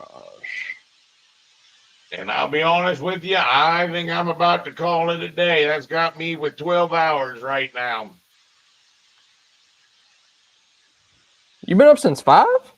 6? Well, I woke up at 5:30. Yep. I apologize. No, don't. I think you guys have done outstanding. I think we're well on our way. Stick out. Give me another hour. I don't care if you want to take a break and come back in, or if you want to just stick it out. You give me that last hour, and you're done good for the first day. Tomorrow we're going to do sites. We're going to do some topo work. Okay.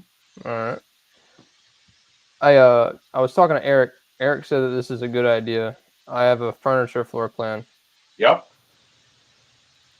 Sometimes you make a framing floor plan. There's lots. That was a very good idea. Now, me personally, I would still show the furniture on this plan, but I would just show it very light gray. Very light gray. Okay. Right. Only reason I didn't want to do that is so it wouldn't obstruct the dimensions. Right. That's why we go with the very light gray. All right. Did that work? Yeah. Okay. I'll probably add it in there. Well, you don't have to. What Eric had you do was exactly what most architects would do. But remember how we were doing it with the plumbing and the ductwork? Yes. Even though we were doing the ductwork, we wanted to show everything else in there. We didn't care if our dimensions were on it because it was such a light gray. But it's still nice to know what's in there. Right. I just thought for the furniture can kind of be too obstructive because it's kind of everywhere. Well, yeah, I get it. But for the mechanical and the plumbing and all that, I definitely understand that. You want to see that way you're not. You'd be surprised if you make that furniture real light gray. It's almost ghosted in there. You might sometimes even do light gray and half tone, right? Just so it's very vague.